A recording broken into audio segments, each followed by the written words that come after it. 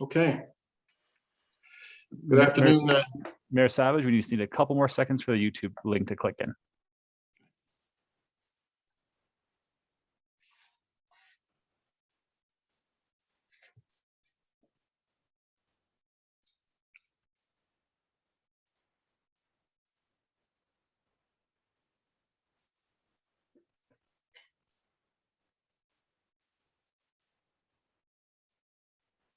Mayor Savage, we are live on YouTube. Start on your call. Okay. Okay. Good afternoon, everybody. It's May the 4th, 2021. We have our council meeting today. We have a public hearing tonight at 6 o'clock.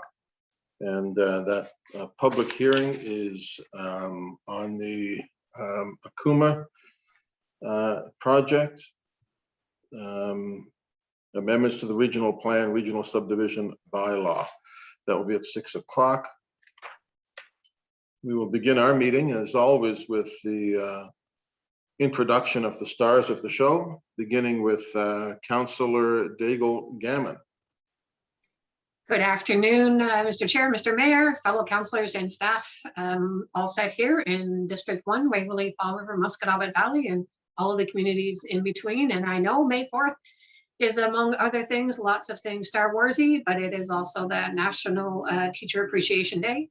So to all of the teachers out there, especially during a pandemic, I salute you. You have my undying respect and admiration. Thank you. Thank you. All right, Councillor Hensby, did you get hooked in yet? We'll come back to Councillor Hensby. Councillor Kent, how are you?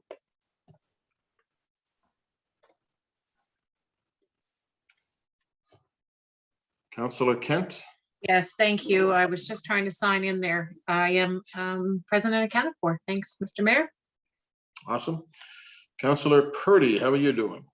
I'm doing great. Thank you. Good to see everyone and looking forward to today. Awesome. Councillor Austin.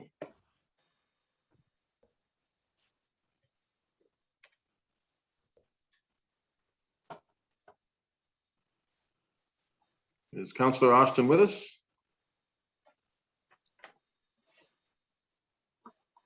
Kids are home from school. Maybe we'll give him a second to come back to him. Councillor Mancini, I know you're there. Yes, Mr. Mayor, good afternoon, colleagues, and all those watching from home. Today is actually International Firefighters Day also. And I want to acknowledge all our wonderful firefighters, all the men and women that do what they do every day. And we're so fortunate to have the fire service that we do in HRM.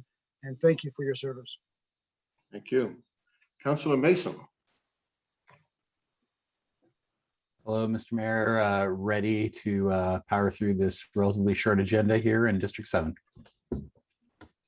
That's a good message. Councillor Smith. Mr. Mayor, hello, colleagues. Councillor Mason, you shouldn't have said short because now it's going to be long. Good job. And as I said it, Councillor Smith, I thought, oh, I jinxed us. Here from District 8, Halifax, Peninsula North.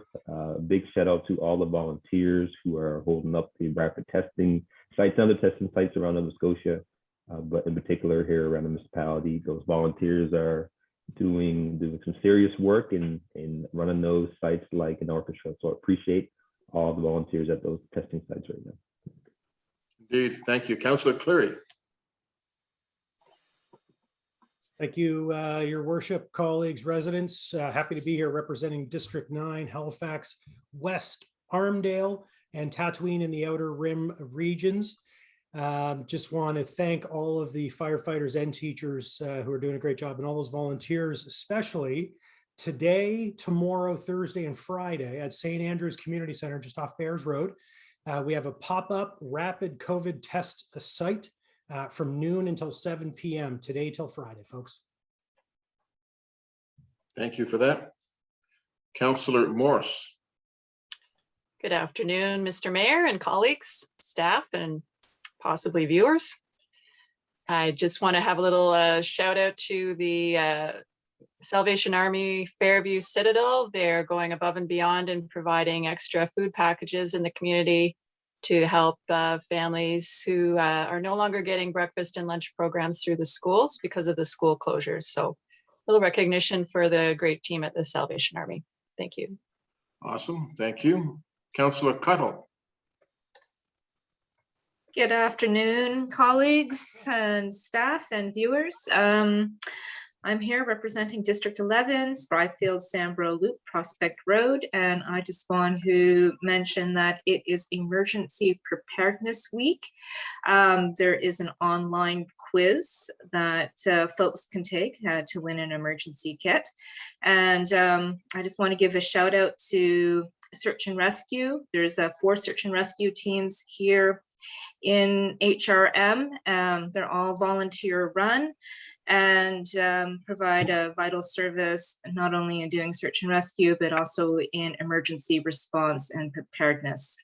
So thanks to all those folks. I got to witness them in action recently, and I have to say that what they do is impressive and hard. So thank you. Thank you. Councillor Stoddard.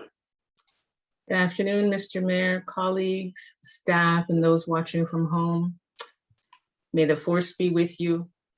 And I'd also like to give a shout out to all the appreciation days of today. They make a big difference in things that we're going through at the present time. I'm coming to you live from District 12, Beachville, Lakeside, Timberlake, Clayton Park West, and Wedgwood. Thank you. Thank you. Councillor Lovelace, District 13. Good afternoon, Mr. Mayor, colleagues, and everyone watching from home. District 13, Hannah's Plains St. Margaret's. Just want to give a shout out to all the essential workers who are absolutely incredible and deserve all of our praise and respect. Certainly thankful to everyone who's engaged and involved with Bay Rides, who are picking folks up, getting them to their vaccine, health appointments, testing, and so on in St. Margaret's Bay Area. So thank you so much for all that you do. Thank you. Councillor Blackburn, how are you? Hello, good afternoon, everybody from District 14, Upper and Middle Sackville, Lucasville, and Beaverbank. And very proud to announce that HRM proclaimed yesterday to be World Press Freedom Day in recognition that a healthy professional news media is essential for civil society and democracy in all orders, and also in recognition that local journalism is facing greater pressures than ever before. So thank you very much, Mr. Mayor, for making that proclamation yesterday. Thank you. Indeed.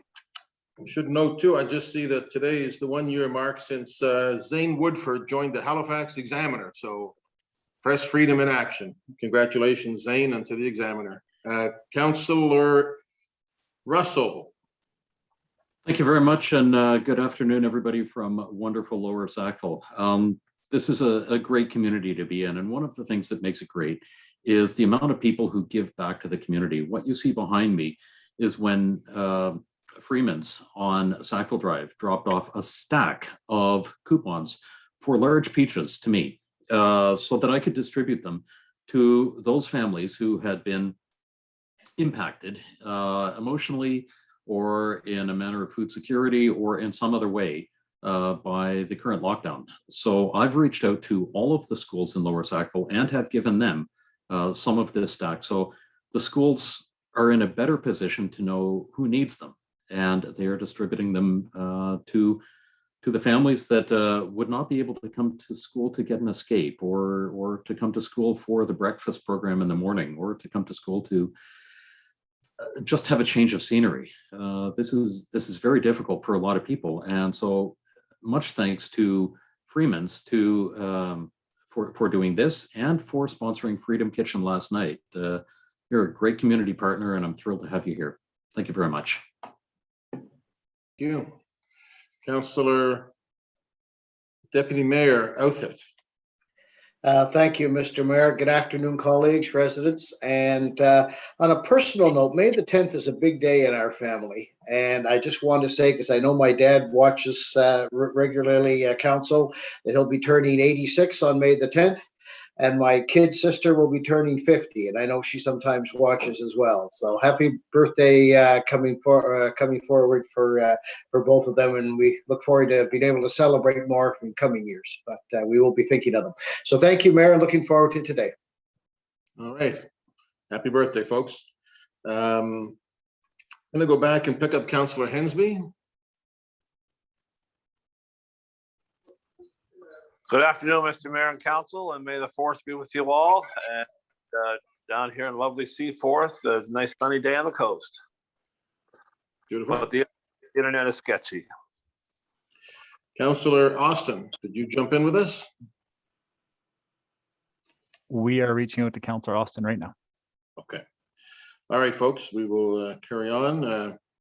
Acknowledge everything that people said. I'll mention one thing. Certainly in the last year, the importance of mental health was even more reinforced than it ever has been. And the Mental Health Foundation of Nova Scotia has their annual event, it's called A Different Stage of Mind. This year is a very different stage of mind. It's a virtual event, and it is May the 7th. And Nancy Regan will be the MC, and it'll be a bunch of the great acts from the past. A very different stage of mind, May the 7th. Okay, colleagues, we will move ahead to looking at the approval of the minutes of April the 20th. If somebody wants to be so inclined, they could move those. I so move. I'll second that, Councillor Russell. Thank you. Discussion, all in favor? Aye. Aye. Aye. Those opposed? That is carried. Approval of the order of business. Mr. Clerk?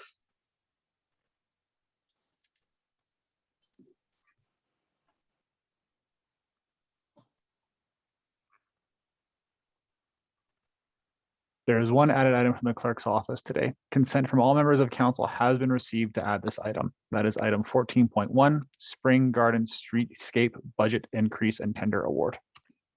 Okay, that's been added to the agenda with the approval of all members. Does somebody want to move the approval of the order of business as amended? Mr. Mayor, it's Tim. I would like to suggest that we move up 11.1.3, which is proposed budget. We have a lot of senior staff sitting here waiting for us to get to this, and I think it might be nice to move it up further in the agenda so we can discuss and hopefully pass the budget. I like that. Any opposition to that? If not, 11.1.3 will be moved up to the top of right after, just before 11.1.1. Is everybody okay with that? All those then, so the approval of the order of business as amended. So moved, Councillor Daigle Gammon. Moved by Councillor Daigle Gammon, Second. second by Councillor Kent. All those in favor? Aye. Aye. Opposed? That's carried. I want to make one note, colleagues, that over the last, since we've gone into our virtual meetings, the way that we vote has worked pretty well, but it's different than when we used to be in the council when we all voted at the same time. So I've asked John Traves, I've asked the clerk and others to just insert me into the rotation as opposed to the mayor voting last on every issue. We'll go through the council to 16, and then the mayor will vote, and then we'll continue on with number 1, as opposed to me always voting last. And I will begin today. Ian, we'll do that with our first vote. Consent agenda, colleagues. To move the consent agenda, Councillor Russell. Councillor Second. Russell moves the consent agenda, seconded by Second. Councillor Kent. Any discussion on that? Yeah, if I may, I'm just thrilled to see 11.3.1 on the consent agenda. This is the pedestrian infrastructure highway 101 exit 2.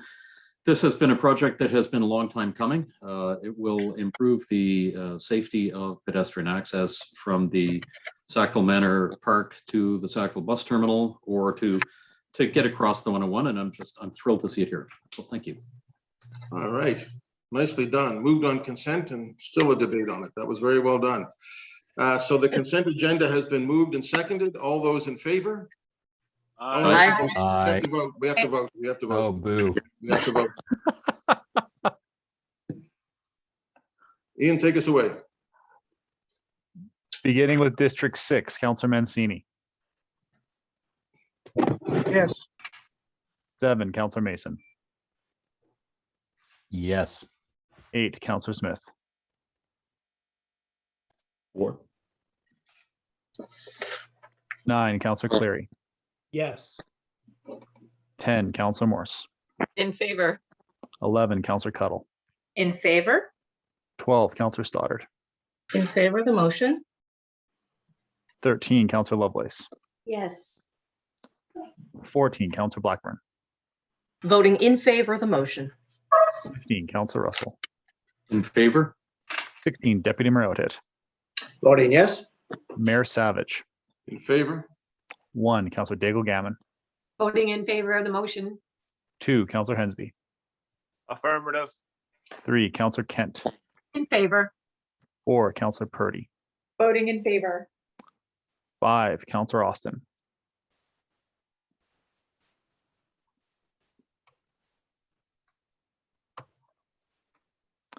All right, Mayor Savage, back over to you. Thank you. So that passes the consent agenda. I will just read the items that have passed on consent.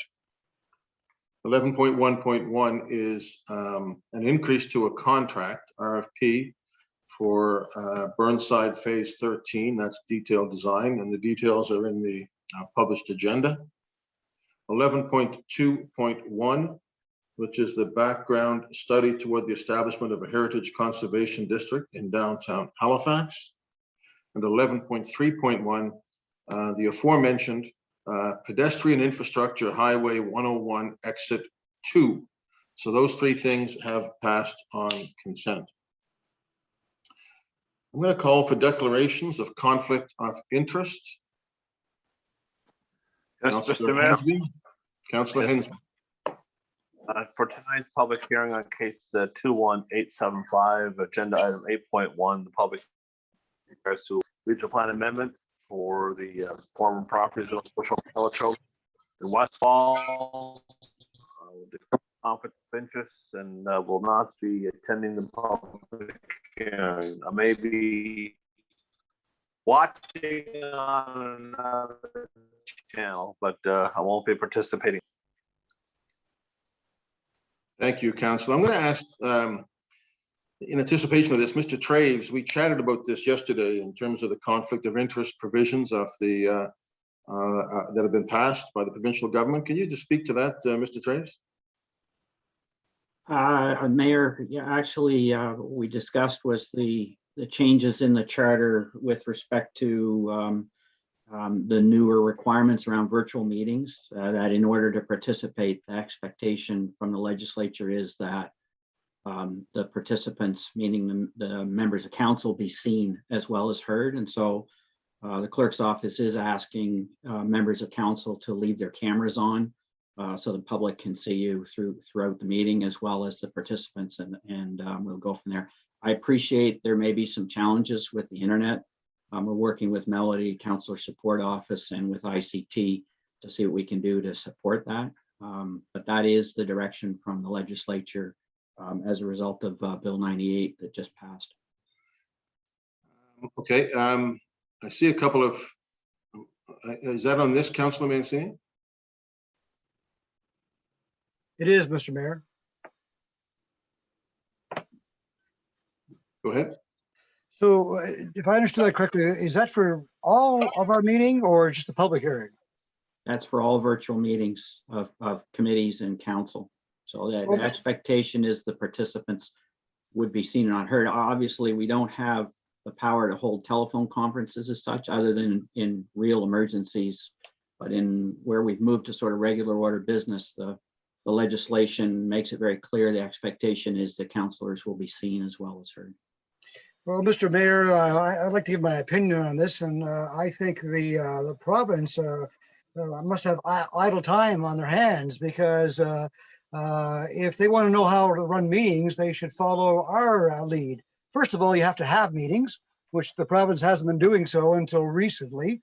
And second of all, you know, I think the province should be focused on things that truly matters to our residents. And again, this is my opinion, such as affordable housing and healthcare.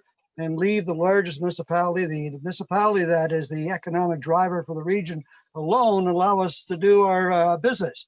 I'm appalled that some bureaucrat in the province said, make sure the municipality councillors have their cameras on. So I don't know where this stands, John, but when I choose to stand up or stretch or speak to one of my kids that walk into my office, I'll be turning my camera off.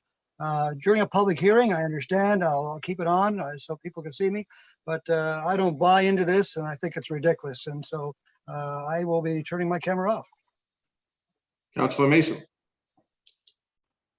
Well, Councillor Mancini kind of stole my thunder there.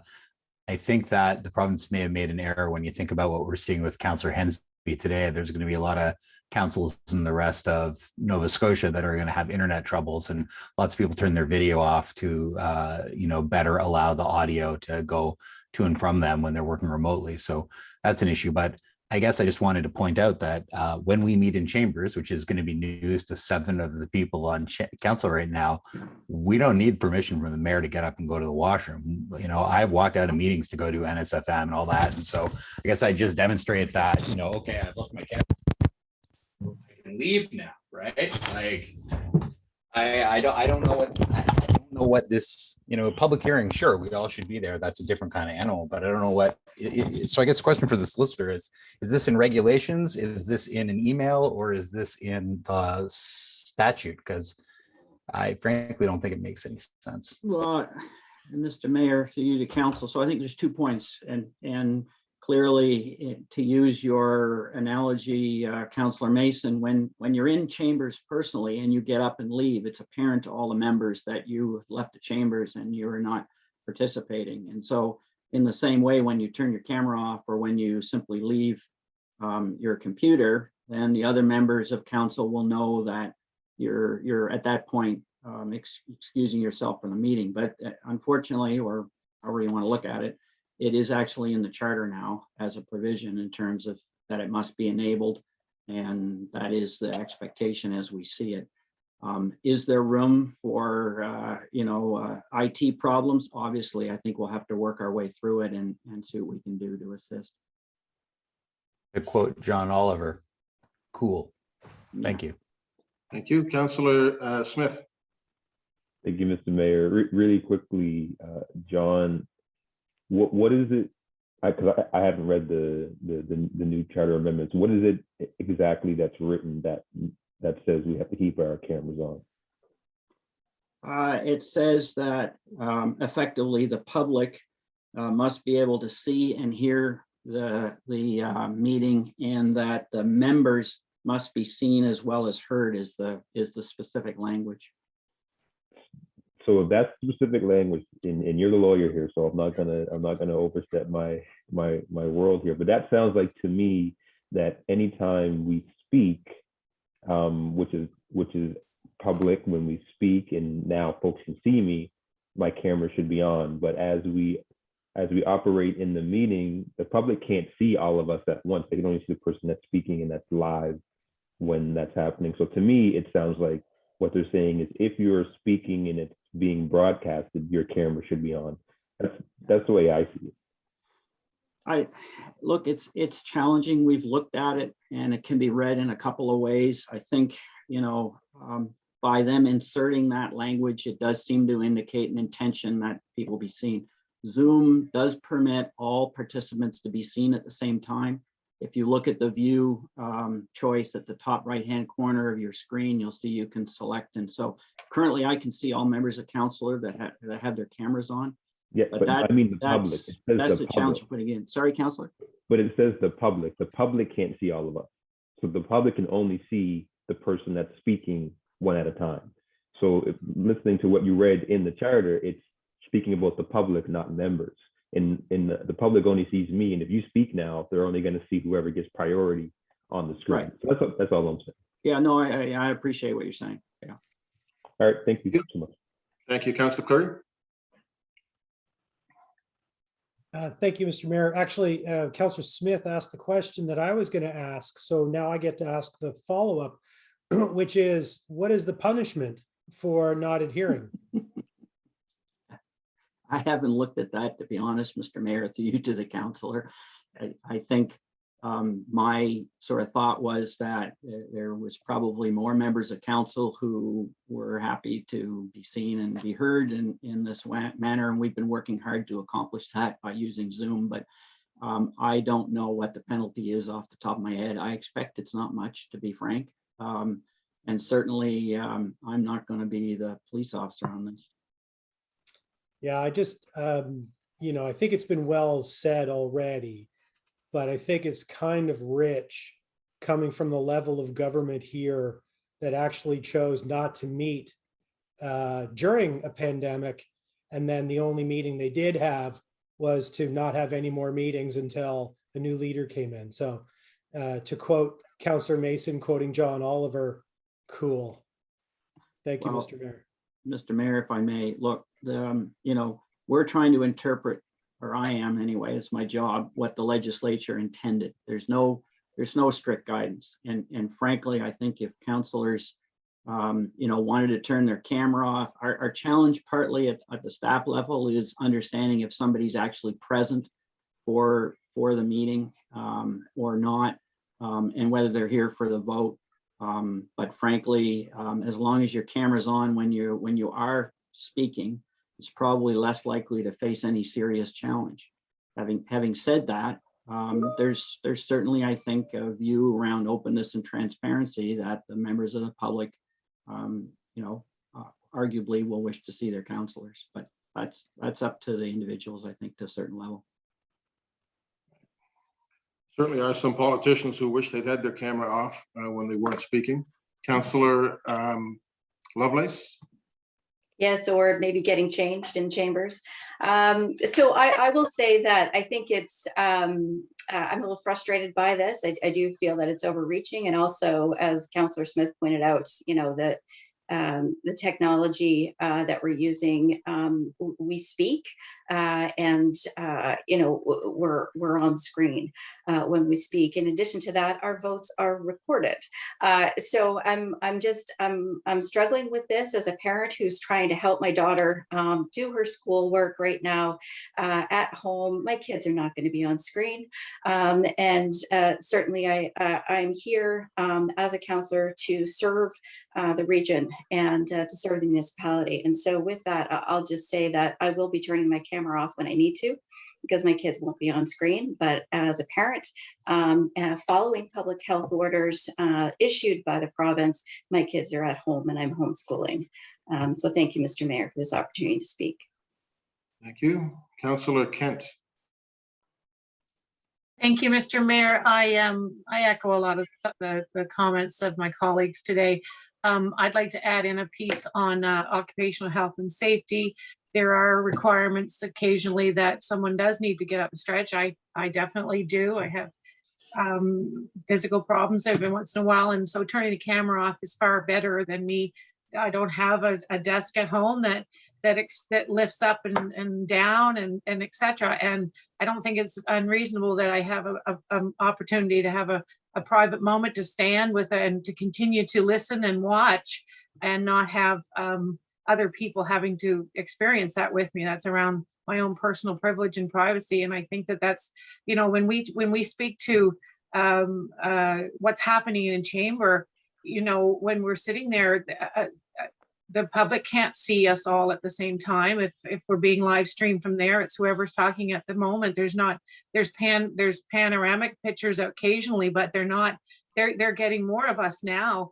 If they're tuning in than they probably ever have before. I really am struggling as well with this notion that the provincial bureaucrats and or the leadership in government right now is being critical of the great work that was put in place before I came to council in November, the work that continued to go on throughout this entire pandemic, as Councillor Clary said, when that level of government was not sitting at all with many unsatisfied residents and constituents asking for it. And so yeah, I find this rich as well. And I'll declare it now. There will be times when I will be turning my camera off, and it does only mean that I can be responsible to my own health. Not an unreasonable approach at all. And given all the circumstances of working from home, etc., who wants to see me not run out, but deal with a puppy that comes into my lap? My constituents don't need to, but sometimes you have to. You're working from home, and we've done a good job of that. So for anyone who's listening, I think that if you have a concern around something like that, I hope my constituents would reach out to me personally on this. This is unexpected. Do we have the ability to push back on this? I don't think it's unreasonable that we do. This was a blindside, in my opinion. And what's the point of this? Other than, yes, I get the transparency side, which we've done a good job with. The staff, I find the clerk's office, our staff are really good at making sure we're all there and we're all in place before starting meetings, during meetings. If there's any disruption, they're keeping track. I just think this is insulting. Thank you. Okay. So I would like an answer to the question of, can we push back, and if we can, how? Well, we will push. Mr. Trey's is just reading what he has to read as the solicitor for the city. I think we all recognize that. And Mr. Traves will take back to his folks, I'm sure, the feeling that council has that this is intrusive and unnecessary.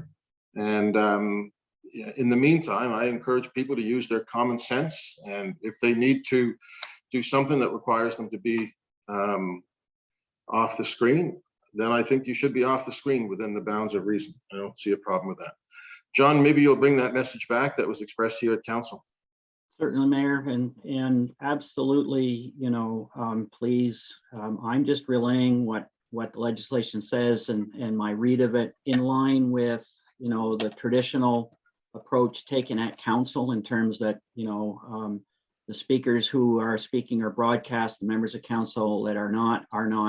There's absolutely nothing that I can see that would prevent councilors from turning off their camera or leaving the room, as it were.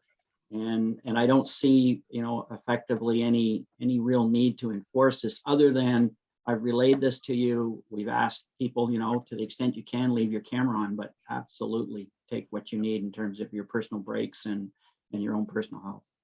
Absolutely. I doubt that there are many elected figures in the province who are aware that this was even part of the regulations, and so we'll push back.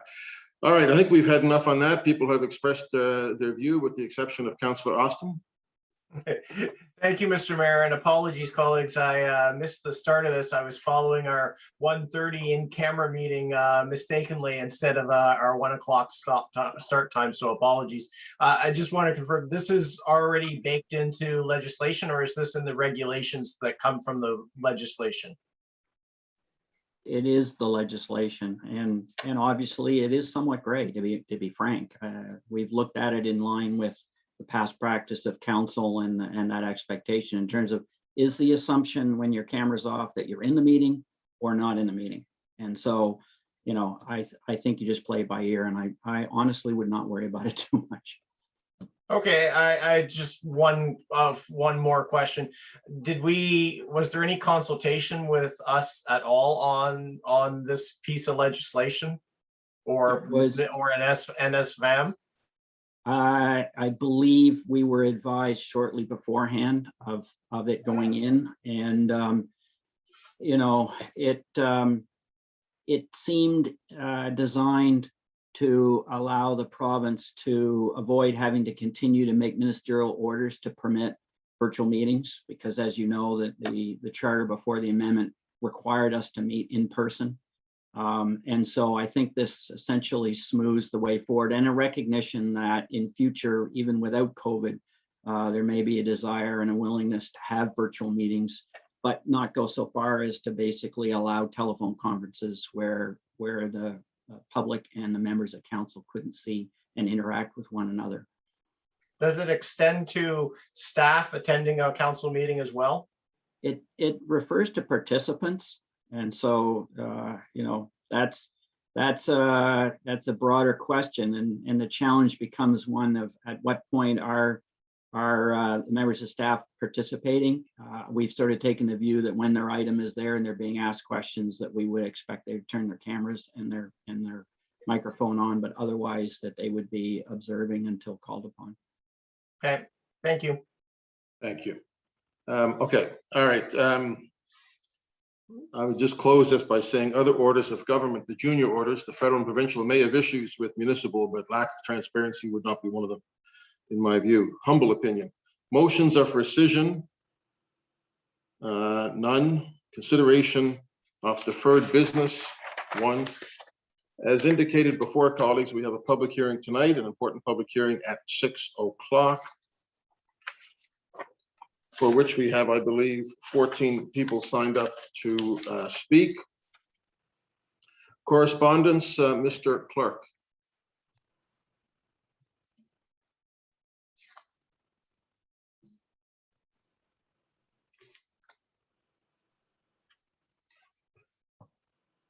Ian, are you there? Yes, I am, Mr. Mayor. Sorry about that.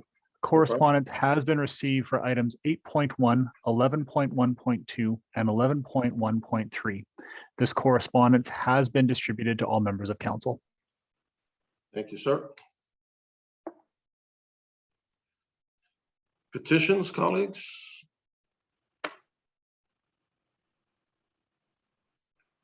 No petitions. No presentation. Information items brought forward is none. We have moved up item 11.1.3. This is the proposed 2021-22 budget and business plan. And there is a, sorry, yeah, we'll move that up. And so the CAO is maybe going to say a couple of words. I want to say a couple of words too. And folks, you know that Jane Fraser has announced that she is taking a well-deserved retirement from the city. And I understand this will be her last council meeting. And so I know we're all going to want, as closer to her date of departure, to have an opportunity to chat with her. Most of us probably already have. But I do want to thank her. You know, Jane's history with this municipality and with the province, her career has been very varied. She's been the CFO for a few years. It's interesting that when she became the CFO, she took over from the acting CFO, who was Jerry Blackwood.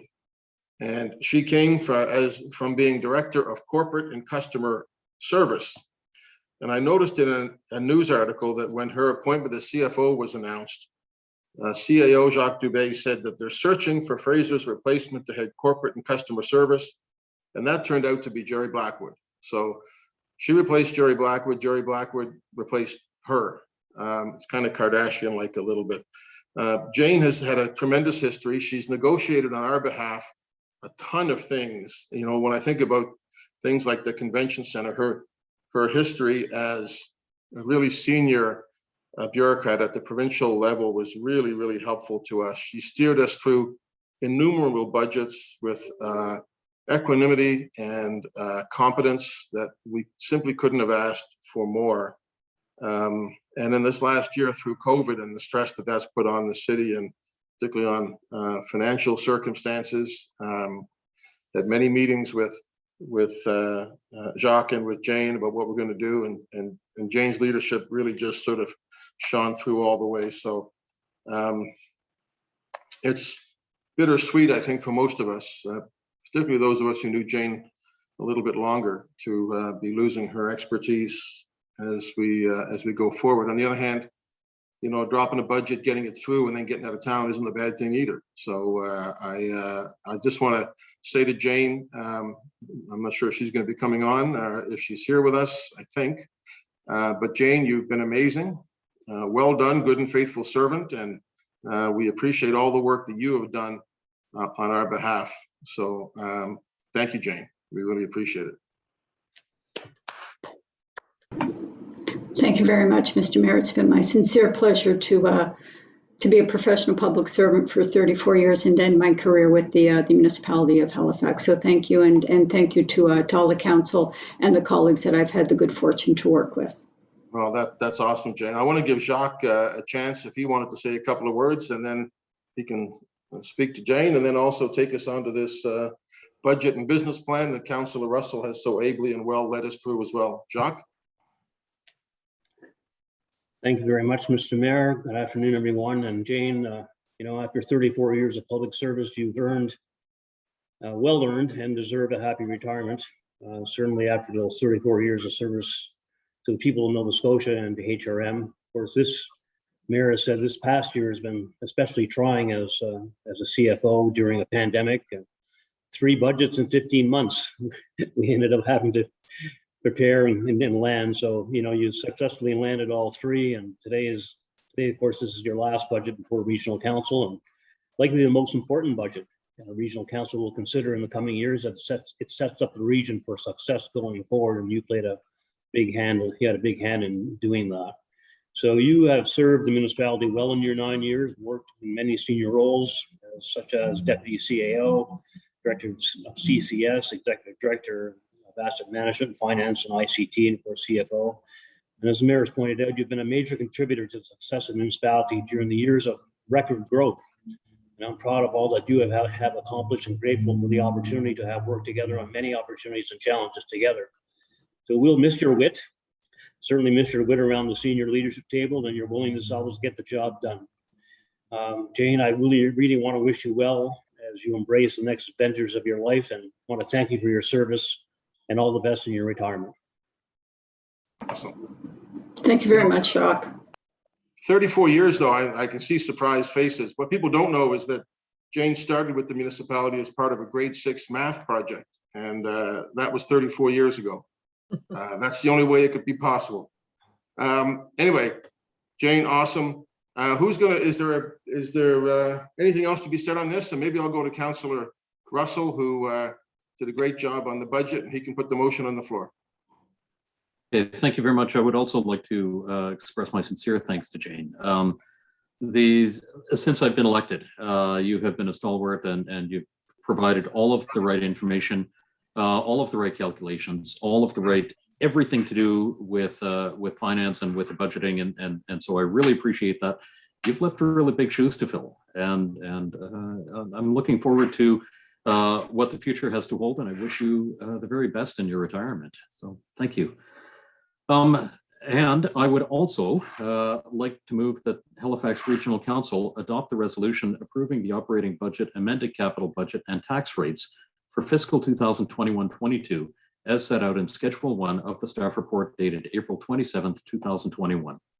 Second, please. Second by Councillor Diego Gammon, was it? I think. Yes. Okay. Jacques or Jane, anything on it? I think Jane should give us a presentation on the entire thing just for the final time. Blow by blow, so to speak. Yeah. We do have tomorrow set up as a contingency day for the meeting. So, Mr. Mayor, yeah, we do have a presentation if you'd like us to go through it.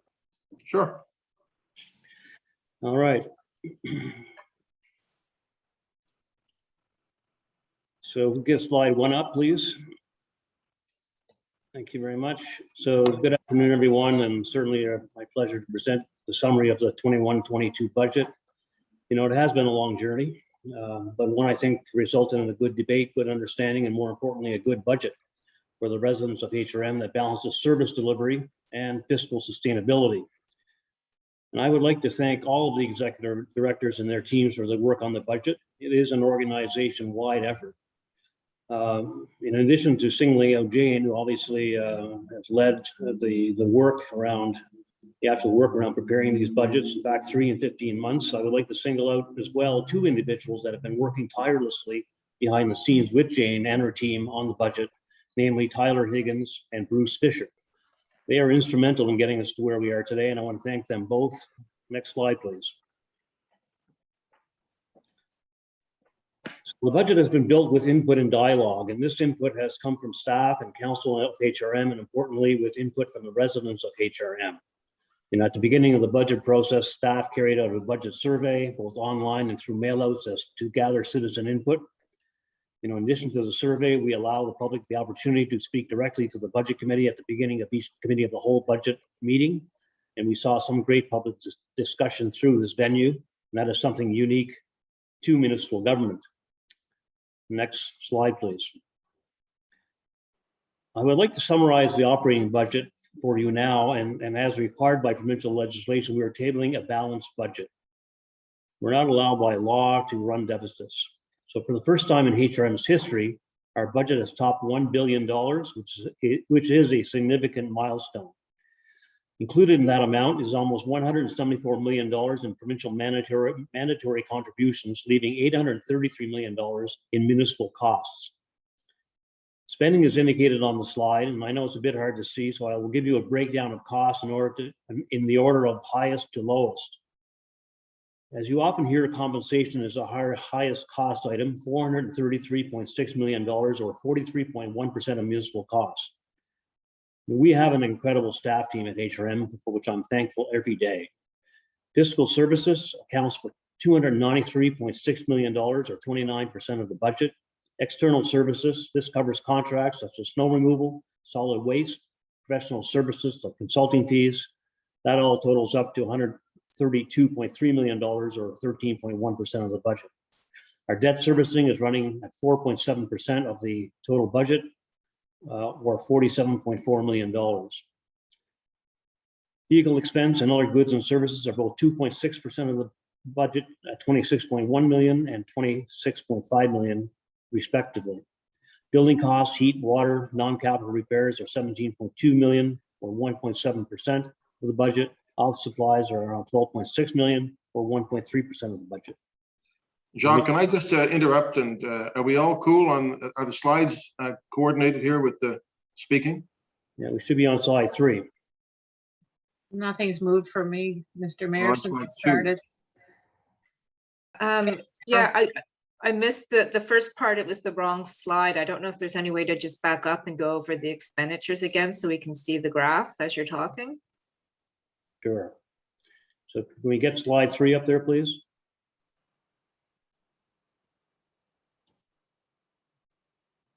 Okay, we got it. So, Nothing's changing on I'm still seeing slide 2 on my screen. same here. yeah. I'll just take a pause here to get technology. I'm not controlling the slides, it's being controlled from another location. There we go, I think. That's slide 2 on my screen. Mine as well. Yeah, slide. We'll go back to slide 1, please. That's slide 1. Next to slide 2. Now we're on slide 3. Okay. That's the correct slide, is what Jacques is talking about. That is now the. Yeah, that's the right one. It wasn't before, though, but now it is. Yeah, it's the slide is marked as number 2, but I guess it's number 3, including the cover page. Yeah, it's number 3. Okay, we all good? Yes. So you'd like me to speak to the slide again? Yes, please. Okay, so, for the first time in our history, our budget has topped $1 billion, which is a significant milestone. Included in that amount is almost $174 million in provincial mandatory contributions, leaving $833 million in municipal costs. The spending is indicated on the slide. I know it's hard to see, and you also have this in hard form, I believe, that was circulated to you. So I will give you a breakdown of the costs in order of the highest to the lowest. As you often hear, compensation is the highest cost item, $433.6 million, or 43.1% of municipal costs. We have an incredible staff team, of course, at HRM, for which I'm thankful every day. Fiscal services, $293.6 million, or 29% of the total budget. External services, this covers contracts such as snow removal, solid waste, professional services, consulting fees, at $132.3 million, or 13.1% of the total budget. Debt servicing is $47.4 million, or 4.7%. Vehicle expenses and other goods and services are both 2.6% of the budget at $26.1 million and $26.5 million, respectively. Building costs, like heat, water, non-capital repairs, are $17.2 million, or 1.7% of the total budget. Office supplies, $12.6 million, or 1.3% of the total budget. Materials, supplies, and interdepartmental transfers round out the balance of the spending, in total less than 1%. Next slide, please. This is the revenue slide. So by far the largest source of revenue is property and transit tax at $572.8 million, or almost 57% of all revenue. And the tax bill increase of 1% this year is recommended to be below CPI, which is projected to be at 1.6%. So the 1% increase to the average tax bill is compared to CPI of 1.6%, so much lower. The area rate revenue is the next largest revenue source at $206 million, or 20.5% of the total budget. That revenue is used to cover HRM's provincial mandatory contribution of $174 million. The balance of that amount, $206 million, is collected via community area rates. D transfer tax is the next largest source of revenue, and it has been increased to $60 million for 21-22, or 6% of revenue, which is reflective of a strong economy despite the pandemic. The other revenue sources range from 3.9% for payments instead of taxes, primarily from the federal government for its properties, to 0.5% for interest revenue. So we actually invest money on an ongoing basis and generate interest. Bus and ferry fare revenue is projected to be $26.8 million, and an increase of $10.4 million over the 2021 recast budget. Until the most recent lockdown, we were moving in the right direction in terms of transit revenues, but with the lockdown, of course, we've taken a step back to a certain level. Next slide, please. So this slide shows the impact on the average residential and commercial tax bills. And as you see, the urban tax rate for both is lower in 21-22 than it was in 2021. Through committee debate, the tax increase was reduced from staff recommended 1.9% to 1%. These are average impacts based on the average residential home valued at $215,400, and the median value of residential single-family homes is $219,800. The commercial rate is falling from $3 to $2.953, with an average increase of $436, significantly lower than the $817 increase at 1.9%. So regional council is doing its part to support businesses, clearly. Next slide. HRM weathered the impact of COVID very well in 2021. Our financial position is much stronger than anticipated this time last year. That is in large part due to the decisions of council to reduce spending, preserve reserves, and maintain debt levels. Our reserves in 21-22 are in the range of $311,700. That number includes the projected 2021 surplus of $34,000. Excuse me, $34 million, as well as the federal government doubling of the gas tax, which is very helpful. Attachment D in the report details the withdrawal from reserves for 21-22 from both capital and operating purposes. We're investing $178 million in capital this year. The capital budget is a mixture of base budget and strategic initiatives that's approved through the strategic initiatives plan. Next slide, please. So this chart is showing the breakdown between growth projects, which are new projects, new assets, and renewal or stated good repair. The 4-year total capital investment is $843 million, with a growth of $268 million and renewal of $574 million. And as stated in the capital budget presentation, the first 3 years are in good shape. That means we're fairly confident of the numbers, with the 4th year being more of a planning year. So it's safe to assume that the budget in 24-25 will be more in line with the spending in years 2 and 3. You'll see there in 23-24 was at 228.4, and we're projecting planning 171.1 in 24-25, but we fully expect that number to grow. Slide 8, please. Next slide. Throughout the budget process, council adopted a number of long-term fiscal strategies. The overarching strategy is the fiscal sustainability strategy. The purpose of the strategy is to allow for planned growth in HRM and to smooth the impact of sharp tax rate increases. HRM is growing at a very fast pace, and with that growth comes the need for more services as well as growing citizen expectations. The fiscal sustainability strategy is designed to link council's long-term vision with funding plans to achieve those objectives. The Strategic Initiative Funding Plan is another key fiscal plan that is designed to fund those large city building initiatives that are beyond the regular capital budget. We will be back to council in 21-22 with revisions to the reserve business cases, including the strategic reserve, as well as a debt policy to guide the funding models. Next slide, please. So in summary, HRM is in a strong financial position. This is due in part to early measures taken at the beginning of the pandemic. In the recast budget, council reduced spending by $45 million, preserved reserves, and kept debt stable. Federal restart funding and provincial investments in business have also contributed to the economic growth we are seeing. HRM is now in a position to be able to increase the investment in services and at the same time reduce the tax rate to below the growth of inflation. The hot housing market is contributing to revenue growth with an additional $13.5 million in deed transfer tax in 21-22, and it is expected to continue to increase over the near term. With that revenue growth comes challenges. Challenges for those who are struggling to find affordable housing. Council is invested by doubling the non-profit tax reduction for affordable housing, additional staff in planning and development to work on housing policy, and continue to work with the provincial government on homelessness and affordable and attainable housing. HRM's fundamentals are strong.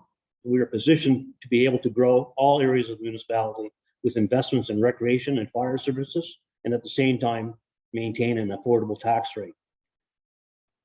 So in closing, the operating budget is over $1 billion, and the capital budget is $178 million for 21-22. Debt is only 3.5% of total expenditures. Net reserve balances are estimated to be a healthy $311.7 million. The average residential and commercial tax bills will rise 1% below the anticipated Nova Scotia CPI of 1.6%. Halifax regional economy is comparatively resilient with capital projects and federal and provincial stimuli, shielding it from more severe economic consequences as a result of COVID-19. HRM remains in a sound fiscal position with flexibility to borrow for long-term initiatives, strong reserve balances, and competitive tax levels. With that, Mr. Mayor, the senior leadership team and I are happy to take questions. I thank you for your attention. Merci, Lilia.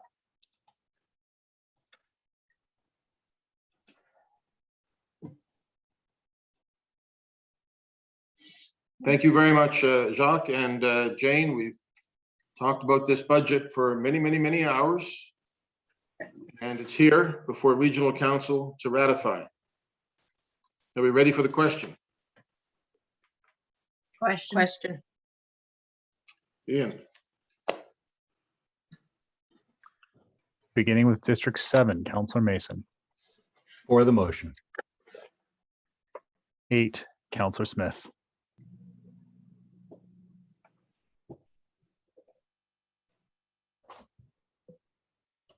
Councillor Smith. 9, Councillor Clary. Yes. 10, Councillor Morse. In favor. 11, Councillor Cuddle. In favor. 12, Councillor Stoddard. In favor of the motion?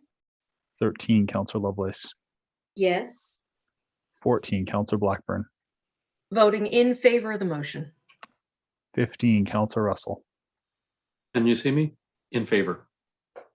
16, Deputy Mayor Outhet. Voting yes. Mayor Savage. Yes.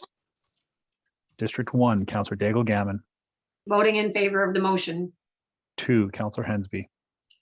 Affirmative. 3, Councillor Kent. In favor.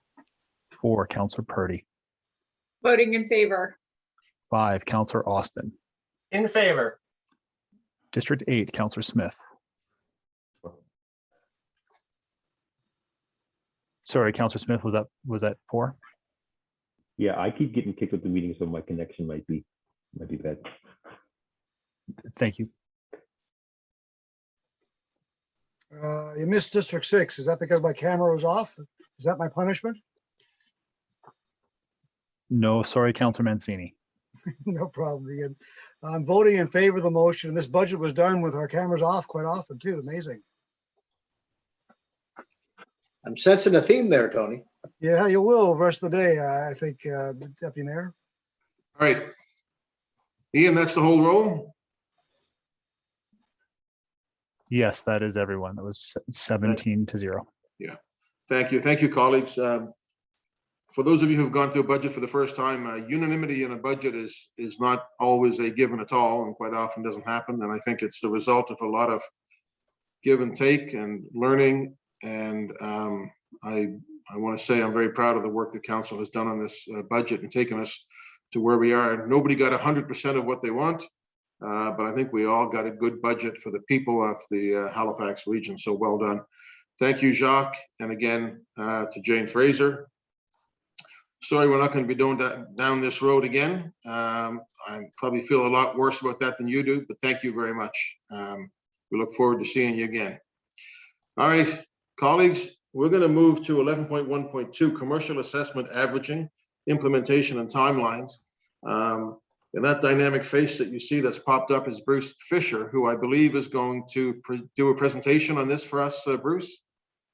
Yes, good afternoon, Mr. Mayor. Bruce Fisher, Manager, Financial Policy and Planning. And so today we are going to be talking about commercial averaging.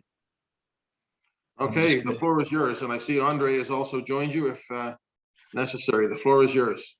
That's correct. With me, I have Andre McNeil, Senior Financial Consultant. Also working on this is Kenzie McNeil, Senior Financial Consultant. I now have the slides up, so I'm hoping you can see them and that they move properly.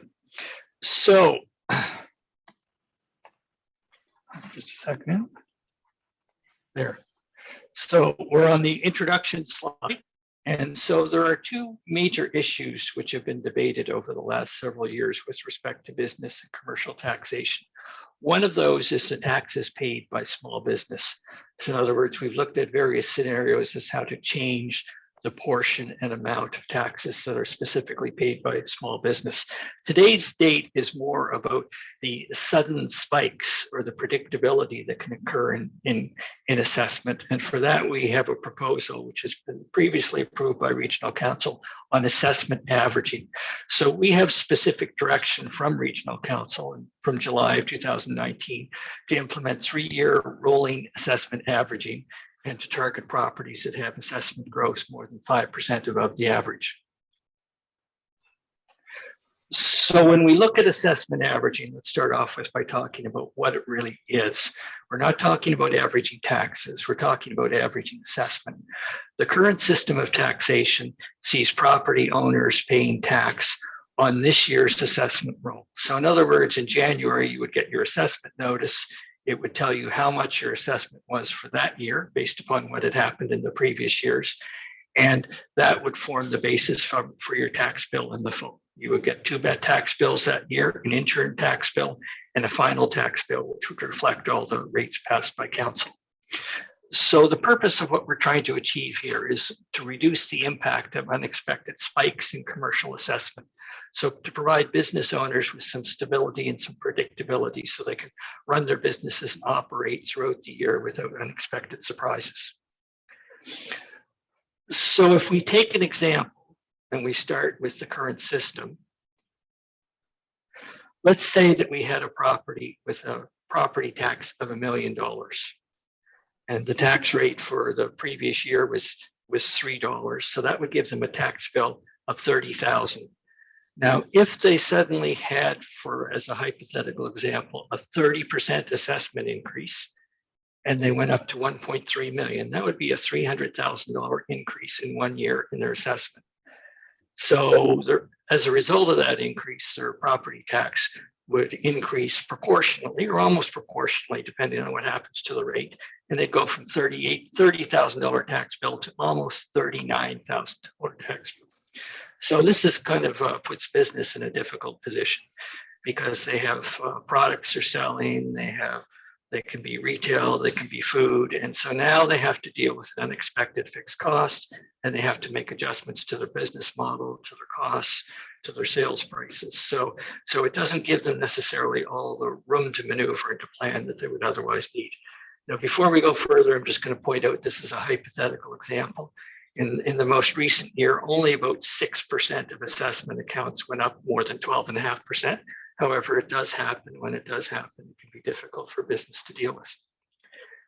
If we follow through with this example, and again, you'll see the 30% increase going from 1 million to 1.3 million, council has directed that what we'll do is we'll try to average that 30% increase over 3 years. So the amount of the increase in excess of the 5% threshold would be averaged. So we'll follow through again on this example, and you can see the $1 million base amount, it goes up to 1.3 million. So what would happen is that 300,000 would be spread out over 3 years. So it would end up becoming 1.1 million in the first year, 1.2 million in the second year, and 1.3 million in the third year. So essentially, the property owner gets to the same place that they would be otherwise, but the impact is spread out more, which gives them more time to react, more time to adjust. Now, suppose, however, that of course, they had multiple increases over time. So it wasn't simply a case of 30% in the first year, but hypothetically, they had an increase in the second year and an increase in the third year. The basic principles still remain. Obviously, the math becomes a little bit more complicated, but it's really the same thing all over again. So here we would see what happens is there's a property owner going from 1 million to 1.3 million, and that 300,000 is spread out over years 1, 2, and 3. Now, if in the second year they went up by 375,000, well, that 375,000 would also be spread out, and you'd see that be spread out over years 2, 3, and 4. And likewise, if in the third year they went up by 450,000, then that increase would be spread out again over years 3, 4, and 5. And again, they get to the exact same place that they would have been otherwise, but the amounts are spread out more, giving that business owner and that business more time to react, more time to adjust. That's really the purpose of the system, is to give them that predictability. So here again, you can see, that without this system, they would be increasing to 1.3 million, nearly 1.7 million, and 2.125 million. Now, however, those amounts are spread out further, and so while they eventually reach the same place, the time is different, and that gives that business more time to adjust. Now, this system applies essentially to those who have high increases. So if you have an increase more than 5% above the average, then you get averaged out. If you don't, so if you have smaller increases, let's say for this particular example, then the averaging doesn't actually apply, nor do we average declines in assessment. So in declines in assessment, you get your average decline, you get your total decline. The system is designed to be revenue neutral. So in other words, the municipality will lose money because it's using a lower 3-year average for some properties.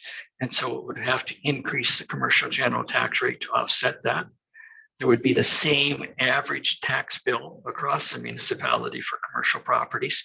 The difference will be that some properties will pay less tax in the short run because they have much higher assessments, and some properties will pay more tax because they have very low or no assessment increases.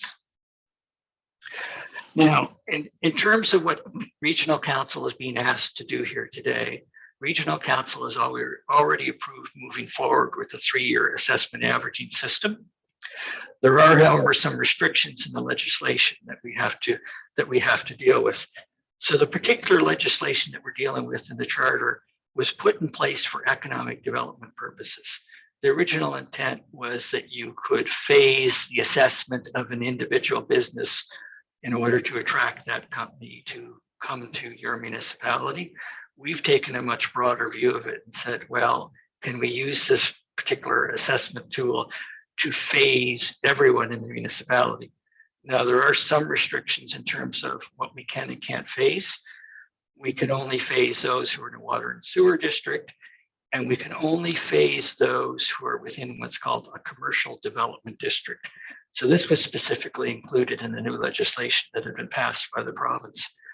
Currently, only Center Plan Package A has a commercial development district. That is the only one within the municipality. So if council wished to, council could move forward and they could do assessment averaging within Central Plan Package A, but they couldn't do it elsewhere within the municipality. Now, what we've heard from business and certainly from individual councillors is that the system, of course, needs to be much wider. And we would tend to agree with that. You don't want to have a system that's so narrow that some businesses can have assessment averaging and their neighbors or properties, only streets away can't. So our original hope, of course, had been that through the regional plan review, we would amend the regional plan and allow commercial development districts to be region-wide everywhere where there is sewer and water. However, that will take some additional time. So as a result, what we're suggesting is that we amend the existing regional plan to put in the commercial district designation. And that will get us to the point where we will intend to actually implement the system for 2022-23. So in terms of moving forward in the system, there's really 5 key things that we need to do. The first is today, we amend the regional planning strategy and we move forward and create a commercial development district. That doesn't put averaging in effect. That's a prerequisite to get averaging in effect. And of course, along with amending the regional municipal planning strategy, there are a whole series of steps. I believe these are identified in the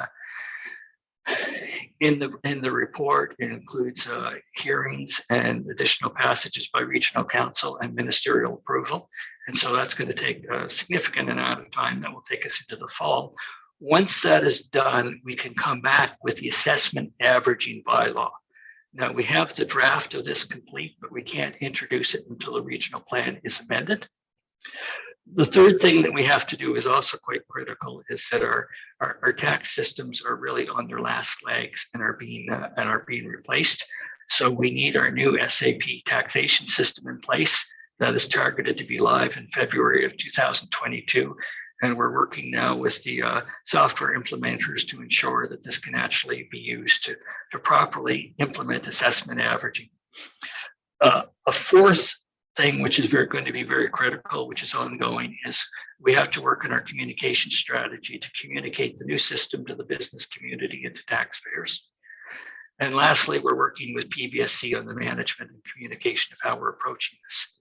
Once we do all these 5 things, it's our intent to issue our first tax bill with assessment averaging in the fall of 2022.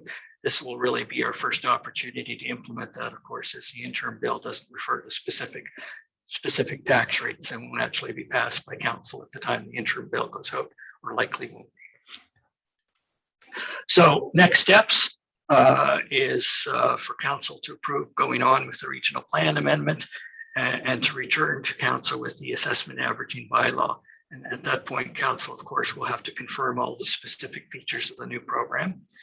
Now, on the other side of the taxation issue, the small business taxation issue, we of course have direction from council to return with additional information on small business taxation, including cross-jurisdictional work, definitions for small business taxation, considering income and revenue. So we're working on that, and we expect to return in the fall with that.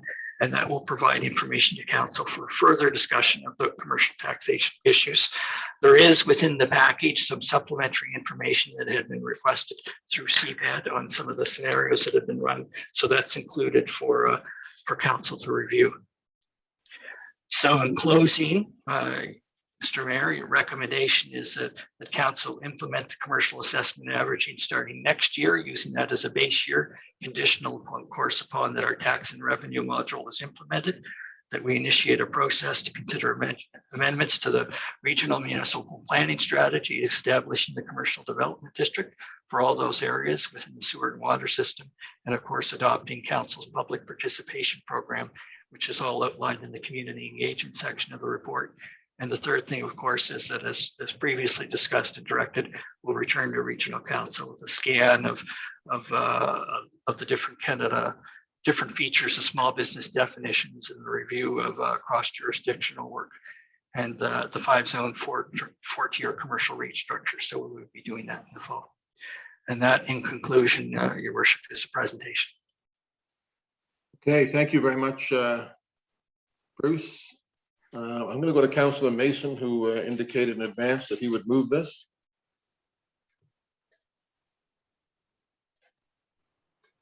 Thank you, Mr. Mayor.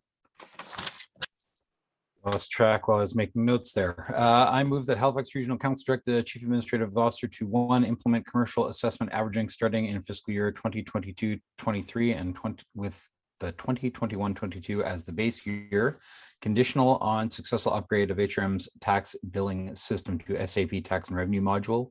2, initiate a process to consider amendments to the regional municipal planning strategy to establish commercial development district for all areas serviced by wastewater facilities and water system, and adopt the public participation program as outlined in the community engagement section of the staff report dated April 6, 2021. And 3, return to Halifax Regional Council with a jurisdictional scan for Canadian municipalities, an analysis of small business definitions, and a review of commercial tax options, including the 5-zone 4-tier commercial tax rate structure in fall 2021. I so move.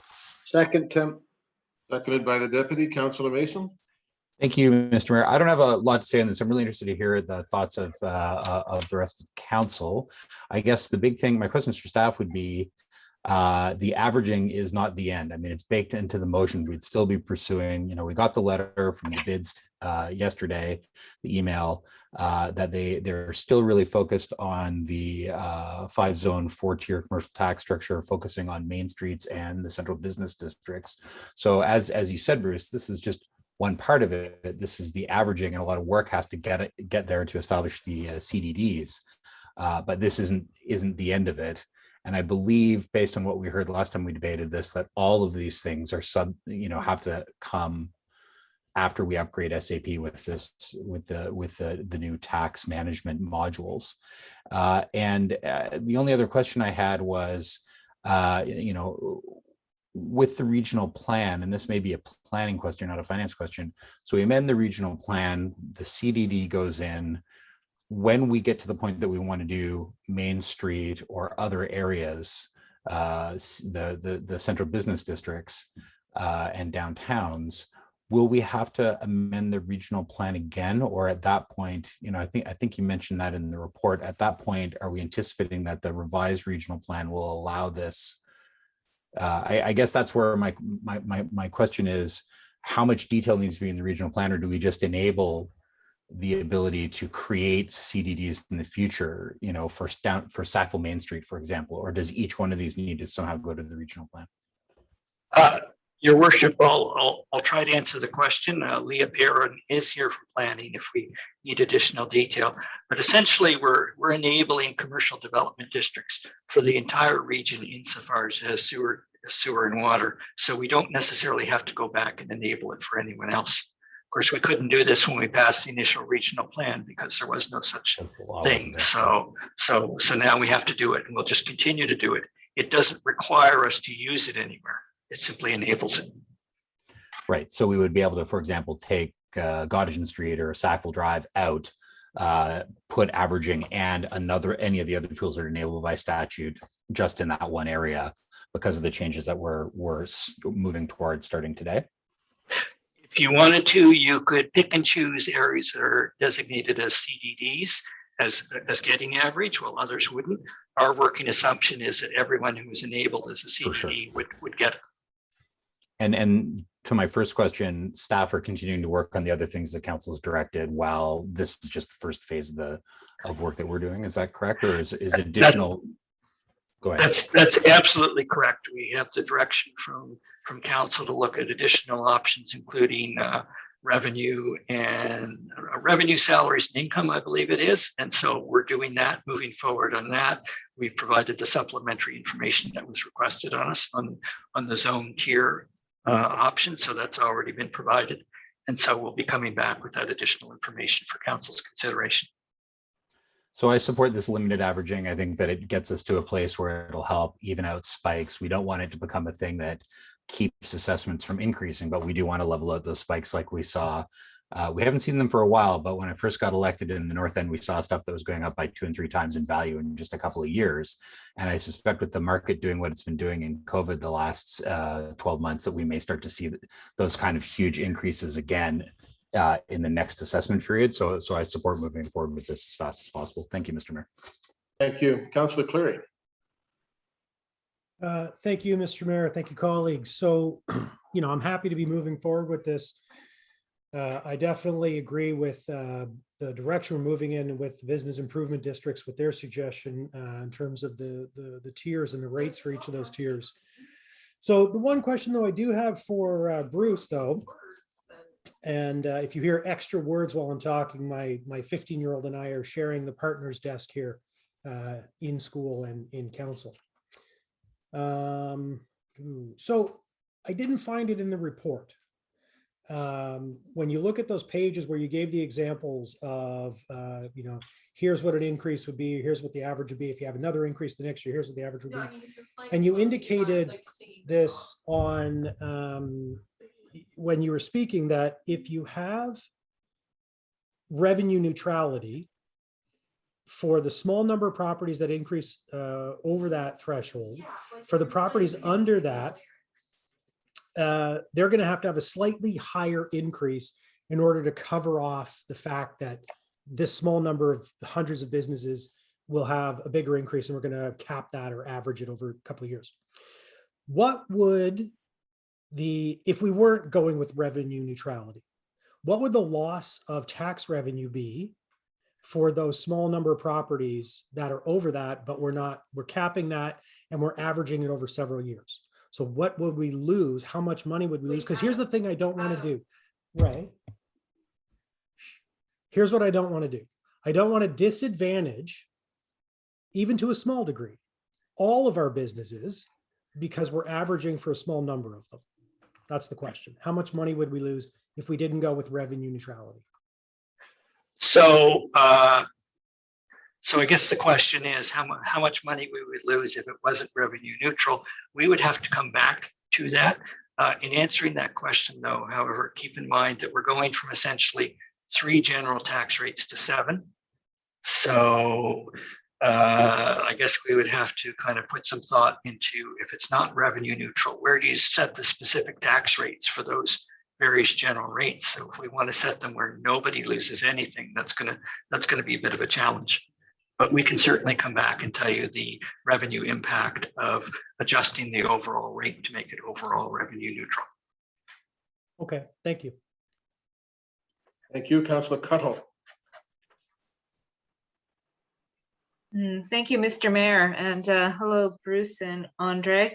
Yeah, so, as Councillor Mason was saying, averaging doesn't really address the core of the issue here, which is really large increases in assessments and taxes for primarily small businesses in areas of the city that are experiencing a huge uptick in kind of real estate values.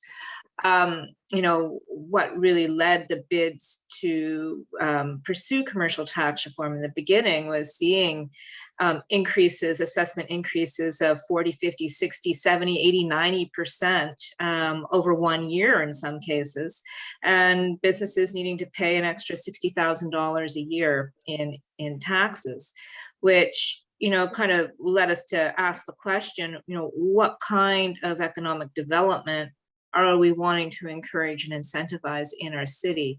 And how do we support, in particular, those small businesses that add so much value in terms of not just the services that they provide, but in our economic return from small businesses, the jobs they create, the uniqueness they add to our main streets and to our city.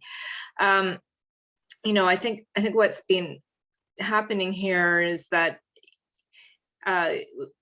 the commercial averaging piece kind of helps smooth it out, but it's not always, those high increases aren't always tied to ability of businesses to pay, and maybe that does come down to the model of the business and how successful they are. But I think part of it is, as a city, kind of what kind of places we want to encourage. So back to something that you said in the report and in the presentation, it was about and this is kind of leading on to what Councillor Cleary was getting at a bit, is that some people will have to pay more. When we say that, like how much more? And I know that we have done some extensive modeling, but I think it's, when we say that, it's good to kind of put some sense of what that number is. And, it doesn't mean that people will be paying less over the long run by the averaging for the people who get to take advantage of the commercial averaging. So I just wondering if you can talk about those real numbers.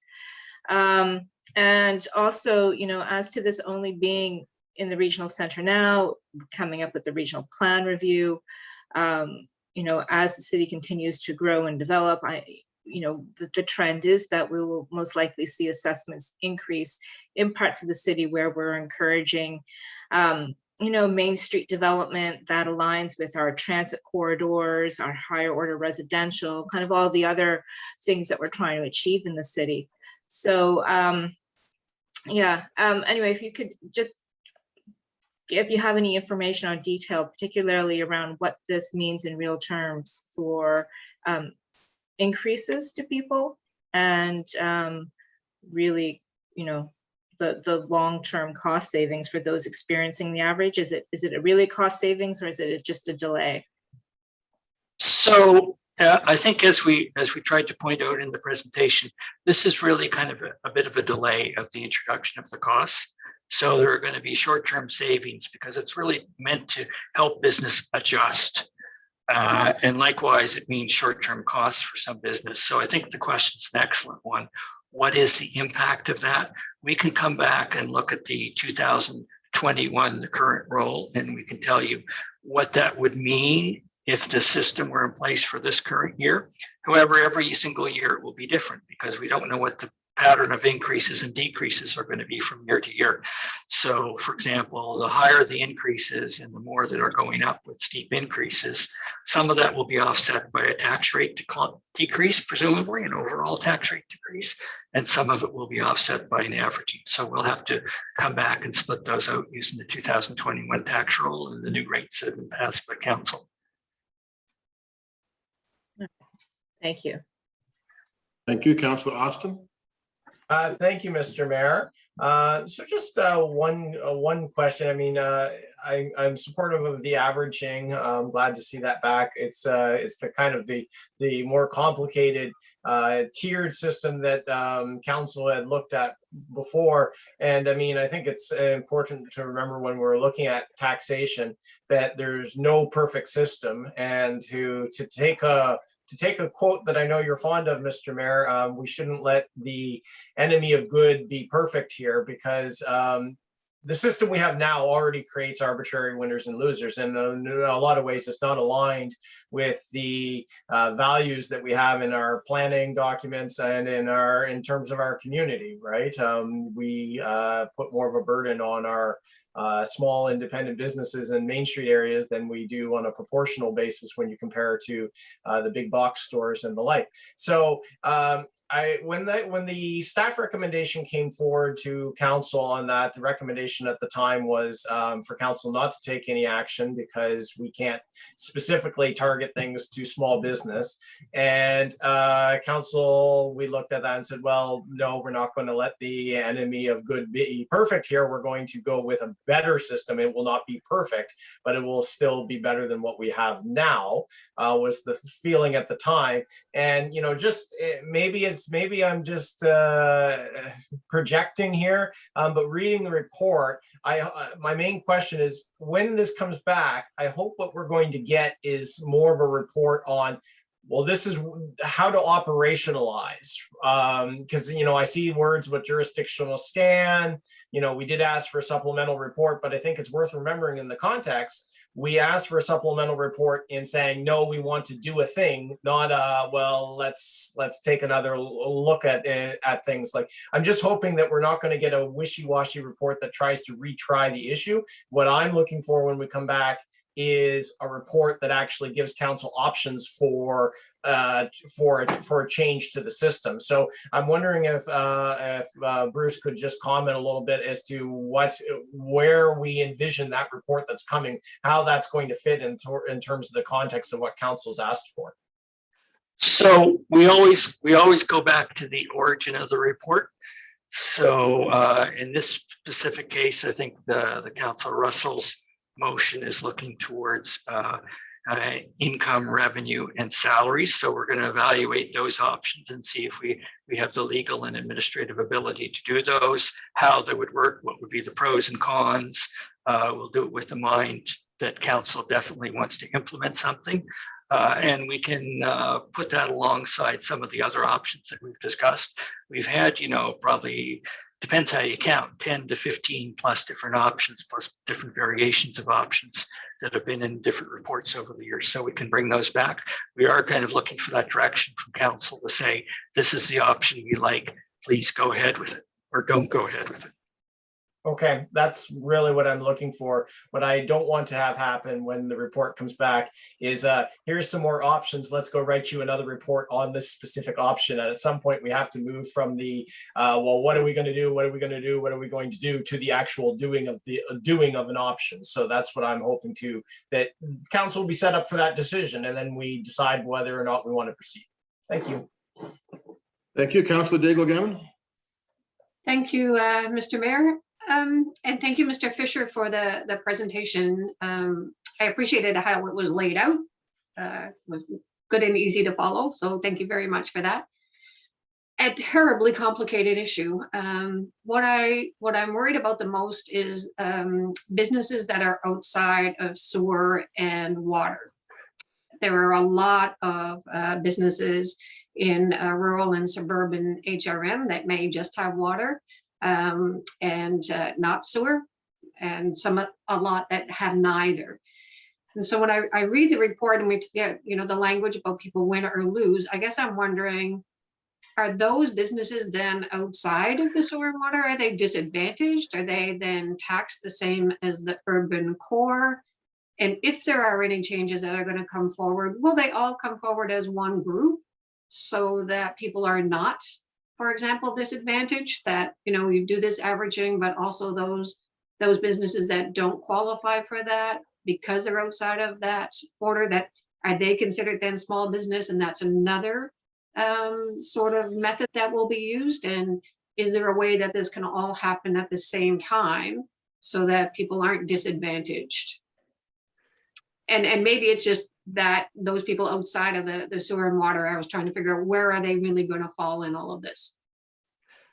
So those are really great questions, and there's an awful lot in there to unpack. I think you're talking about both the assessment averaging and then the small business tax options. And I think you start off by recognizing that we have a rural tax boundary where rural taxes are lower, and it may not completely match the water and sewer districts. Yes. And so, and this is an area where probably, we could stand to have a little bit more focus on what's the rural impact and what happens with averaging.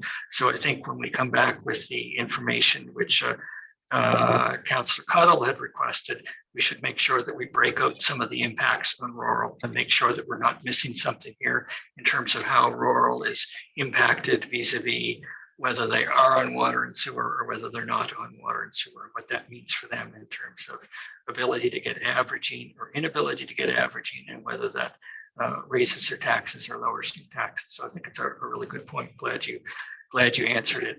On the other options in the small business tax, of course, don't have a model that council has approved or asked us to move towards, but the one that's in the package, which is the geographic with the tiers, has a specific rural area mentioned in it.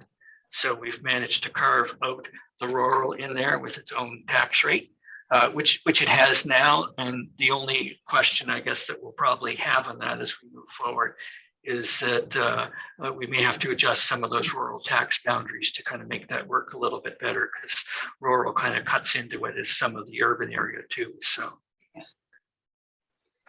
Great, thank you. That's what I was concerned about, is that and the suburban and how we define rural as well, because there are some suburban areas outside of those service boundaries as well. So thank you very much, Mr. Fisher. Yeah. Yes, and just to add to that, we have to be kind of careful because, of course, we use the word rural in many different contexts. And when when I talk about rural in this context, I'm talking about the rural tax boundary, which the average person may not recognize that as the boundary of the rural area. So we need to be conscious of that. Thank you. Thank you, Councillor Kent. Thank you, Mr. Mayor. I think a lot of my concerns have been raised here as well. I'm pleased to see that we have the foresight to look at this and to bring it early enough that we can make a good decision on it in relation to supporting our businesses, our small businesses right now, and at least giving them some hope that, okay, we have found a mechanism by which we can do that. I guess what I'm struggling with, and it is complicated, and I'm so grateful for you, Bruce, and all the team, and Andre, that, oh wow, to tackle these. And it's not my area of comfort, but at the same time, I want to make good decisions on behalf of my constituents. And so I just need a refresher, I guess, or an insight into, I get the math of averaging.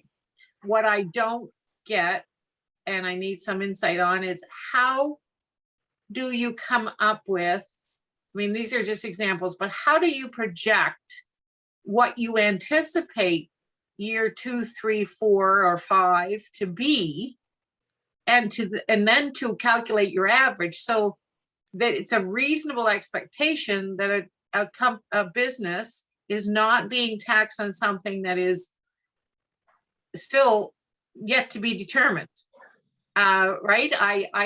I know that you must have some system, but I'd like to hear what that would look like. In this presentation is an assumption that every year their property assessment is going to go up. And I get that sort of, but at the same time, we don't know where things are going to go.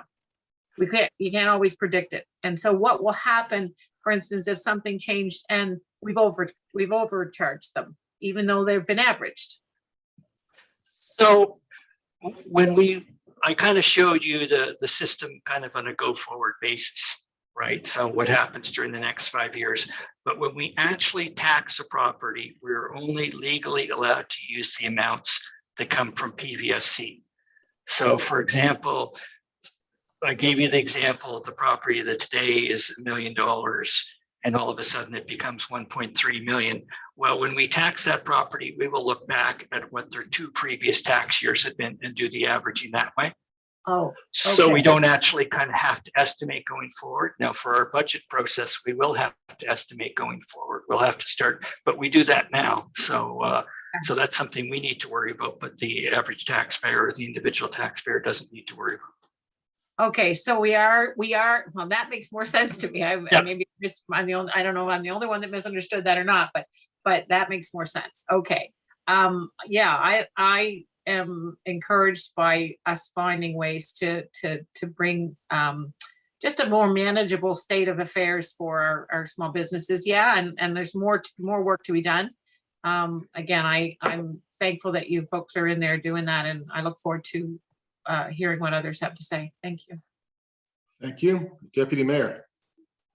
Thank you, Mayor, and Bruce, thank you for this presentation. I certainly will be supporting it as a starting point, as others have said, to what we hope to be able to do even more down the road. This is not a new thing. This has been talked about as long as I've been on council, and we've seen some traction on this. We've gone through tax reform, we've gone through tax fairness, and of course then we focused on commercial taxation and trying to help small businesses. So Bruce, just a few quick questions for you. Help me understand the tie-in with the sewer and water service areas boundaries, because while that makes sense initially, I'm just wondering if that assumes that they are within a zone where sewer and water is available, or does every business actually have to have sewer and water service? Because I can tell you, people will kind of laugh at me when I say this, but there are many businesses on the Bedford Highway still that do not have sewer and water, though they are in a suburban and arguably urban area of HRM. So that's my first question. Just a little bit more differentiation on about what is it, a service boundary, or is it every single business would have to have sewer and water? Secondly, I'm a little bit concerned about, and Sean brought up a great point about averaging and impact on rate, because where this system, where this, what we're talking about today frustrates me as only a starting point, is that it applies to everyone. Anybody who's seen a significant increase will be able to have this averaging over 3 years. I think what most of us wanted to do from the beginning was to try and differentiate small business. And I think that a couple of my colleagues mentioned what we've seen on the Bedford Highway and Quinpool Road, Spring Garden Road, Argyle Street, etc. in the past, where those folks really needed the help. And the help would be contained within the commercial taxation envelope. In other words, we wouldn't be raising taxes to homeowners if we help small businesses. It would stay within the envelope of commercial taxation, where the big box stores and the large stores, the international stores would get a tax increase perhaps, and small businesses wouldn't, if we had that flexibility. And we don't have that flexibility yet, but that is what we have asked for. So I'm a little bit confused also, Bruce, on, I mean, Paul brought forward this motion, which we all supported, but it's nothing new. This is what we asked 3 years ago, and we were told by the province, no, we couldn't have it, but you can have this instead.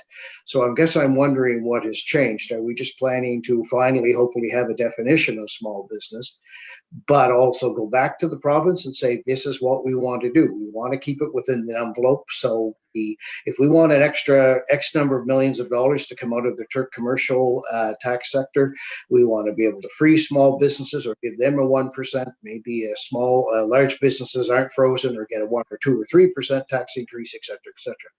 You know, if that's the kind of state that I would like us to get to, and other cities and provinces do have. I mean, we even saw examples over the last while where some cities were able to say, you're not going to get a tax increase if you're in the travel or tourism sector because of this pandemic.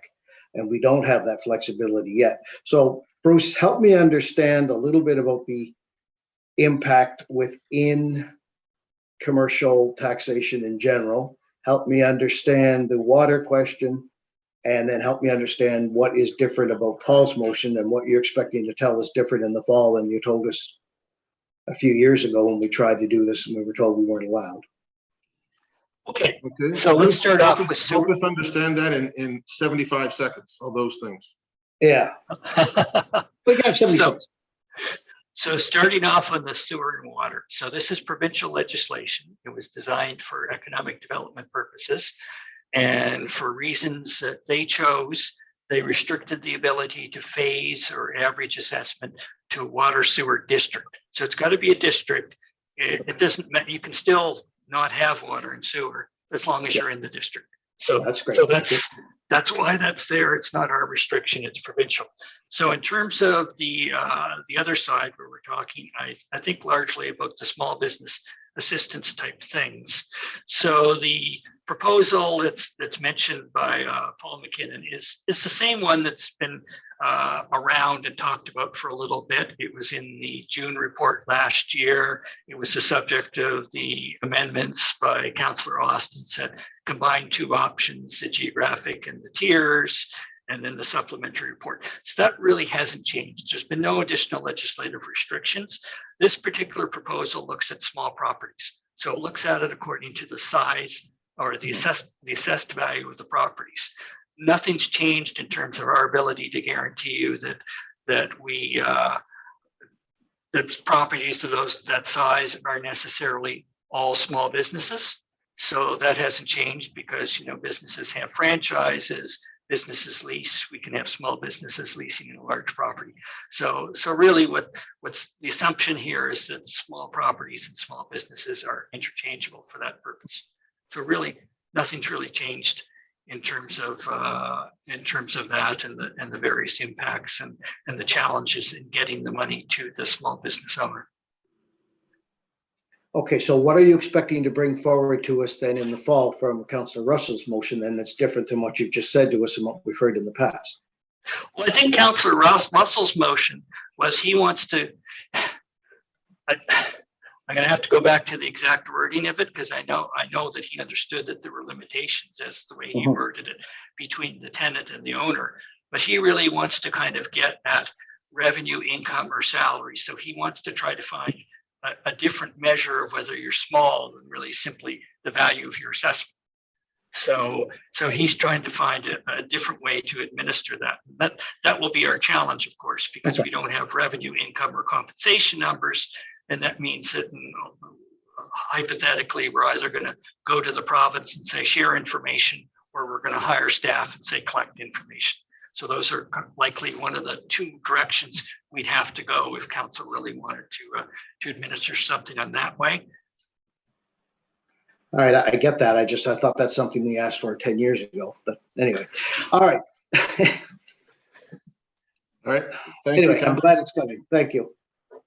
Thank you. Councillor Cuttle again. Thank you, Mr. Mayor.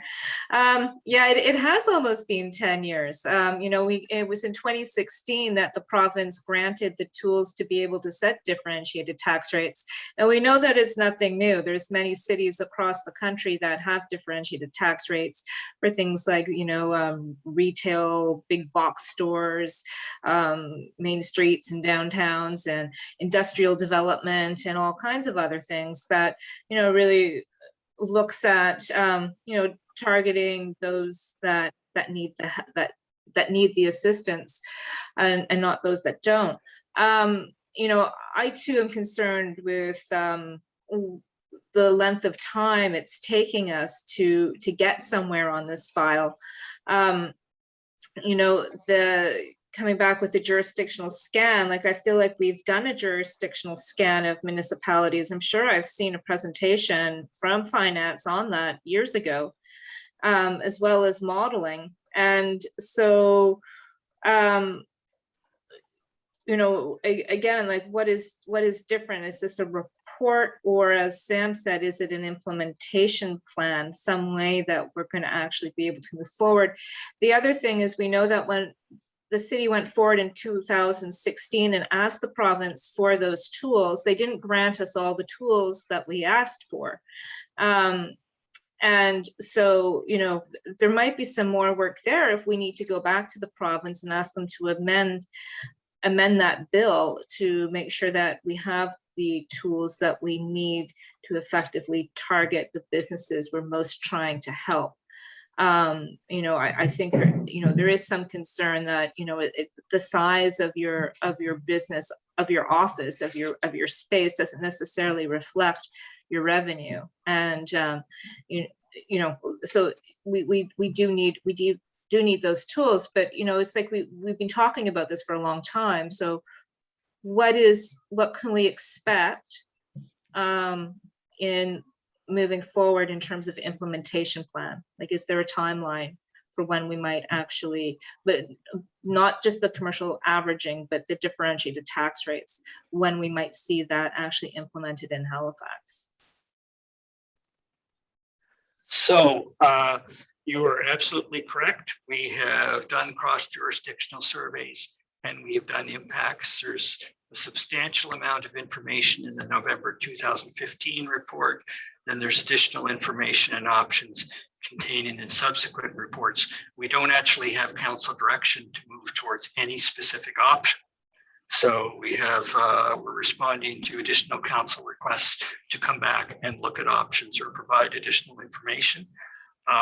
In terms of implementation, I need to know what it is we're implementing before we can kind of give the solid implementation timeline. So it's kind of our hope that we are successful giving you enough in terms of options, pros and cons and details this fall, that council can provide that direction and say, we like this option, or we prefer that option, or combine the two and come back with the option that will really work for us. Mr. Mayor, if I may add to the conversation through you to the Councillor Jane Fraser, Executive Director of Finance, Asset Management, ICT. So, Councillor, there's a couple of constraints that we are facing, and the report speaks to in the recommendation about coming back to get that clear direction from Council. The constraints were legislative, and we have smoothed that some way by being able to go with geographic or frontage or different things like that. The other thing is quite frankly, technology and our ability to administer this.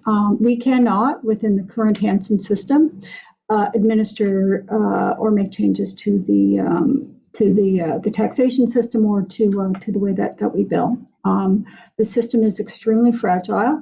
With having SAP come in and the tax revenue module, which is slated to go live February 2022, and we're on target for that, that will give us a bit more flexibility. The plan is to implement commercial tax averaging in the October tax bill, see how that goes, and then that frees us up to start to make other things. So on implementation, it's about council, what do you want to do, and come back, and this is how we're going to do it, and then it's the implementation going forward there.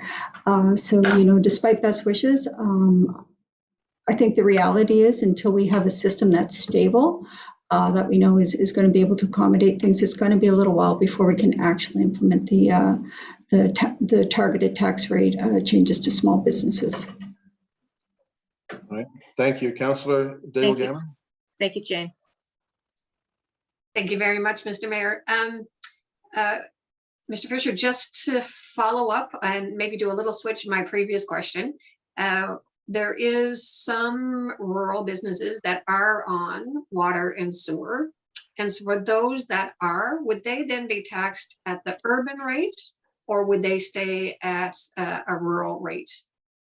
And I guess that for every plan that's in place, there's always going to be unique circumstances that need to be considered. Would that potentially be one that just needs to be on your radar for when the report comes forward? So under the assessment averaging, if they were on water and sewer, then they would be eligible for that assessment averaging if council wished. And if they weren't within that boundary, then they wouldn't be. On the small business taxation, I think that's where we'll have to kind of bring you back some more information to show you how some of the boundaries might change and how they would be affected. It's hard to be specific without knowing which particular businesses and where. Okay, I'm thinking Middle Musquodoboit because there's a certain area in there that has water and sewer. Yeah, well, I imagine, Middle Musquodoboit right now is inside the rural tax boundary and in all likelihood would remain inside the rural tax boundary, even if the boundaries were to change. That would be my initial expectation. Hypothetically eligible for the averaging if they're within a water and sewer district. Great, thank you. Thank you. Okay, colleagues. There's a councillor that wants to speak again. I'm unfortunately, you can't in regional council. It's 5 and 3, and we're not in committee of the whole. So if nobody else wishes to speak, we're going to go to the vote. Question.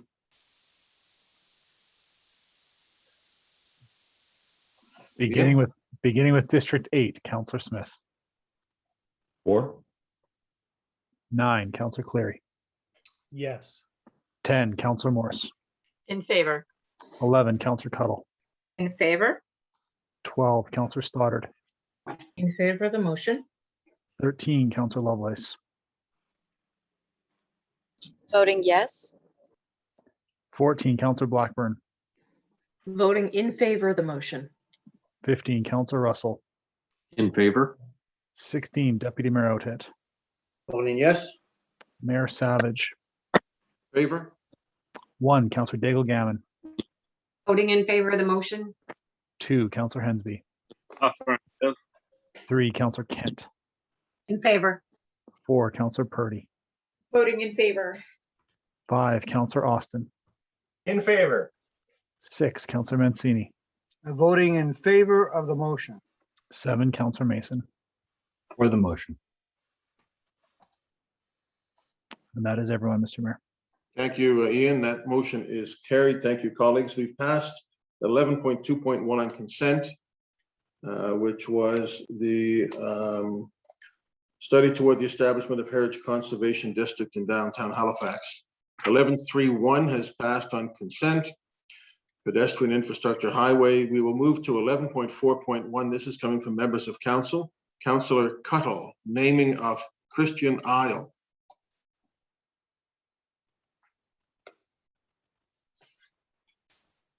Thank you, Mr. Mayor. There's the motion. I make a motion that Halifax Regional Council support the naming of an unnamed island to Christian Isle. Second, Councillor Cleary. Councillor Cleary, second. Councillor Cuttle. Thank you. So, yeah, this is a request that came down from the province. The province works with the municipality to name geographic features, and the municipality generally supports and collaborates with the province on that. As part of this renaming, HRM sent letters to local residents. 647 letters were sent. There were 53 responses, 35 in support, 18 in opposition, and all the unresponsive letters were considered to be in support of the renaming. The request for this comes from the Christian family who recently purchased the island. The family traces back to the 1700s in this area. And John Charles, who was the official owner, formally granted the lands in 1837. The Duggan family arrived in this community in the 1700s, also related to the landowner, and the Christian and Duggan family have always lived in this community. I do want to say that that this whole naming process was a bit of a learning curve for me, just trying to understand what our role of the municipality is versus the province. Essentially, by passing this motion, regional council just says it's supporting the renaming, which is actually, I believe, done. And please, Mr. Traves, if you want to correct me on this, please do. That we're just supporting this. It gets put into our records so we can update our maps or whatever else we need to do to recognize the new name of this unnamed island. Locally, the island is known as Cat Island, and does have a history in the community of being used by local people, but it is being sold to a private family, and hence the wanting to give the island an official name. So that is what we're doing. Thank you, Councillor. Councillor Cleary on this. Just very quickly, Mr. Mayor, and for Councillor Cuttle, because I noticed it wasn't in the motion or in the report, are there property identification numbers or global coordinates or something? Just, I don't know what our staff need to name something. I suppose they need to know where it is to name it. So I'm not familiar with it. I didn't see a map attached. So I fully support this. Not that we have any reason not to support it. Just wasn't sure where it was. That was all. So if Councillor Cuttle can just speak to that when she comes to the last. Yep, it does have a PID. Do you want me to give it to you? I think I had it up here earlier. If you want the PID, it is good PID. for the motion. It's a parcel ID number 004567707. So maybe we There's can a attach friendly that to the amendment if we motion. Stick that in the motion. Sure. We'll just amend the motion, maybe to add that PID number. Yeah, PID. It's fine with Okay. me. Anybody else ready for the question, colleagues? Question? Question.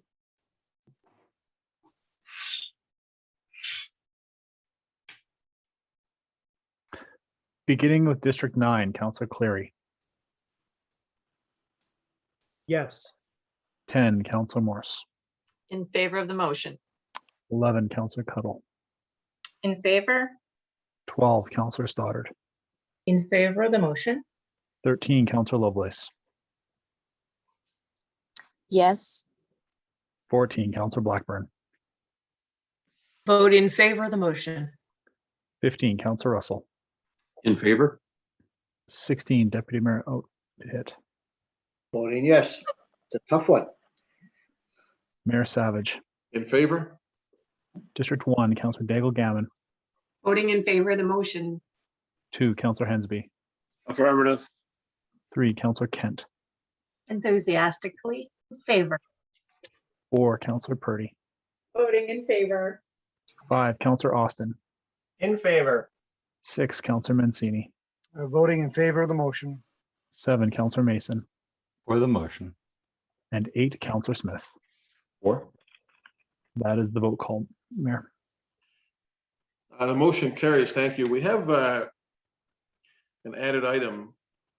And I don't see the Premier or Dr. Strang stepping up yet, so I know some of you will want to watch that when we take our break, but perhaps we'll go to the added item 14.1 coming out of, I think it was Audit and Finance Committee, and I'll go to the chair, Councillor Russell, who I think will put it on the floor. Thank you very much. I move that Halifax Regional Council, 1, approve an increase to RFP 19-343, PO 2070833513 to WSP for design services required to remove Halifax Water's water main from the project scope in the amount of $8,049.31 net HST included from capital account CD 00001 Streetscapes Spring Garden Road to be recouped through cost sharing as outlined in the financial implications section of the staff report dated April 21st, 2021. 2, approve a gross budget increase of $1,006,569 to capital account number CD 00001 Streetscapes Spring Garden Road with no net budget increase with cost sharing from Halifax Water, Bell Alliant, Heritage Gas, and Westwood Developments Limited, as outlined in the financial implications section and detailed in the attachments of the staff report dated April 21st, 2021. 3, approve a gross budget increase of $1,714,996 to capital account number CD 00001 Streetscapes Spring Garden Road with no net budget increase with funding from an unbudgeted reserve withdrawal from Capital Reserve Q526 as outlined in the financial implications section of the staff report dated April 21st, 2021. 4, award tender number 21-209, request for tender, Spring Garden Road Streetscape to the lowest bidder meeting specifications, Brycon Construction Limited, for a total tender price of $10,518,393.37, net HST included, with capital funding from capital account CD 00001 Streetscapes Spring Garden Road as outlined in the financial implications section of the staff report dated April 21st, 2021.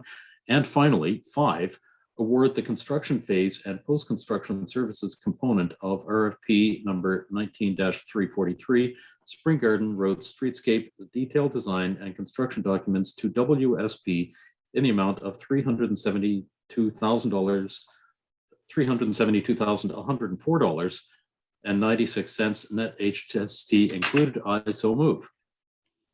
Is the briefing over by now? Seconded by Councillor Mason. Thank you, Councillor Russell. Any discussion on that? Question. Let's go to the question.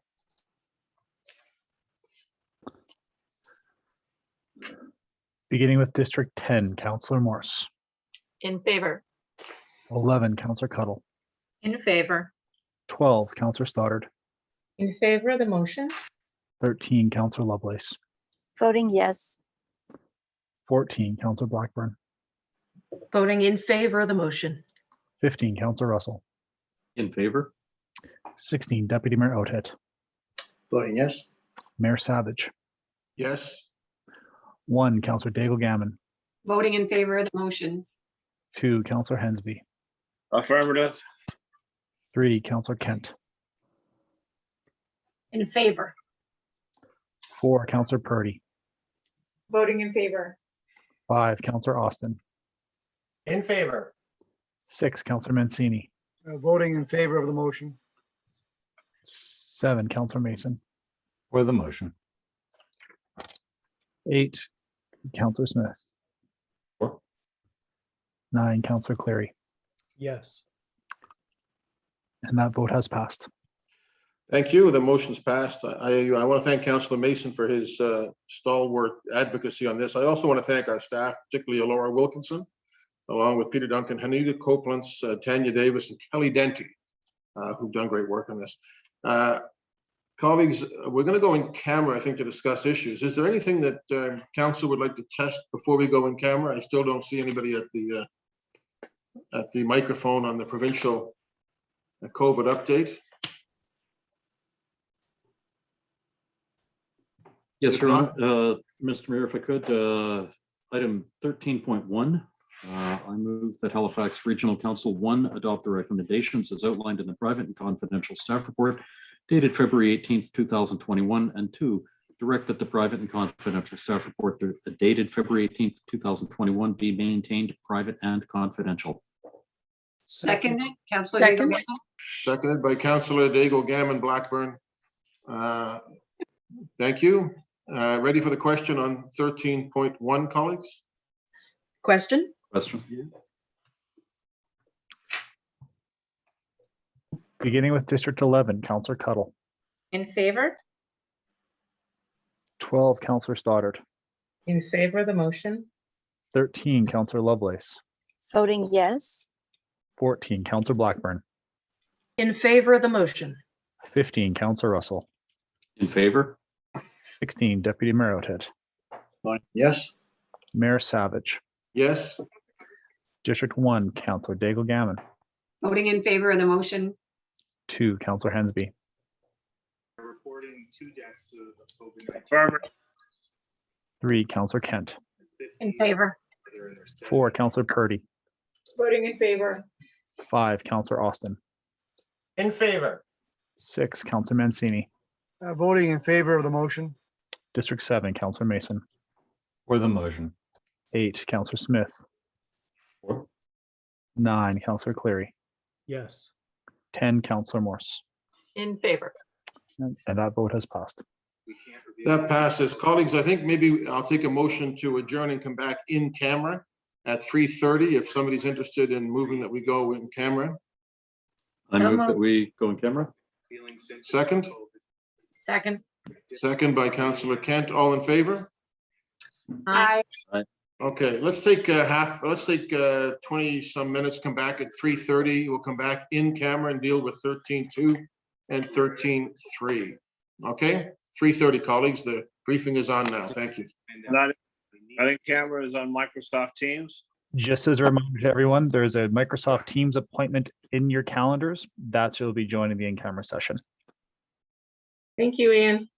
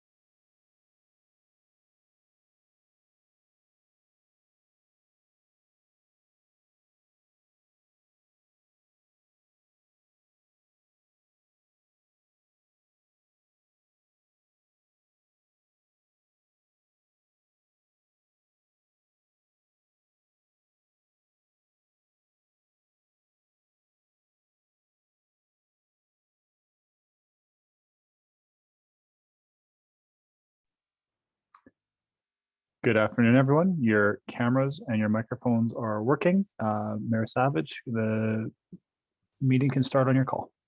Let's begin.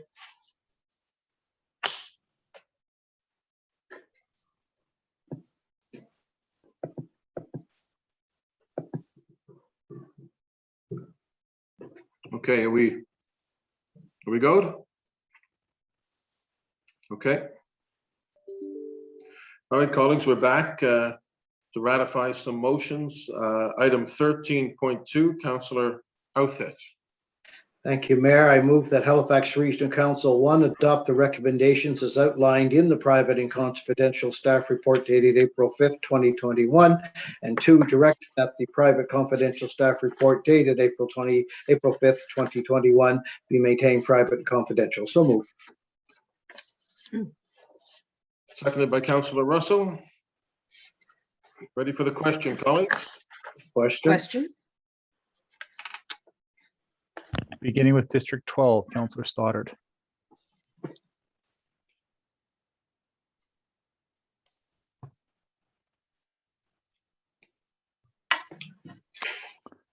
District 13, Councillor Lovelace. District 14, Councillor Blackburn. Voting in favor of the motion. 15, Councillor Russell.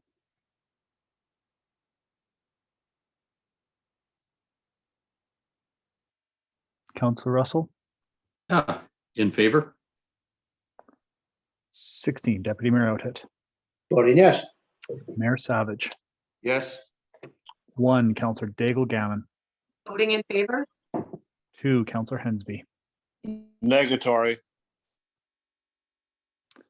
3, Councillor Kent. In favor. 4, Councillor Purdy. Voting in favor. 5, Councillor Austin.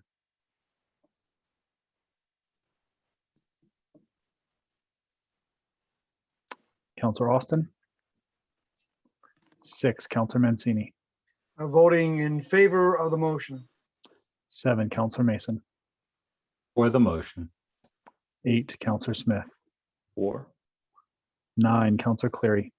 Yes. 10, Councillor Morse. In favor. 11, Councillor Cuttle. In favor? Mayor Savage, so that has passed. Thank you. Item 13.3, colleagues, personnel matter, Councillor Russell. Thank you very much. I move that Halifax Regional Council 1 adopt the recommendations as outlined in the private and confidential staff report dated April 27th, 2021, and 2, direct that the private and confidential staff report dated April 27th, 2021 be maintained private and confidential. Second? Second by Councillor Blackburn. Ready for the question, colleagues? Just looking at a note, Iona can't. So we are reaching out and sending the link again to Councillor Stoddard. Yep.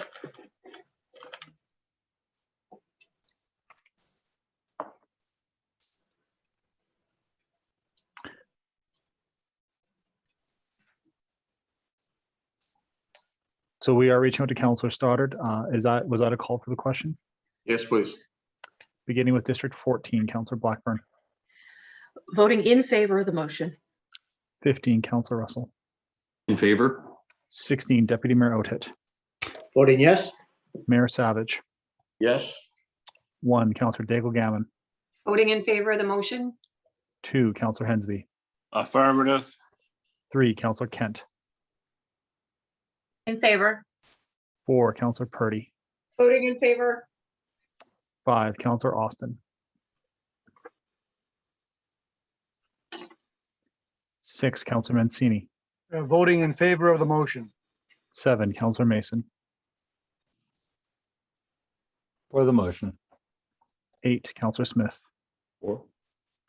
9, Councillor Cleary. Yes. 10, Councillor Morse. Voting in favor. 11, Councillor Cuttle.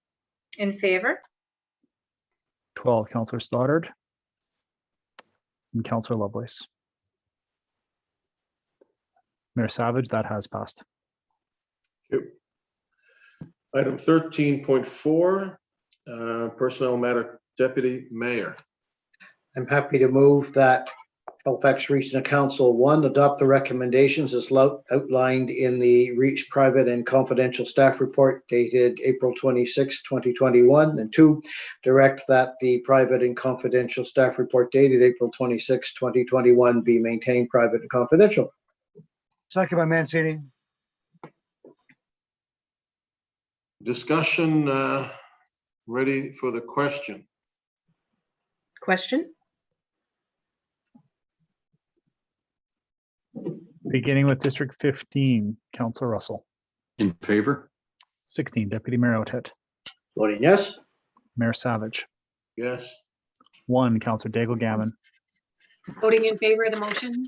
2, Councillor Hensby. Affirmative. 3, Councillor Kent. In favor. 4, Councillor Purdy. Voting in favor. 5, Councillor Austin. 6, Councillor Mancini. Voting in favor of the motion. 7, Councillor Mason. For the motion. 8, Councillor Smith. 4. 9, Councillor Cleary. Yes. 10, Councillor Morse. In favor. 11, Councillor Cuttle. In favor?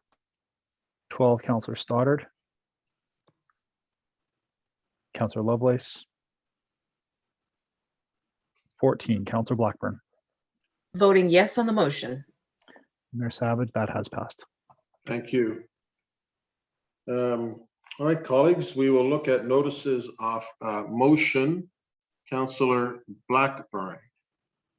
Thank you very much, Mr. Mayor. Please take notice that at a future meeting of Halifax Regional Council, I intend to propose amendments to Administrative Order 2019-004-Gov respecting the Women's Advisory Committee in the Halifax Regional Municipality, the purpose of which is to include women from racialized communities as part of the committee complement. Thank you. Councillor Daigle Gammon. Thank you, Mr. Mayor. Please take notice that at the next meeting of the Halifax Regional Council to be held on May 18th, 2021, I intend to request a staff report regarding the options and financial implications of a potential purchase of land to enable a bus turnaround at or near the new termination of Route 55 in order to enable the return of the inbound leg of Route 55 to the Waverley Road, the purpose of which is to find an alternative turning loop for bus 55 along the Waverley Road. Thank you. Councillor Deputy Mayor Timothy Outhet.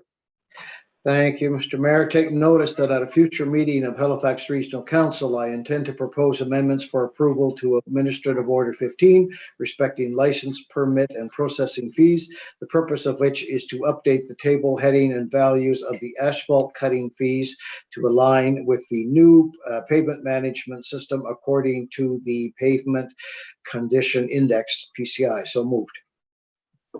Thank you. Councillor Cuttle. Thank you, Mr. Mayor.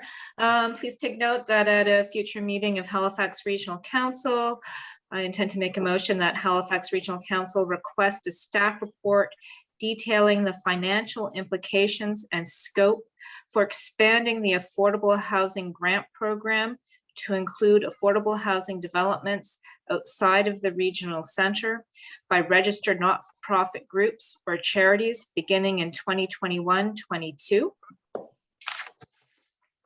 And please make note that a future meeting, I intend to make a motion that Halifax Regional Council request a staff report on the request for an increase to the grant provided by HRM to the Halifax Tars Rugby Club for an additional $150,000 due to the increased costs as outlined by the group. And there will be a letter to go with that. Thank you. Thank you. Anybody else? Councillor Cleary. Thank you, Mr. Mayor. Take notice that at the next meeting of Regional Council, I will move a motion to amend Administrative Order 17 to freeze council salaries. Anybody else? If not, colleagues, we will be coming back tonight at 6 o'clock for a public hearing. Ian, what is the link that we use for that? So it will be the same link as this meeting, the one you're currently in. We will be returning to the meeting live, so your cameras and your video will be shut off. We will resend this meeting link to everyone on council, so it's right at the top of your inbox, just in case you can't find it between now and the break. Right. Okay, Councillor Hensby has declared a conflict on that. Kind of sorry, colleagues, that we're not going to be meeting tomorrow for budget, but the budget is done. You'll have to find something else to do with a Wednesday. If there's nothing else, then we will adjourn until 6 o'clock tonight when we have the public hearing. Okay? Enjoy your break. See you in just under 2 hours. All right. Thank you. Thank you.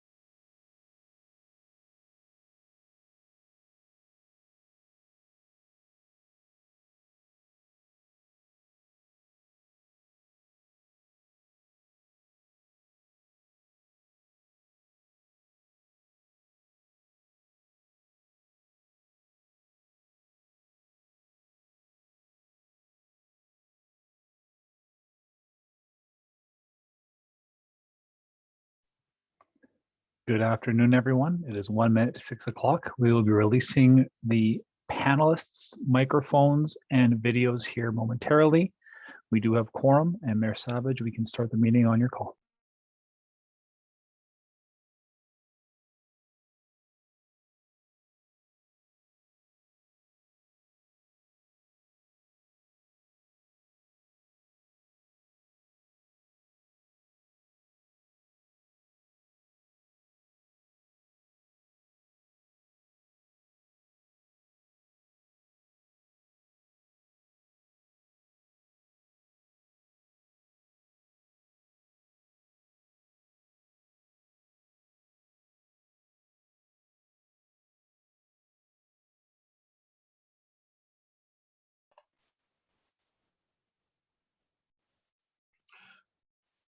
So Ian, do we have all of council?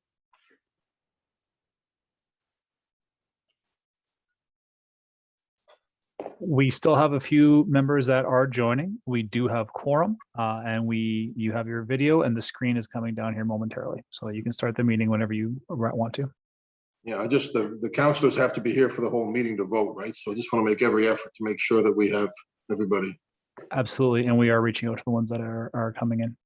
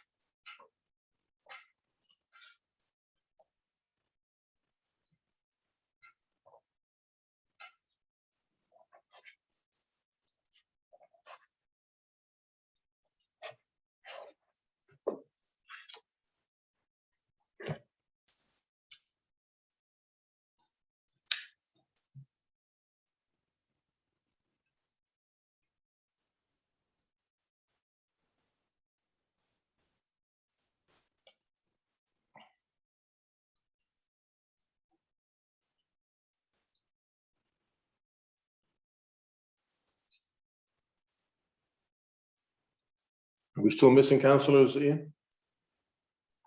Yes, we are missing 3. We're just reaching out to them right now. Thank you.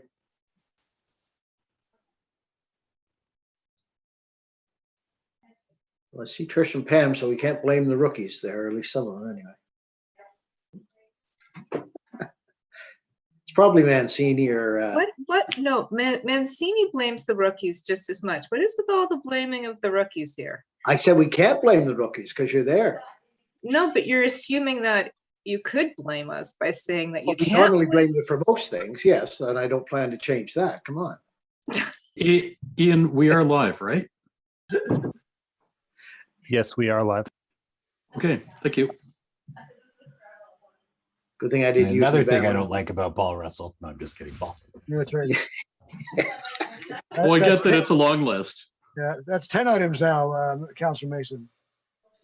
You know, this is District 15, so I've got some to work on. Okay, folks, if Councilor Mancini's here, then everybody must be here. Hurts. Hurts. Are we still missing a couple of councilors, Ian? Yes, we are. We're just in the process of trying to add them right now. And do we have our speakers on who are going to be speaking, our public speakers? We have most of the members of the public. We do have a couple that indicated they would be coming right at the start time. Okay. So to those who are here, you're probably muted as of yet, but thank you for being part of this meeting tonight. We're just waiting for a couple of councilors to join because according to our rules, they have to listen to the entire presentation in order to vote on this important issue.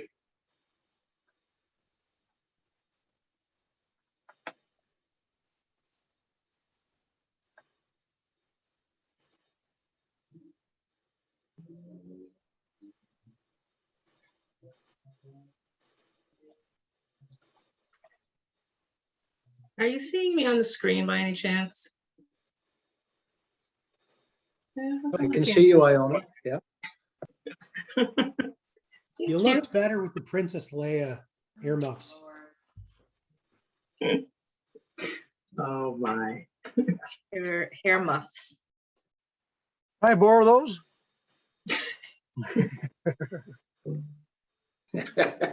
I'm biting my tongue, Tony. I know you are. I know it's hard, isn't it? That Mary- would be an improvement. Mayor Savage, I believe we have all members who are expecting, of council who are expecting to be in attendance here in the meeting. So we'll take the slide down and we can go on your call. Yeah, let's do that.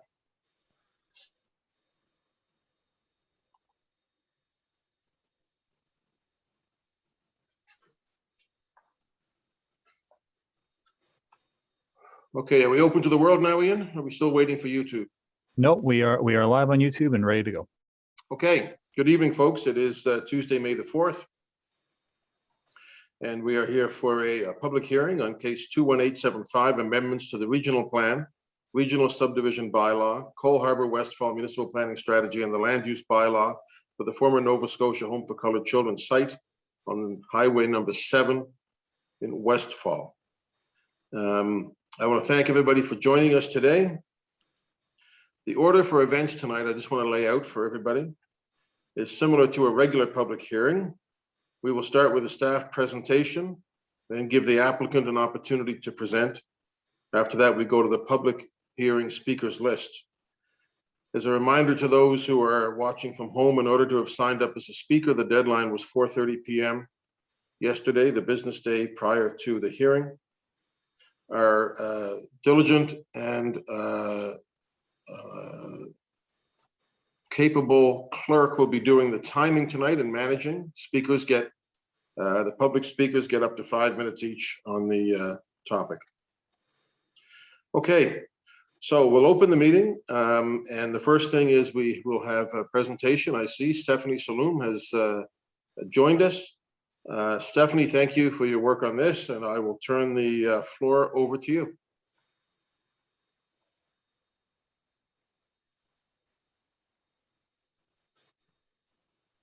Thank you, Mr. Mayor. I believe someone will be sharing the presentation. Someone else will be sharing the presentation.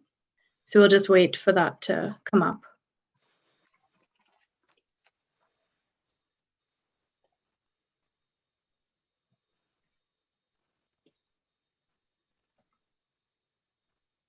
Okay.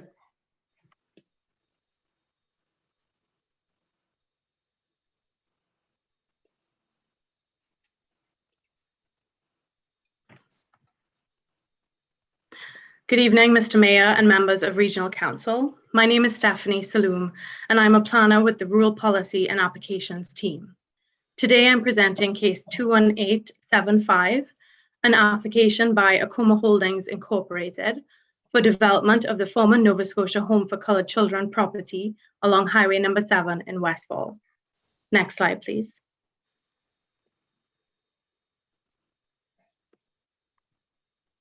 Before we begin today's presentation, we would like to acknowledge that we are in the decade for people of African descent. African Nova Scotians are a distinct founding people in our community who have been a key part of Nova Scotian culture and history. We acknowledge that African teachings, strength, and perseverance continue to challenge and inspire our community. Next slide, please. Akuma Holdings has applied for amendments to the Regional Municipal Planning Strategy, Regional Subdivision Bylaw, Cole Harbour Westfall Municipal Planning Strategy, and Cole Harbour Westfall Land Use Bylaw to enable a mix of land use opportunities for the community at the former Nova Scotia Home for Colored Children property along Highway number 7 in Westfall. Next slide, please. This map shows the general location of the property within the Westfall community.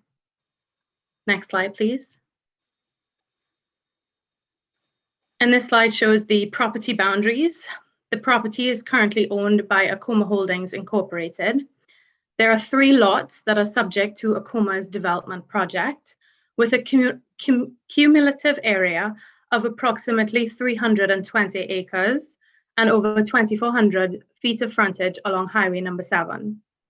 The property is also adjacent to Gibbison Drive, Old Miller Road, and an existing private road, Wilfred Jackson Way. Next slide, please. There are 2 projects underway that are considering Akuma's proposal. Case 21875, the current application, is focused on enabling a water service extension, the appropriate adaptive reuse of the old home building, and a mix of uses on a portion of the property adjacent to Highway 7 and Gibbison Drive. Case 22257 is a larger regional planning project, whereby policy direction relative to growth and services across the municipality is being reviewed. This is the second review of the regional plan. Development of the interior lands of Akuma's property is being considered through this project. Next slide, please. Most of the property is undeveloped, but there are some existing buildings on the site towards Highway 7. The former home building still exists on the property and was recently renovated. You can also find the Henry Ball Center, which used to be a school for residents of the home, the former superintendent's cottage, the Wade Building, which stands for Watershed Association Development Enterprises, and there are 2 group homes operated by the Okuma Family Center. Next slide, please. These are some photos of the existing buildings on the property. You see the old home, the 4 buildings that I had referenced in the previous slide. Next slide, please. This shows the old home building that was pre and post renovation for the exterior of the building. Next slide, please.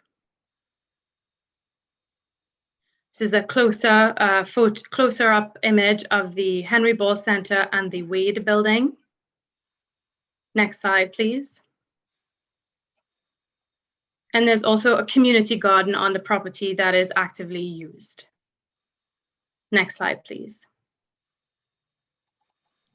The subject property is surrounded by a mix of commercial, residential, institutional, and community uses. Most of the buildings in the area are about 2 to 3 stories in height. Besides what's shown on the screen, there's also a mobile home park and the Graham Creighton Junior High School nearby. Next slide, please. The subject property has significant Nova Scotian historical and cultural value, being the former Nova Scotia Home for Colored Children. The home was first incorporated in 1915 and was intended to provide care and refuge for African Nova Scotian children that became the responsibility of the government. Around this time, children of African descent were not welcome in white care institutions. The opening of the home in 1921 was celebrated with a gathering of over 3,000 people, including a procession of dignitaries and community leaders. This was the largest gathering of people of African descent in Nova Scotia since the arrival of Black Loyalists in 1783. In 1948, the Henry Ball Elementary School was built on the property for residents of the home. The Nova Scotia Home for Colored Children formally closed when 2 new group homes were built on the property around 1978-1979. In 2006, the regional plan was first adopted to guide and direct strategic growth and investment across the municipality. At this time, the zoning and regulations for the property changed to protect these lands for future development. Former residents launched a class action lawsuit revealing poor living standards and abuse endured by residents of the facility, which led to a formal apology by the province to former residents in 2014 and the introduction of the Nova Scotia Home for Colored Children Restorative Inquiry in 2015. In 2014, there was the first review of the regional plan. The planning policies applicable to the site did not change through this first review. Okuma Holdings was also established in 2014. they acquire the assets of the former Board of Trustees of the Nova Scotia Home for Colored Children. In 2018, Regional Council initiated a request from Akuma Holdings to change the policies and enable development of a portion of the property containing and surrounding the home. The restorative inquiry final report was released in 2019. And more recently, in 2020, the second review of the regional plan begun, and later that year, Council endorsed the Road to Economic Prosperity, an African Nova Scotian Economic Action Plan, which includes specific actions to support the Akuma-led development plan. Next slide, please. HRM has a set of rules and policies that outline what type of development can occur, where, and how it can be allowed. These rules and policies are set out in different levels of municipal planning documents. The Regional Plan and Subdivision Bylaw guide where population growth and the investment of services can occur at a regional scale. The municipality is also divided into various communities. Community plans focus on specific geographic areas within the municipality and include policies that guide where different types of development may occur. They also outline what uses may be permitted by going through the permitting process only and which uses require approval of council prior to getting a development permit. Each community has at least one land use bylaw, which is a regulatory document that specifies rules for development that does not require council approval before obtaining a permit. Akuma has applied for amendments to the three various levels of planning documents. Next slide, please.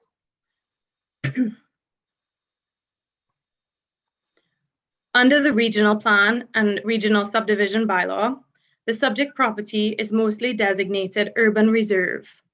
The urban reserve planning policies intend to protect the lands for future development beyond 2031. Most of the property is also outside the water service area, but areas surrounding the site are within the water service area. And the water service area is shown as the green hatched area on the map. At the community plan and land use bylaw level, so it's the Cole Harbour Westfall municipal planning strategy and Cole Harbour Westfall land use bylaw, most of the property is zoned urban reserve, which aligns with the urban reserve regional plan designation. A relatively small portion of the lands along Highway 7 are zoned for low density residential, community facility, and highway commercial uses. As the current relevant zoning and policies limit development of the site, Akuma has applied to change them. Next slide, please. This slide outlines the planning process that we are in for this application. We're into the municipal planning strategy and land use bylaw amendment planning process. We've completed most of the steps of the process, and tonight there is a public hearing, and after the public hearing, the council will have an opportunity to decide, or the council has the ability to decide whether to approve or refuse the proposed amendments. Next slide, please.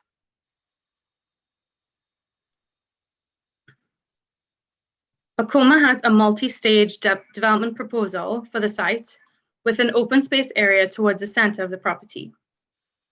Akuma is requesting changes to the planning legislation to allow a mix of residential, commercial, institutional, and recreational uses, an extension of the water service boundary, and lifting the urban reserve regional planning policies. Next slide, please. The current application, case 21875, is focused on the northern portion of the site towards Highway 7 and adjacent to Gibbison Drive. It's the blue area shaded on the map. Next slide, please. This slide shows a closer look at the specific buildings that Akuma is presenting or proposing for the site. They will get into more details in their presentation about what's being proposed. But overall, they're looking for a variety of housing forms, some mixed-use commercial residential development, a new Akuma Family Center to allow for the occupancy of the former home building, seniors housing development, and extension of the water service area. Next slide, please.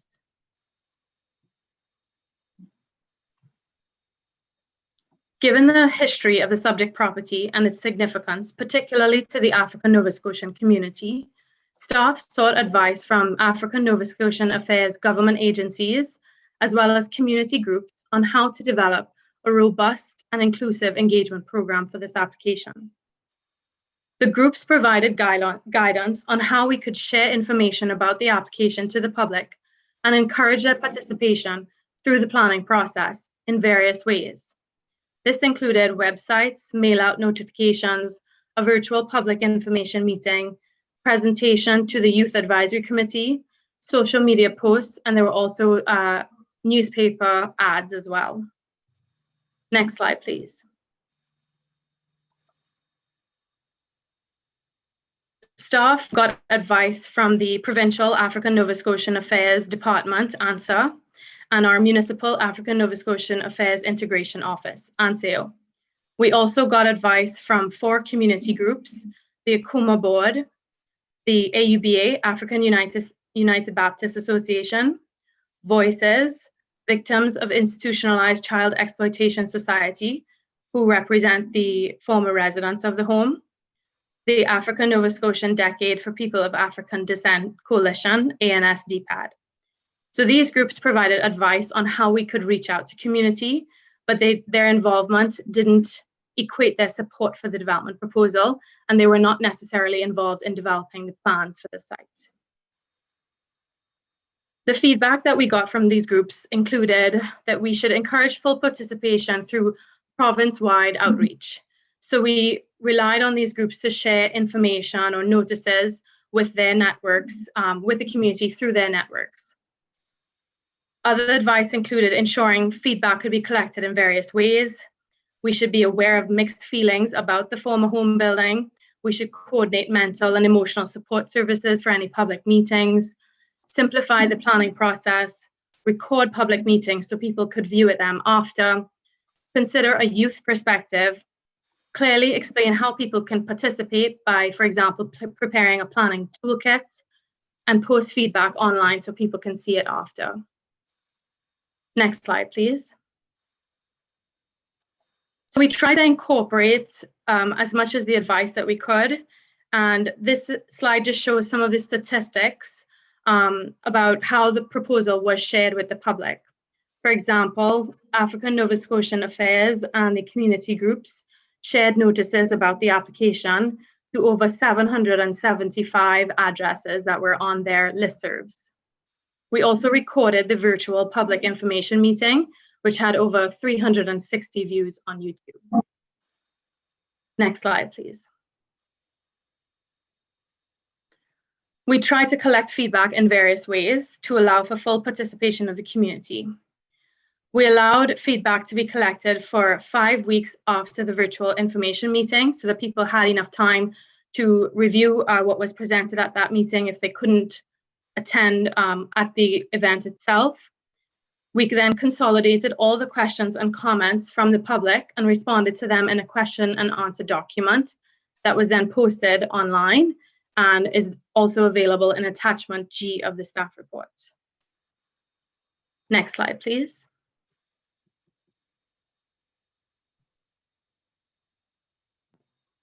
The feedback that we received was generally relative to the importance of commemorating the history of the Nova Scotia Home for Coloured Children.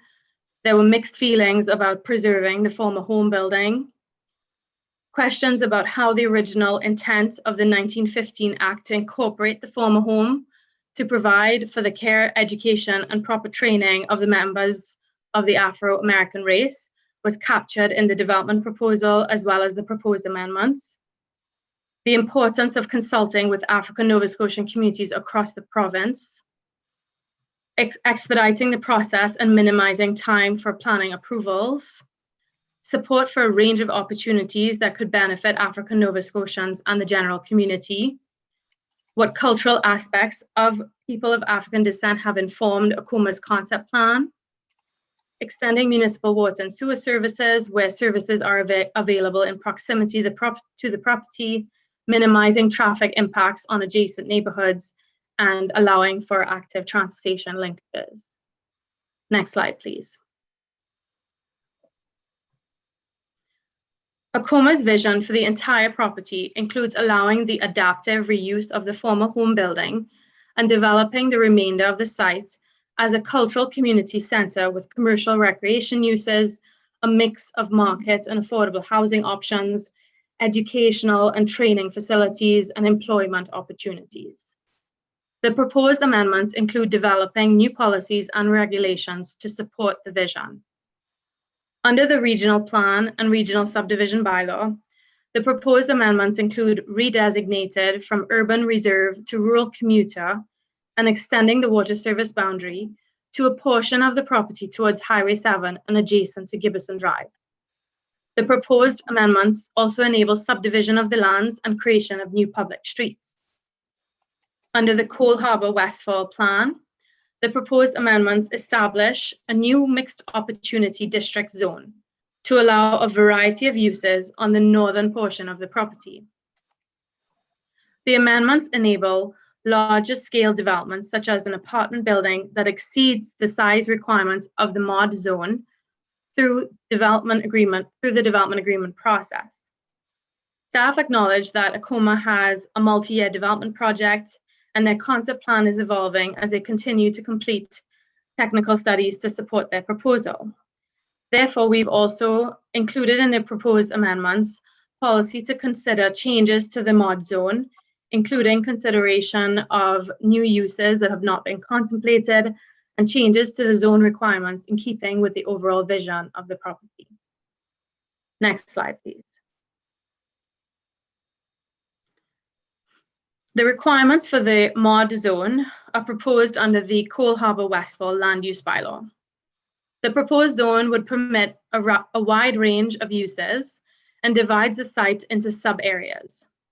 These areas differ based on the proximity of the lands to the former home building and existing neighborhoods, the range of land uses allowed, and the planning approval process available for each of the permitted uses.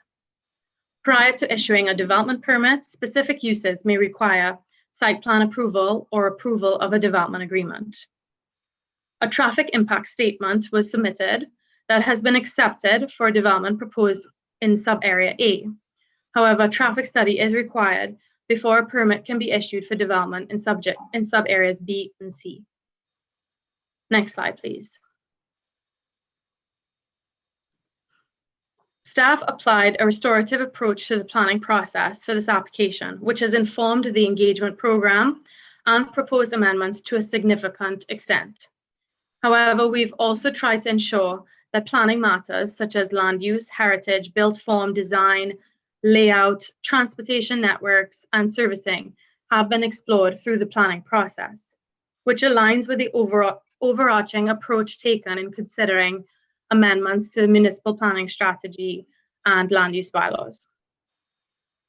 Staff advised that the proposed amendments recognize the exceptional nature of the application given the historical significance of the former home building, the former Nova Scotia Home for Coloured Children, allow the adaptive reuse of the former home to proceed in time for the 100th anniversary, enable a range of development options to support social and employment opportunities for African Nova Scotians and the community at large, allow development to begin on the property without and revenue to be generated without compromising HRM infrastructure or prejudicing development capacity on the remaining lands, increase the amount of future development that can be considered through as-of-right processes to reduce the complexity and length of future planning processes, defer a traffic study to the permitting stage, which does not avoid the work but allows the amendments to proceed on condition that engineering, traffic, and other technical requirements are satisfied. They allow flexibility in the site layouts and design while mitigating impacts on the former home and adjacent residential neighborhoods, and to extend the water service area to a portion of the property where water service development surrounds the site. Next slide, please. If council chooses to approve the proposed amendments, the next steps in the process include the province's review and approval of the amendments package, a notice of approval, and then ACOMA can apply to develop their property. Depending on the location of the proposed development on the site and the use proposed, the proposed amendments allow development to proceed as of right or directly to the permitting stage through the site plan approval process or development agreement process prior to applying for permits. Next slide, please. In conclusion, staff recommend that Regional Council adopt the proposed amendments to enable the appropriate reuse of the former Nova Scotia Home for Coloured Children building and development of a portion of the site towards Highway 7. Supporting the proposed amendments would enable a range of opportunities and services that could benefit African Nova Scotians and the general community, while acknowledging the historical purpose of the lands, mitigating impacts to adjacent developments, and ensuring technical requirements are satisfied. Thank you. Thank you very much, Ms. Salim. That was very comprehensive, and I know that you've put a lot of time into this file, as have others, Theo Langell, Carol Purvis, Steve Higgins, as well as Kelly Dente.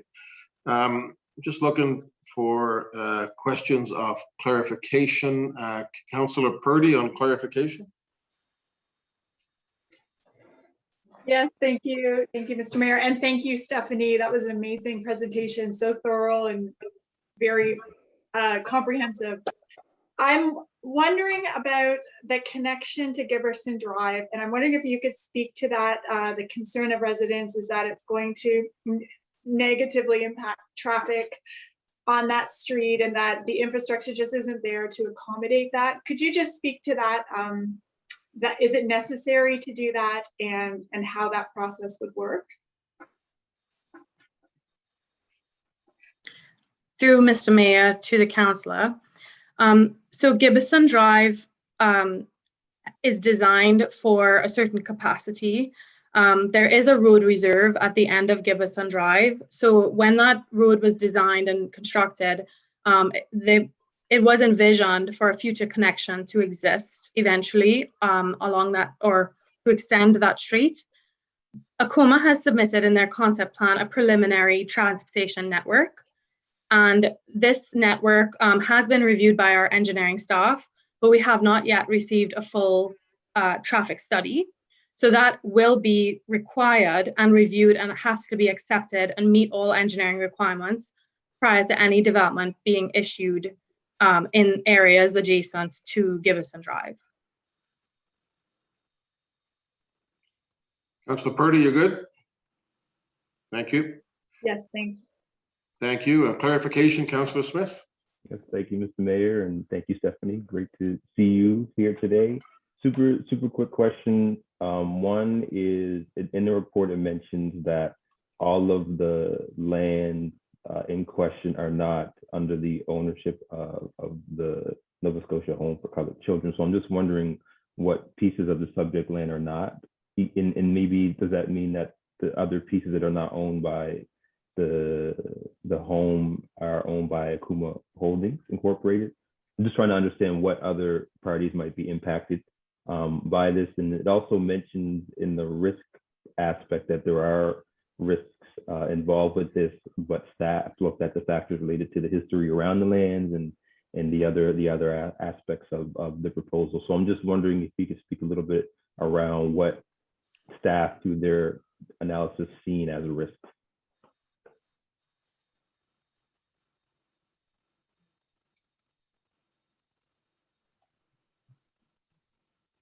Through Mr. Mayor to the councillor. So I'll answer the first question. All the lands that are subject to this application are owned by ACOMA Holdings Incorporated. ACOMA Holdings acquired the land from the former Board of Trustees of the Nova Scotia Home for Coloured Children. So the Board of Trustees, they do not own the lands anymore. It is entirely owned by ACOMA Holdings. And as far as the risk, I'm just going to pull up the report here.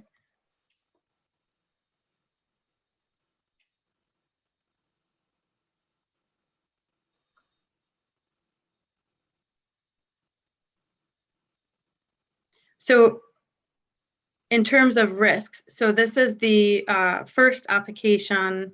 Well, it's actually the second application that has come forward to lift the Urban Reserve Regional Plan designation independent of the regional plan review. There was an application, I think it came to council in 2013 for a property that was abutting these lands, but towards the southern part of the property. And council had refused that application.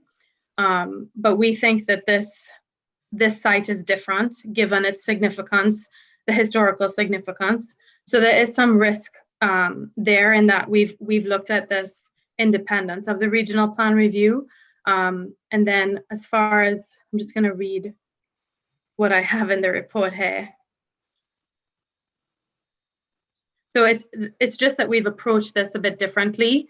However, so the historical significance and the sort of restorative approach that we've taken has informed this to a significant extent.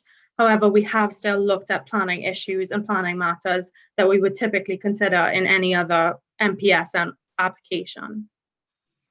Okay, great. Thank you. Thank you. Okay, thank you, councilors.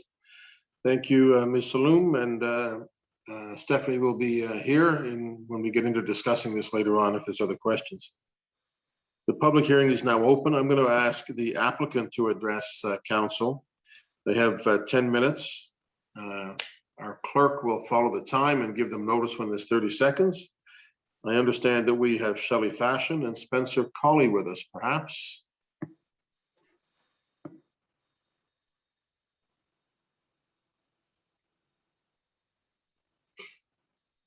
So if Shelley and Spencer are there, the clerk might be reminding them how to join the meeting.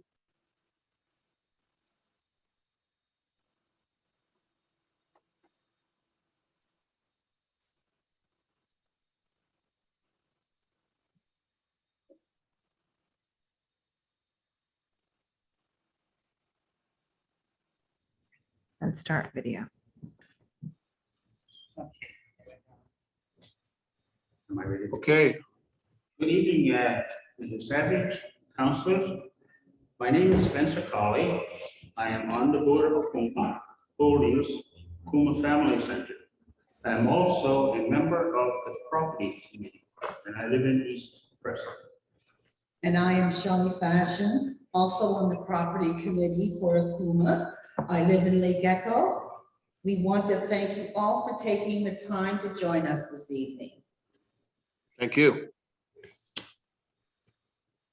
Shelley and I are here this evening to share with you our property development plan for Okuma. Okuma was gifted to the assets from the Nova Scotia Home for Colored Children in 2014 when Okuma Holdings was established. Okuma will develop the property in accordance to the legislation initially established for the Nova Scotia Home for Colored Children in 1915, which states that we can lease, mortgage, invest for the benefit of the Black people. Slide 2.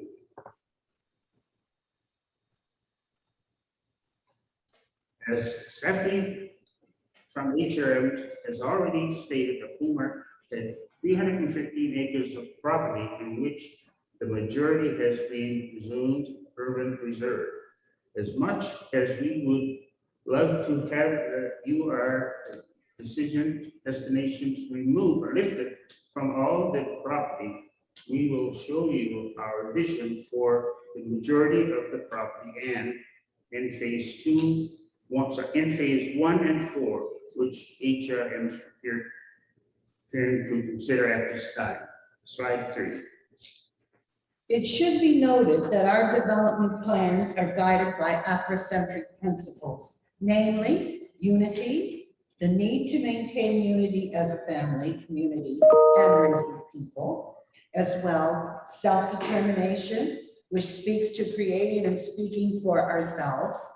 Our purpose is to work collectively to build a community that will restore the greatness of the African Nova Scotian people. Collective work and responsibility speaks to the needs to build and maintain our community and solve problems together. Cooperative economics is also dear to us as it speaks to the Afrocentric principle of building and maintaining our own business. Creativity helps to find innovative ways to leave our community more beautiful and beneficial than it presently is. And our faith, our belief in God, our family, our heritage, and leaders that will assist us in making our development happen. In addition to the Afrocentral principles, we are guided by the community's need and for affordable housing, the need for cultural preservation, social economics, development, environmental stewardship, which means we recognize the need for green space on our property. Slide 4. Other areas that guide our development is best planning, design, and engineering practices, and the need to create a healthy, inclusive, and age-friendly community. In 2018, Akuma had a housing needs assessment conducted in which community members were consulted, and they spoke of the need for housing for seniors, young adults, young families, and students. As well, the needs assessment spoke of the need for housing for those with physical disabilities, mental health issues, and the need for mixed income housing for middle and low income households. We are pleased to report that we consulted and shared our plans with over 450 people through community forums, presentations, at annual general meetings, meetings with representatives from various community groups, such as the ratepayers, the HRM Youth Advisory Committee, Black community organizations, developers, law students, the AUBA, and DPED, to name a few. In addition, we have letters of support from some of our African Nova Scotian organizations on the need for development of the Akuma property. Slide 5. We took the community benefits approach to our plan. This means that we are considering what aspects would benefit community as we plan our development. For instance, more than 60% of the land will be retained as green space with trails. 3 years ago, with community support, we built a trail on our property that led to the beautiful Groom Lake. New zoning will enable us to establish intergenerational facility at the old home building and develop some affordable housing on the property. It also welcomes community engagement, which would enable us to have Afrocentral buildings designed to creation and economic development opportunities. Slide 6. Here is a picture of our Groom Road Lake, which is on our property. Slide 7. Akuma has requested that the urban reserve be removed from Highway 7 to the Nova Scotia Power Corridor so that the comprehensive development district planning can commence. We are undertaking a land capability analysis for the entire site, so we will readily know where our wetlands are, as well as the areas that can easily be developed. Our development servicing strategy will use modern private treatment systems and will connect with central services if these services are extended along Highway 7. A land condominium concept is being explored for all development phases, as this is a cost-effective approach. Using driveway access, savings will be passed on to tenants and Akuma will retain property control. We are also planning that a sidewalk be installed along Highway 7 from the Lighthouse Church to the Black Cultural Center. Slide 8.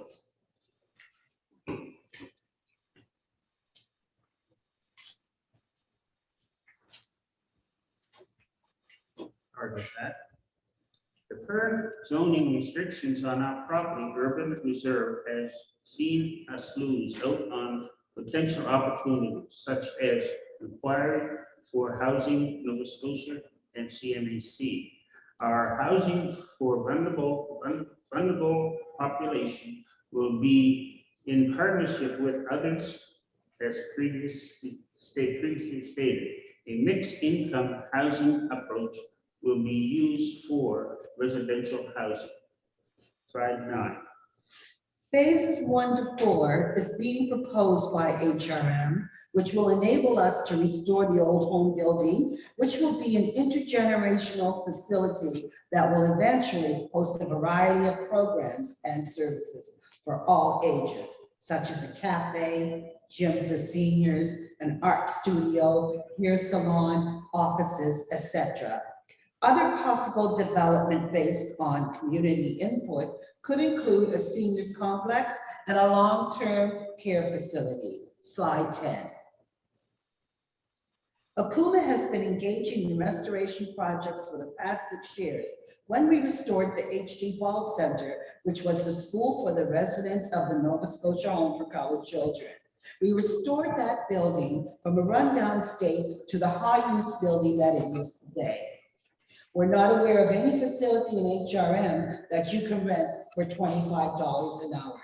There was a community need and we met it. Slide 11. We started our restoration of the old home building in 2018. Here's a picture of the old home before the exterior renovations and after. We are pleased that we were able to keep the historic look to the building, and with the support of the federal government, our intergenerational facility will be completed this year. Slide 12. Our community garden is an eye catcher to anyone who drives past it on Highway 7. We celebrate 11 years of harvest this year and look forward to using our new greenhouse this growing season. Don't forget to check out our sign painted by community youth and our new kiosk where you can purchase fresh produce this summer. All of our garden initiatives were developed in partnership with the Black Business Initiative Businesses Jamming Program. Slide 13. Continuing with phase 3 and 4 in our development, we have some mixed use building, residential and commercial, next to highway number 7, as well as a new Akuma Children's Center is being planned. Page 14.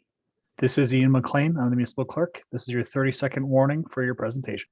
Okay, this is a picture of the full property plan to give you a scope of our plan.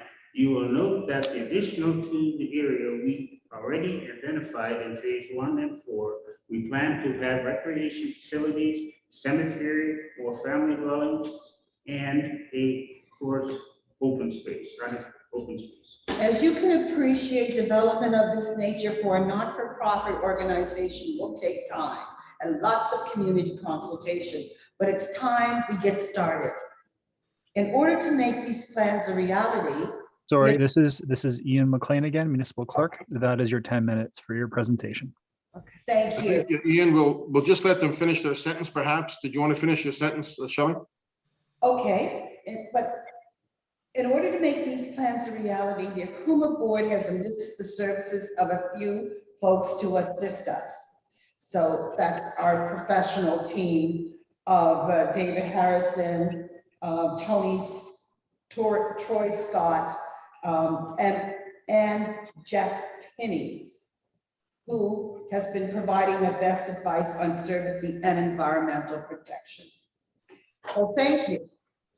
And we hope to increase services to the African Nova Scotian and surrounding communities. Okay. Thank you both. Thank you, Ms. Fashion, and thank you, Mr. Colley. We appreciate your presentation. Just checking, I don't see any questions of clarification at that point in time. So I'm in the chat, Mr. Mayor. Councillor Smith. Thank you, and hello, Ms. Fashion and Mr. Colley. Great to see you both here this evening. Really quickly, looking at the long-term vision and understanding what you're trying to accomplish here as a community. One of the things that I couldn't find more information on is the housing study, because I'd be very interested in seeing what that was back in 2018, and also wondering if either the business plan or the proposal of this is easy to, or is accessible online, or if it could be sent for folks to see, because I couldn't find that information, and for me, not being involved in this in the many years that folks have been involved, it'd be great to see that information. So I'm just wondering, is there anywhere you can find that information, the housing study or the business plan or the proposal of the project in general? Right. Go ahead, Ms. Fashion or Mr. Cullen. Yeah, I don't believe it's accessible online. No. We have. You'd have to contact us. Mr. Mayor, this is Dave Harrison. Can I address Councillor Smith through you? Yes, you can. Go ahead, Mr. Harrison.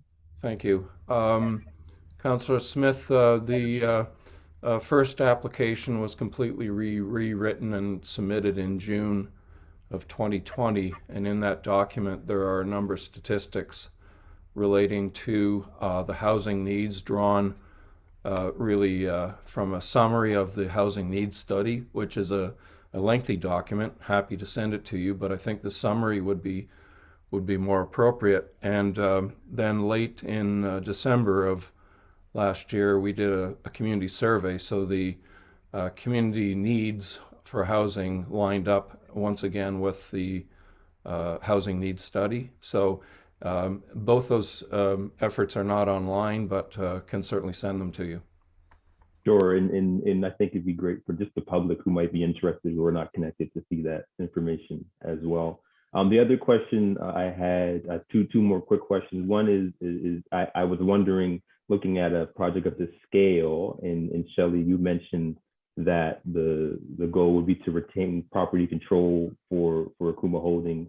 So I'm just wondering if you have future partners who will help with the development piece, because understanding that it would take a lot of capital to get that off the ground. And that also leads to another question I read that was in the engagement where it was mentioned of some company, Castle Hill Capital. So is that connected to the future development as well?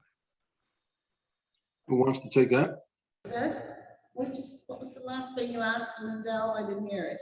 Sorry, so the last piece was one related to looking for partners to help support development. And one of the questions that we're asking the engagement was a company called Castle Hill Capital Incorporated. So is that connected to the lands at all? Mayor, this is Troy Scott, the architect. I could answer that question for Councillor Smith through you, if possible. Yep.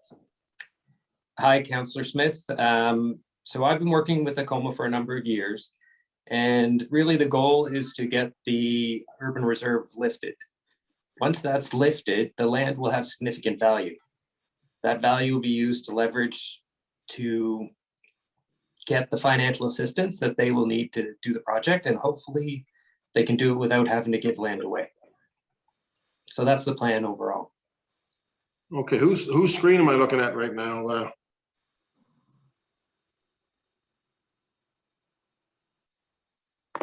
I can see you, Mr. Mayor. There we are. Okay. I saw somebody's screen a second there. Okay, Councillor Smith, you good? Yep, thank you. Thank you. Councillor Cuttle.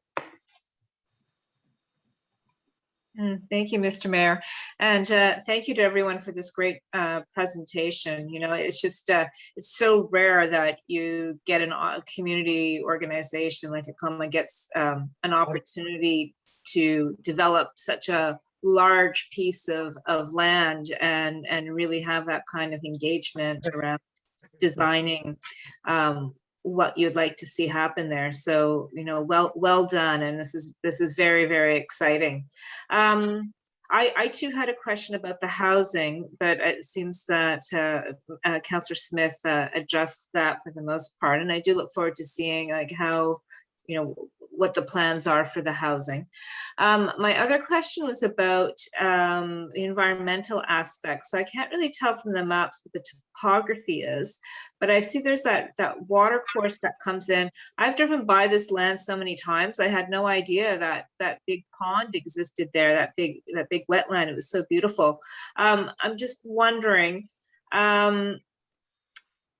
about that, I don't know who can speak to this, but about looking at the protection of that wetland or potential flooding, like has all that been considered in the concept? I'm assuming it has, but if someone could just kind of speak to the environmental aspect of it, that would be great. Who could, Mr. Harrison, I see you're unmuting. Did you want that one? Yeah, I can take a crack at that, Mayor Savage. So, Councillor Cadell, we're obviously not building on wetlands. We've gone through a detailed land inventory for the entire site that was completed a couple of months ago. The buildings that are positioned on the master plan at this point in time are put there for a reason. They hold the least environmental impact, and they have the best potential for on-site service and supporting structures. So with that in place, we've got a major step forward on environmental protection.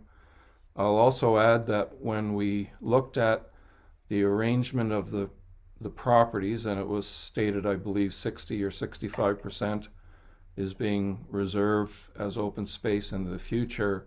We also referred to the Cole Harbour Basin open space plan. So we are cognizant of the fact that Broom Lake, the wetlands and the tributaries are part of a larger ecosystem, and that was documented with policies established by HRM in 2013. They have continued to guide the regional plan, I'm assuming, but also now on the ground, the potential for development and keeping it in balance with the community needs, with the costs, and with environmental protection.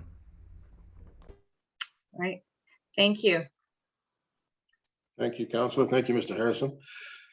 Okay, seeing no more questions of clarification, we are going to hear from the public who have registered with the clerk's office on this matter. You'll be given 5 minutes to address the topics. As you've seen, our clerk is very vigilant and he will manage the clock. So we ask you to follow the time limits and we look forward to hearing from you. So there are 14 people who've signed up this evening. The first 3 speakers, and if speakers are not able to, if they're not on the call now and we need to make them up later, we'll add them after the fact. But the first 3 speakers on our list that I see is Senator Wanda Thomas Bernard, Walter Toth, and Mona Bordage. Senator, are you on the call with us now? Mayor Savage, the senator is intending on joining between 7 and 8 o'clock. So she's not here at the moment. Maybe best to move to speaker number 2. All right, we'll go to Walter Toth, followed by Mona Bordage and Yvonne Atwell. Walter, are you with us? I am. Welcome, sir. The floor is yours. Great. Thank you for joining us. Thank you very much, Councillor Savage. Councillors, good evening. I'd like to thank you very much for the opportunity to speak in support of Akuma's application. It does not go without saying and reiterating that the Akuma organization has always been focused on meeting the needs of its community. None of their intent and work is ever self-centered. It is all outwardly shared by and for the community's needs. Akuma established these needs through the comprehensive studies that you saw in these presentations, and it reflected the actual input from the community that is directly impacted by the proposed plans. These needs provided the direction, the thoughts, the ideas, and were integral in the eventual formal design of the development and the overall application before you. All aspects of this plan reflect and holistically meet the intent of the organization and the input from the community it will eventually serve. I implore that Council move forward quickly and approve without delay the application before you so that the community can get exactly the housing it needs and exactly the economic benefits that are all the more vital to grow as we come out of this pandemic. The massive spin-offs from making this development a reality will have positive impacts on the community for generations to come. Not acting to support this proposal will exacerbate the struggle that has to date been unkind to the African Nova Scotian community. This is your opportunity to elicit speedy change. I appreciate your time. Thank you for allowing me to speak. Thank you very much, Walter. Mona Bordage, followed by Yvonne Atwell, and then Rustum Southwell. Mona, are you with us? I see you there. Good. Welcome. Thank you. My name is Mona Bordage. I reside in East Lawrencetown and worked with the Department of Community Services in child welfare. I also worked as a social worker and a nurse on the child abuse team at the IWK. In that capacity, I've worked extensively with the African Nova Scotian community and with the Nova Scotia Colored Home. And I wish to advocate quite simply for the approval of Regional Council to adopt the proposed amendments. Quite simply put, lifting the urban reserve designation and supplying water, new roads, allowing for the development as per what is required, will reduce a carbon footprint and promote an ecological community that could be a model for Nova Scotia in many ways. I love the fact that it serves the vulnerable in our community and it honors the African-centric principles. We have long overlooked and forgotten the people of East Preston, and our relationship could be advocated by supporting this project. I think it's key to have a bus service and have water integration. And in the long term, it will promote a great deal of opportunity, a middle ground, so to speak, for communities to come together in a rich and vital, thriving way. As you know, community is about belonging. It's a place of security and refuge, and I think it would provide that for all people in HRM. I appreciate the time that you gave me. Thank you. Thank you, Ms. Bordage. We appreciate that. I have Yvonne Atwell, Rustum Southwell, and Tony Smith. Yvonne, are you with us? I'm here. There you are. I think I see you. Hi, how you doing? Welcome. Thanks for joining us. The floor is yours. Thank you very, very much. Thank you. First, I'd like to say thank you for the opportunity to speak this evening for a few moments. The reason I wanted to add my voice to others, I have read most of the information. I have been to many meetings during this process and fully support this proposal. It's been very difficult for all communities as part of the Preston Township, which involves these three large communities, East Preston, North Preston, Sherbrooke, Lakeloon, with the struggle and fighting for some kind of development. My background is in development. I also develop programs and services that help people with the idea around development. This is something that we have not had, development in our communities. We have not had this. We have had pieces, glimpses of possibilities, but this is a big deal. This is a big deal. For the first time in my history, and I may not live to see the end of all the work that needs to be done, that it is so important for us now to take the lead in our communities around housing, employment, looking at ways in which we can engage seniors with young people, make this our own. Finally, after all these years, we have an opportunity to move forward. Now, everything is not going to flow perfectly. I don't know about the technical stuff. All I know is that this is something that we need. It is something that needs to go through council very seriously.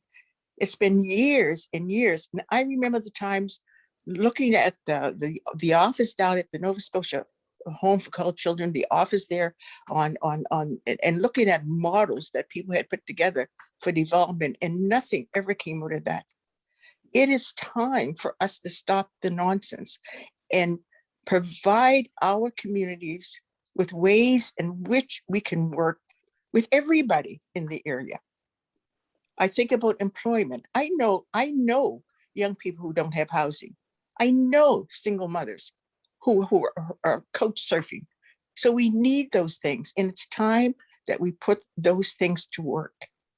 I get a little bit over passionate about it because being in this community, born in this community, raised in the community of East Preston, I have seen much of what my family have gone through, family members, and we're still on the edge. And many, many more, even our health system for our communities. It's not good. It's not good, the services that we have. We can't fight forever. So this project must be approved. No if, no but, no and. From my perspective, it must be approved. Thank you very much. Thank you very much. The next three speakers are Rustam Southwell, Tony Smith, and Archie Beals. Mr. Southwell, welcome back to council. I think you've probably been here before. Yeah, thank you, Mr. Mayor and councillors. I'm very pleased to be one of the presenters speaking on behalf of ACUMA's application to amend the regional plan and regional subdivision bylaw. I think the case is 21875. When in our history we look back to the conversation tonight, we would realize how historic and important it is for the long-standing and historic Black community of the Prestons, but by large, the entire province of Nova Scotia. Just to recall that this has not been the first time for the plan to be put forward. There have been many efforts. This one has gotten the furthest so far. So we want to commend the team who's presenting and working so very hard in doing that. If you recall, in 2019, the Nova Scotia Home for Colored Children Restorative Justice Inquiry identified housing needs in the community dating as far back as the 1960s. And yet, the need for a wraparound style system of care, bringing the relevant systems and services and supports together, is still unmet.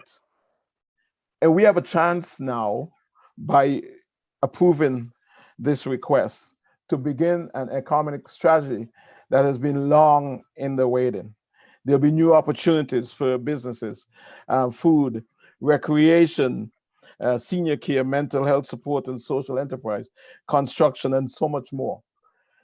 The attempts to have economic empowerment in various areas.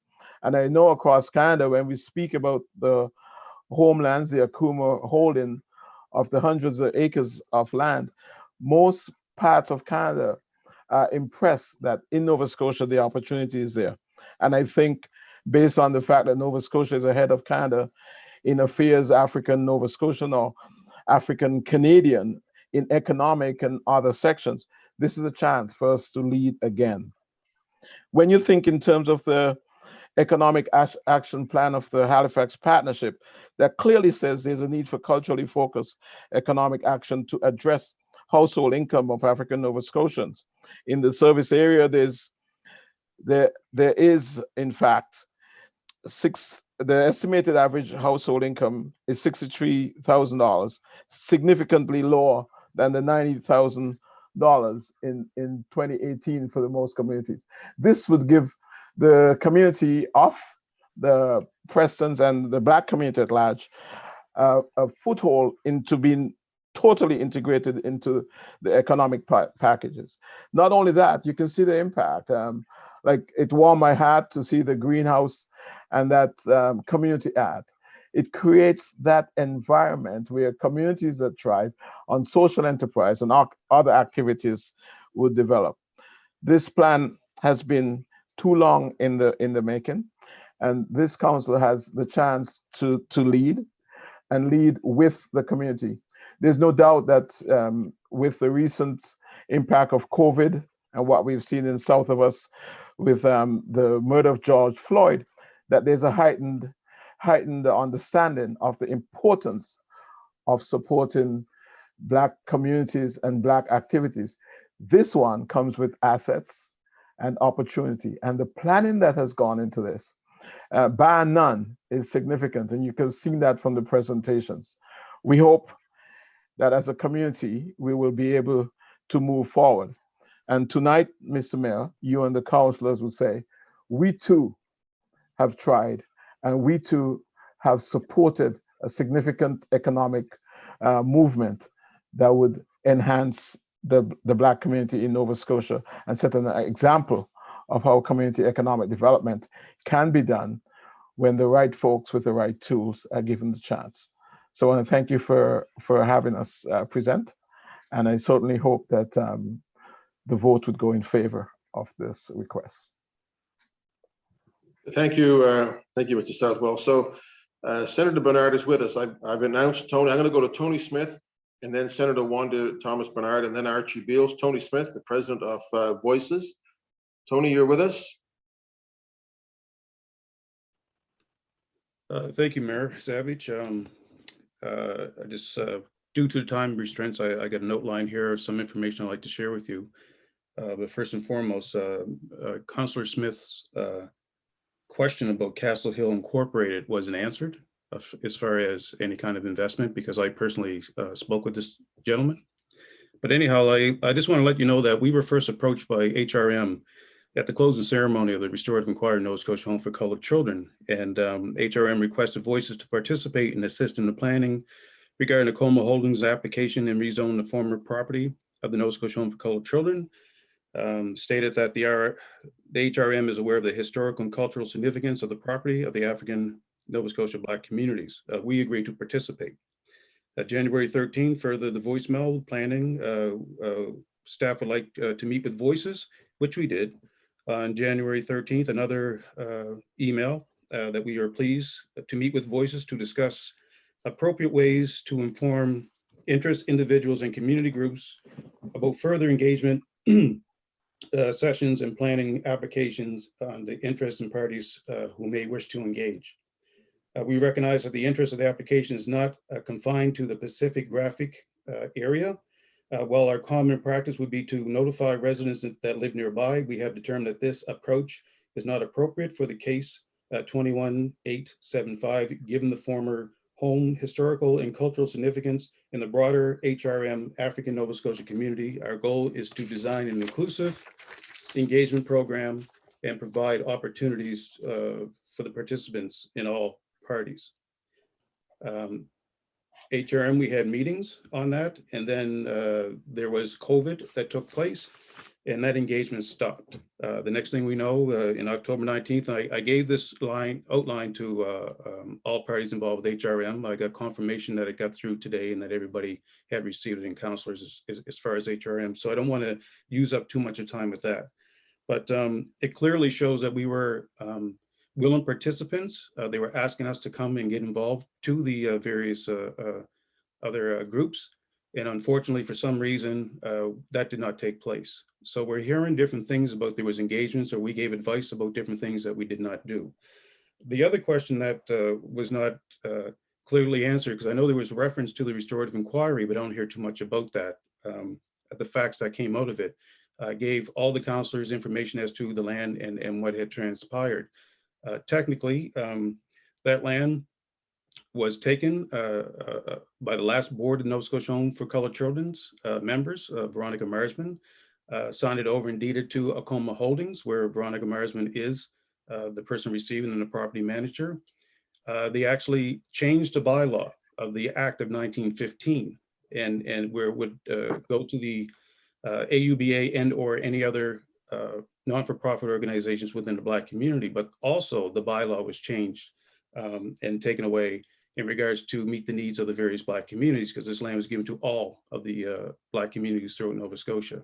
So there is some questions around the legality of that, because now that land does not belong to the various Black communities. And I have not seen, and I kept on asking for, what documentations do they have that they were consulting with these various organizations before they put the proposal in October 2nd of 2018. And I can tell you that there is none.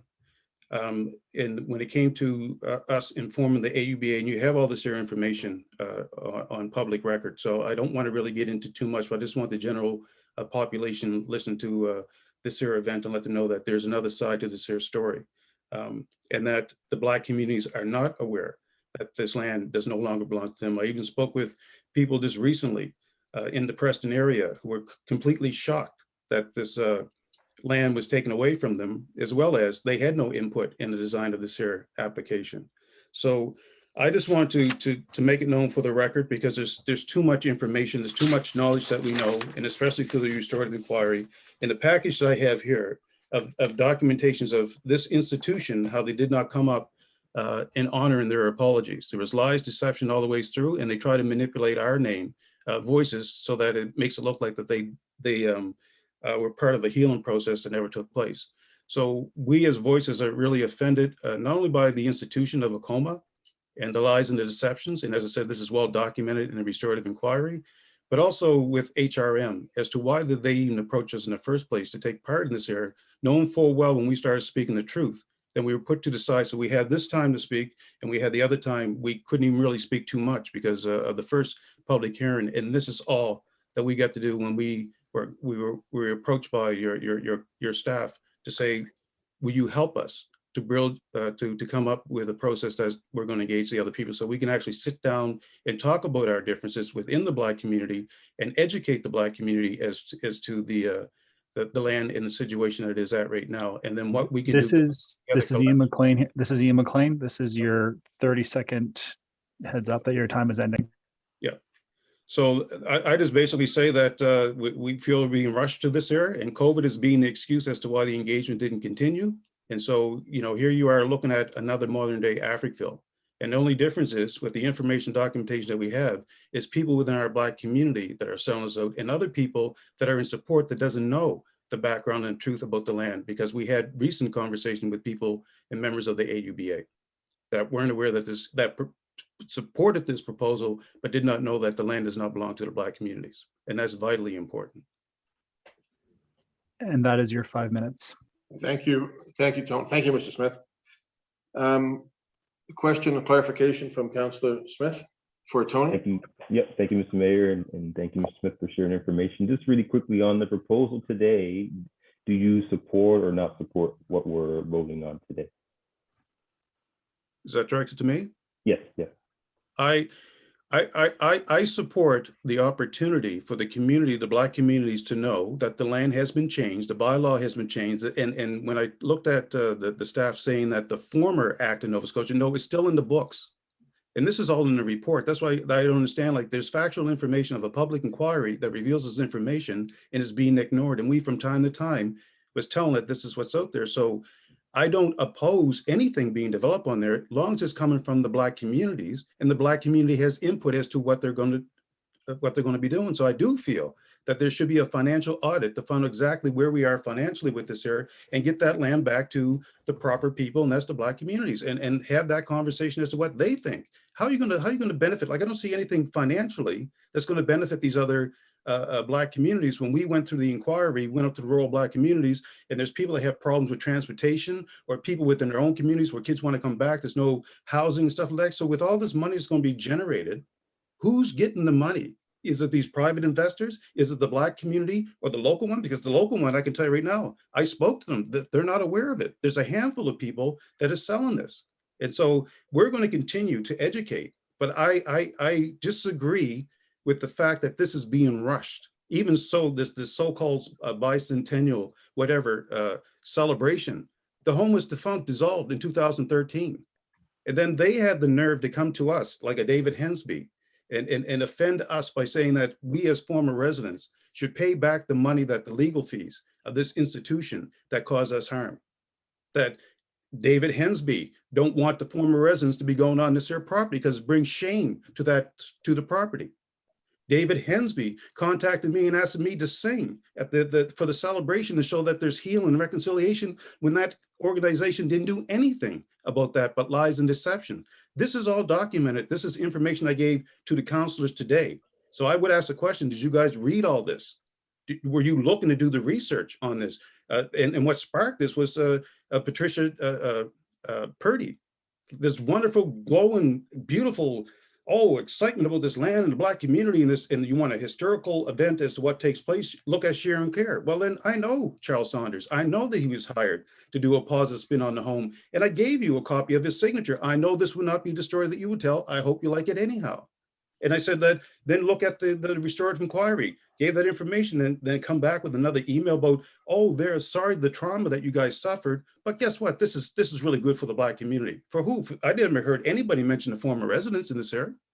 And we are the people that came from the various Black communities. The majority of the kids that came from the Black communities were from the rural areas. That's why when we had the restorative inquiry, we went out to the rural areas first, because they always feel left out, that the people that are speaking here, that I'm hearing tonight, speaking about what they feel that they need, where's the voice of these other communities? So I got this bogus stuff about sending out a survey, got this bogus stuff about these different organizations sending a survey where you need to— Mr. Smith, I'm just gonna cut it off there. We're getting into personalities and accusations.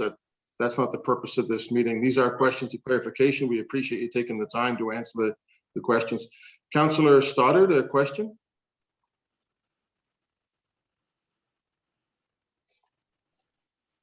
Thank you, Mr. Mayor. Just a quick question for Mr. Smith. You were saying that the bylaws were changed by Yes. ACOMA. Can you tell me when these bylaws were changed, please? The bylaws, I believe, at the top of my head, everything went back to 2013, that they were working on it in 2014, the change. And like we put this information out of the act itself in 1915, and they started reading a little bit about that. There was an amendment to the act in 1978 because the Black community and the AUBA was concerned that the property, if the colored home was dissolved, who would get the assets? So it was put in place that the AUBA would. If not, then any non-for-profit organization that will meet the bylaw to meet the Afro-American race needs around education, training, and childcare. And so when they, instead of going and getting the act dissolved, they didn't go, which would have been public, they then took all the assets out and put it over and transferred to ACOMA Holdings and left the name as a shell. So on the books today, like when I get that remark about the former act, it is still legislated as the Nova Scotia Home for Colored Children's Act. And the bylaw means that you meet the needs of the various Black communities. And that has been taken away from when the home transferred all the deeds over to ACOMA. So the Black community doesn't get anything, and that bylaw been taken out. So there's something really unethical about it, number one, but something really illegal about it. And I know that eventually when the Black communities are aware of all this building and everything's going on, they're gonna say, well, isn't it our land? How come we're not benefiting? And I'm just saying that we need to put a halt on that to ensure that we involve these various Black communities to ensure that things are on the up and up and that they actually have a say. So whatever's being developed is not me saying you shouldn't do. It's just that needs to take place because it's a modern day Afriville. I'm also from Afriville. And I see this here happening, and it's, you know, with the information I know and being a commissioner on this inquiry and having all this information, I'm trying to show my respect back to the Black community who showed respect us and supporting us in getting this inquiry in the first place. If ACOMA didn't own the lands, or how would they be able to change the bylaws? That's the question. Okay. That's the question, because that's in the report in and of itself. And I you know, as I say, I'm not going to drop any names or whatnot as to who is involved in change and all that kind of stuff. But the bottom line is that there's something that's questionable, the legalities of it, but ethically, there's a big problem. And then to put on this facade, knowing full well what we know, this false narrative about how inclusive this was and how all the Black communities are in support of, they don't know this. And Okay, I just said. Another question, Mr. Smith. Are there other members of the Voices here with you to make Yes, there is. presentations? Yes, it is. The vice Okay. president of Voices, yes. Are there also members of the community that you said were weren't aware of this situation? I don't know if they called in tonight or anything of that nature. I'm just saying that we had a meeting, Voices with in East Preston with the group there, and they were not aware. And I also had conversations with some members of the AUBA who supports this move, but did not know that the land was not, it's not the Black community's land anymore. And as Stephanie had mentioned, it belongs to Acoma. Who is Acoma? That's the board. So the board was in trust to sell land and do different things like I heard, but in keeping with the bylaw of the Nova Scotia Home for Colored Children's Act. Right. Okay, it's interesting. I hope that there are members from the community at this meeting so they can voice their concerns if they have. I just said I gave you guys the documentation, the package. It came today, a confirmation that it came. So I know you probably didn't all read it right now, but. Okay, thank you. Appreciate it. Okay, we're going to move to Councillor Kent. You got a question? Yes, thank you, Mr. Mayor. I just want to ask you, just reference this package that we received. How did you convey that package? Because I'm not aware of it. I hand delivered it and I got an email at today at 4:31. Hello, Tony Smith. Thank you for the email. Your correspondence has been distributed to mayor, council, and relevant staff with the form part of the official public record. So I just wanted that information to be on record and for you guys' attention. So I don't think that you guys have read that information, but I did send letters to the councils as to the situation with the land and the act. And as I say, it's in the restorativeинquiry.ca. The report is right there. That's why I couldn't understand. They mentioned in the report, but they don't mention the facts of the report, and that's stated in there about the land and taking out of the Black communities. It's a fact. Thank you, Mr. Smith. Senator Bernard, are you? Councillor Clary? Good evening. Good evening, Mr. Sorry, Mayor. Senator? Yes, I am Senator, here. Yeah, I'm going to ask you just to hold on for 1 sec. Okay. Councillor, okay, there is, yeah, the chat, they've got a delay in the chat here. Councillor Cleary has a question for Mr. Smith, I think.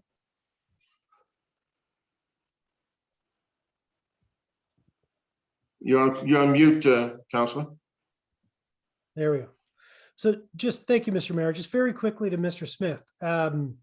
So I just want to be sure that you understand the question that's before council with regard to land use planning this evening versus the ownership of the lands, which would be a provincial issue. So you are aware of the distinction between land ownership, which is a provincial issue with regard to Acoma, and the land use changes that are being requested this evening, which don't really, it doesn't depend on the land ownership. Well, the question is, I understand the difference between the two. What I'm saying to you and what I'm hearing about how great this is for the Black community from a lot of you guys that spoke so far tonight, and a great opportunity for this and great opportunity for that. Ethically, there's something wrong with this. So if there's a question about the ownership, it should be put on pause until that question is done. If you're looking to serve the Black communities and not cause any further harm or divide. Okay, I just wanted to double check that you were under that you knew the difference between what we were doing and what you're concerned about. Well, as I said, I understand that the act is there provincially, that's an issue that would have to be looked at. But when you're saying ownership of the land and it's been taken away that it has, legally, can they do that? I would have to say, I truly don't think they can, but that would be something that would have to look into. So giving you this information, you would think that the council, HRM will look into that before they find out that, hey, this was illegal. Okay, so you I have appreciate lawyers it. to Thank look you, into sir. that. Thank you, Tony. Thank you, Councillor. Senator Wanda Thomas Bernard, sorry to hold you up. Welcome to council. Welcome back to council. Thank you, Mr. Mayor. I'm actually using my dinner break to be here. That's how important I think this is. Thank you. So I'll get on with it. Mr. Mayor, councilors, and community members who are on this call. As a resident of East Preston, as a taxpayer, a lifelong community member, I am very pleased to be here this evening, and I speak in support of the application of Acoma Holdings to develop the property. I'm also a former board member, and I'm an honorary board member, and both these positions speak to my interest in the property, in the facilities, and in the community, and in this potential development. I believe that this development would bring a much needed economic justice development to the Preston Township communities. These communities have been adversely affected by systemic anti-Black racism since our settlement here. Acoma not only has the vision for a vibrant economic development and community plan that addresses and targets specific community needs, but Acoma also has the capacity and the support of many communities and many members of African Nova Scotian communities around the province, and more specifically in this Preston Township area. And they have the ability to realize that vision and to implement this very progressive plan. As we build back better from the economic devastation due to COVID, and we all know that communities of African descent across the country have been disproportionately impacted by COVID. There is a national commitment to leave no one behind. Allowing this development to proceed would signal to the rest of Nova Scotia that economic development is a form of economic justice and also a form of reparations that lead to empowerment. Acoma must be allowed to proceed with this work. It is most unfortunate. It is most unfortunate that there is still a lot of pain and trauma experienced by the former residents as represented by voices. It's unfortunate that the resources invested in the restorative inquiry have not yielded the restorative results that were promised. I personally did not participate in the restorative inquiry, although I attempted to on 2 occasions. And on both those occasions, the sessions that I was to attend were canceled at the last minute without explanation. So I don't know why my voice was not a part of it, but I know that it wasn't. But I do feel that it's important that we not allow the pain and turmoil of those former residents directly impacted by the trauma and the traumatic events of the past abuse to impact those who were indirectly impacted. We're all indirectly impacted. That truly would be a travesty of justice. It is time to move forward, Halifax Regional Council. It is time. And I believe that economic justice is key to our collective survival. This development will bring jobs in construction. It will bring training opportunities for young African Nova Scotians who are trying to enter those fields.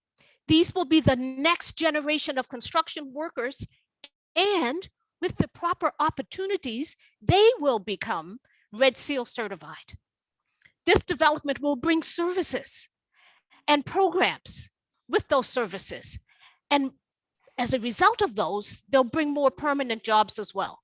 This will have tremendous impact on the economic, social, and political economy of this region. This development will bring pride. This development will bring empowerment. This development, as I said, will bring economic justice. This development must be allowed to proceed. To block this development would be blocking our collective progress.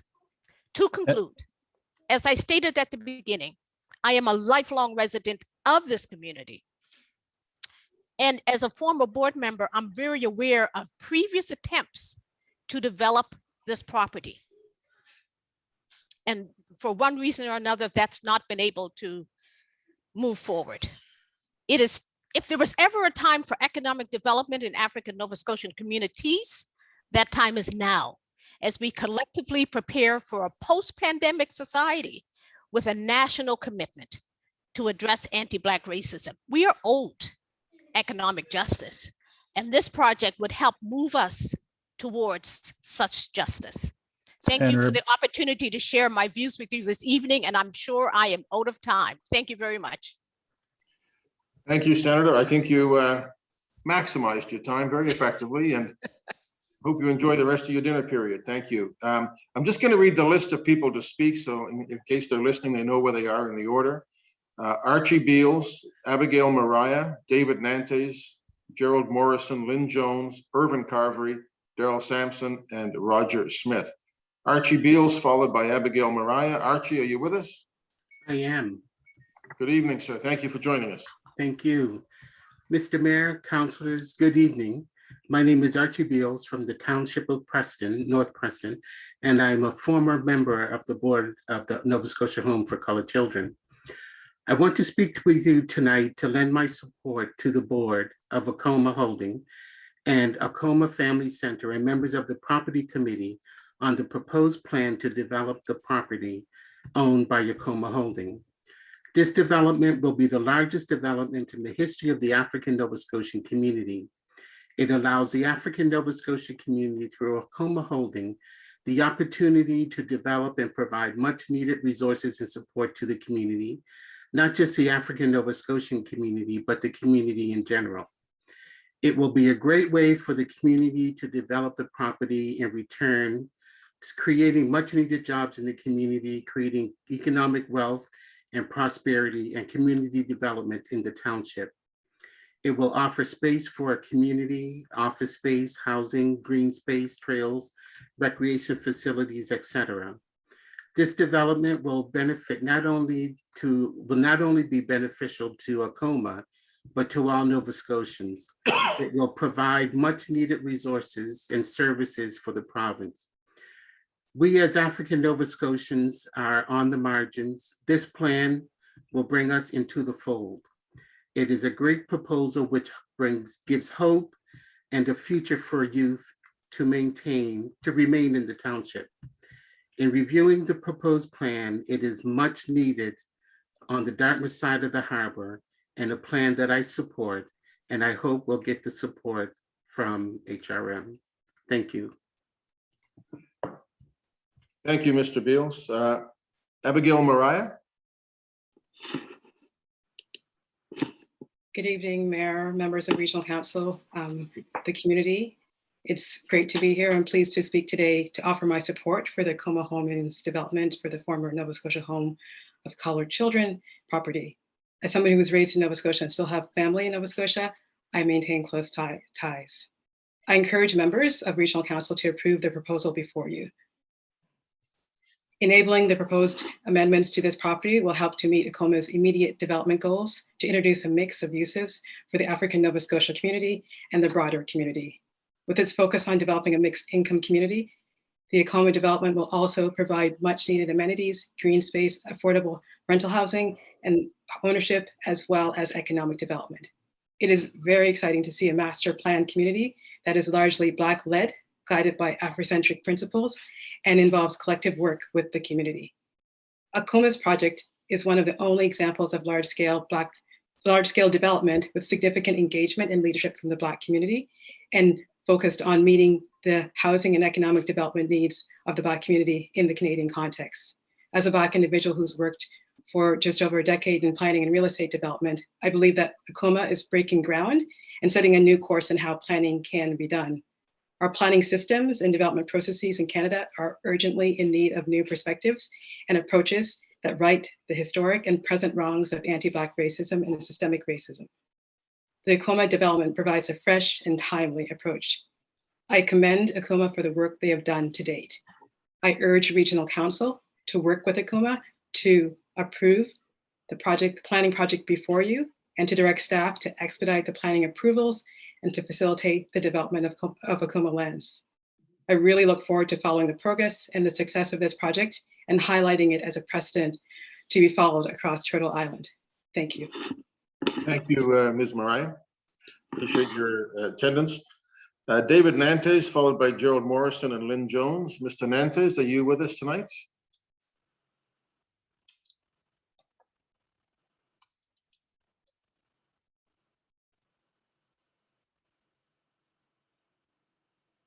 Do we know, Ian, if Mr. Nantes is with us?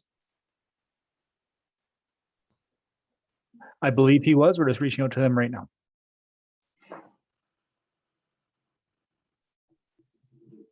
Can you hear me now? There, we got you. You've Thank you. organized the technology, Mr. Nantes. Welcome. Thank you very much, Mr. Mayor and councilors. And thank you very much for the opportunity to share a few thoughts with you. Just for some of the councilors, many of whom I don't know, I represented this area in the legislature from 1978 to 1993. So it's awful nice to see discussions active about talking about developing the property, because it's really been sitting there for 40 to 50 years with only very minor usage of the land. I see this as a phenomenal opportunity for the African Nova Scotia community to develop. I guess what caught my attention, and I'm going to spend most of my time talking about the longer term, the larger scale development rather than the one today, because the one today is really a small scale development in the things important, but still small scale. So I would hope council could move it ahead. It's been 7 months since the last public meeting. And I was struck, and what prompted me to participate today was when I saw the newspaper ad a few weeks ago. It said, after this is done, it's going to require certain technical studies before proceeding with development on the site, and require site plan approval for certain uses and a development agreement process for a larger scale development prior to issuing a development permit. It's a pretty complicated approach for community groups to try and follow. So I would hope council might think about finding ways to expedite this process, because I think it's fair to say to date, it has not been a very quick process for those involved. But on the larger scale project I'd like to speak about, right now, we're seeing development move outside of HRM to Enfield, Elmsdale, and Lance. They're going to create 2 projects. I live in Colby Village in Cole Harbor. I've lived here for many years. They're going to create 2 Colby villages over the next 4 or 5 years outside this municipality. So when we talk about suburban development, that's even outside suburban development. This land with over 300 acres fits right in with the next area that could be developed on the Dartmouth side of the harbor, over and above the Clayton project out on the Waverly Road, which I understand from public discussion, reading publicly from the president of Clayton, that it's 4 to 5 years behind schedule. So there's a real need for serviced land in the Dartmouth side of the harbor. You have the Bedford West project, and you have the areas out in the Spryfield area that the Armco people are developing. But on the Halifax side, there is literally no service land available other than the upcoming Clayton project, whenever that is approved. I'd like to see you take a special effort, not just through the development planning process, but really let's look at engineering.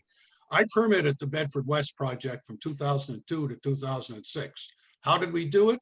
It was when Annapolis Group owned it, you may recall, for some people may recall, was then sold after it was approved to Cresco and Clayton. We focused on how could we get central sewer and water to the project. We did that first, then we sorted out the planning, because we could plan knowing we had central water and sewer. I think this project needs the same thing. I know there's a fairly readily available solution to get central sewer by running trunk systems into the Dartmouth trunk systems. I'm sure you could get federal funding, particularly for this community. For this particular land, it's over 300 acres. I have no interest in terms of special interest about this. I'm certainly a community resident who wants to see development for the African Nova Scotia community. This is probably the absolute best opportunity that's ever existed. Some of your previous speakers spoke about the fact that nothing has happened, and I must admit I have to share their agreement, and frankly, maybe I'm somewhat responsible for it not happening years ago. but now's a chance. But I think you have to step outside not just a normal regional development process. Agree that you're going to find a way to get this land serviced, get the engineering studies done in quick order, fit them into your regional plan review, get to Ottawa for federal funding. I'm sure people like Senator Bernard could be a phenomenal help, plus your area MPs. And let's find a way to get this land to have central sewer. It fits right in with what the next phase of the Cole Harbour Westfall community. We have existing high school capacity. We have existing junior high capacity. We have existing elementary school capacity. We're not going to need any of them. If this entire land was developed, the existing capacities are there with all the schools from elementary through to high school. We have Cole Harbour Place also as a central community facility on the large scale regional side. I'm sure there'll be local ones. But what I would like to see is council take a special effort to find a way to get the studies in place quickly to see how this land can be provided with central sewer systems. And if that happens, then you're going to be a boom to the African Nova Scotia community because they can truly develop what will be a fabulous community. Thank you very much for your consideration. Thank you very much. Gerald Morrison, followed by Lynn Jones and Irvin Carvery. Mr. Morrison. Can anybody hear me? We got you. Yeah, the floor is yours. Okay, first of all, I say thank you, Mr. Mayor and members of council for allowing me to speak today. As a former resident of the Nova Scotia Home for Colored Children in the 50s and the early 60s, I saw and experienced many things that should never have taken place. The home was just that, a home for a lot of us. As a child from Middleton, I was put into the care of the home at 2 years of age and remained there during my childhood. Years later, when the opportunity came, I decided to become part of a group called Voices, which is Victims of Institutional Child Exploitation Society, along with other former residents. We Voices decided to represent over 330 former residents which were spread all over the country. I was also a member of the Restorative Inquiry and sat on the Council of Parties as a Voices representative. I am speaking here today as a representative of those less fortunate. I want to make it clear that we, Voices, have only the interests of the Black communities of Nova Scotia at heart. Throughout the Restorative Inquiry, our mandate was to assure that there was public recognition and acknowledgement of historic and current systemic and institutionalized anti-Black racism in Nova Scotia through the lens of the Nova Scotia Home for Colored Children experience. The purpose of the inquiry was not to assign blame for past harms, but to understand what has happened in the past to ensure a better future for African Nova Scotia children, their families, and their communities. A key emphasis of the Restorative Inquiry was to engage the public by communication and sharing its work throughout the process and share knowledge in a way that is accessible and can be used and mobilized for action by government and community. During the inquiry, the former residents took up the mantra of do no further harm and leave no one behind. These ideas were reflected at all meetings held with engaged parties. Ironically, we were received well at all our community meetings, except on one occasion where a councillor and board member of the home suggested that we, the abused former residents, give some of our awarded financial settlement back to the home to help pay its legal bills and to restore the property. My answer to this statement was, I lost my childhood at the home. The home took that away from me. I can never get that back. I would also like to state in relation to Senator Bernard's concern that the former residents did not get to the healing through the RI as she suggested is false. What did not happen is the home did not acknowledge the harm and abuses to the former residents, and it does not reflect an organization that has the interest of the community at heart. Today, we are here to decide the proposal submitted by Akuma to the city referred to as case 21875, and whether or not it would be given the green light to move forward with development. At the last virtual meeting, I believe that Senator Bernard asked, was there any further funding for the home? Ms. Veronica Marsman stated that there was only the $250,000 received from the government. Mr. Smith had mentioned that he had a conversation with the developer, Mr. Landro of Castle Developments, who stated that he had given Ms. Marsman $250,000 for the building of a subdivision on the property. Ms. Marsman at that time only acknowledged that she knew Mr. Landro. Another question regarding this land proposal is the city has stated that Akuma, ANSA, DPAD, the AUBA, along with other organizations, approached the various communities about the land development proposal being put forward to the city. My question is, did any of these organizations mention at their meetings that these lands no longer belong to the Black communities? The reason I asked this is at a recent meeting in East Preston, all those in attendance state that they heard of the development of the properties, but were not told that the lands no longer belong to the Black communities. They went as far as to say that they attended a meeting by Akuma discussing the proposed plan, but had no input into the plan. The Akuma Incorporation's documents of 2013 removed the AUBA from its priority status, while at the same time removing the Black communities' right to the assets and land as legislated in the 1915 Act. These are only few examples of why we Voices strongly believe that Akuma's narrative in the proposal is misleading at best, but it also comes to question the legal ramifications, not to mention the ethical implications, as well as the harm this will cause within the Black communities within whom this land was granted/deeded to by the Nova Scotia government through the Nova Scotia Home for Colored Children Act that is still on record. I believe that for the sake of transparency and clarity, we must look at what has gone on before the city moves forward and decides on this project to develop these lands. These lands belong to all members of the Black communities of Nova Scotia, and to be taken from the Black communities and given to Akuma Holdings seems highly irregular. When I heard about this rezoning proposal by Akuma, I was told it was for the good of the Black community. I believe that there must be proper input from all the Black communities of Nova Scotia and the former residents who called this their home, not just the small area surrounding the home. This is not being inclusive, nor is it a representation of Black voices from the other 47 Black communities of the province. The city must ensure that the voices of all the Black communities and the former residents are heard and have had a chance to state their concerns, both positive and negative, about the process. This is Ian McLean. This is Ian McLean, the municipal clerk. This is your 30-second warning. Okay, no problem. The former residents are key voices to look at for the future of these properties. They have lived on this property, they have suffered on this property, and they have called this property home. I believe it is especially important that before any land development proceeds, we assure that the former residents are part of the process and that their voices are heard and reflected in any changes the city proceeds with. In closing, I would like to reiterate what Tony Smith has said. I would like to have a forensic audit done to determine whether this land deal was done legally and who is benefiting from this arrangement. I also want to see the land returned to all the Black communities as was originally intended by the legislation of the Nova Scotia Home for Colored Children Act put in place in 1915. So that when a decision is made as to what is to be done with the properties, we have a true representation of all the Black communities, voices in Nova Scotia. This is Ian again. This is Ian again. That is your 5 minutes. It's done?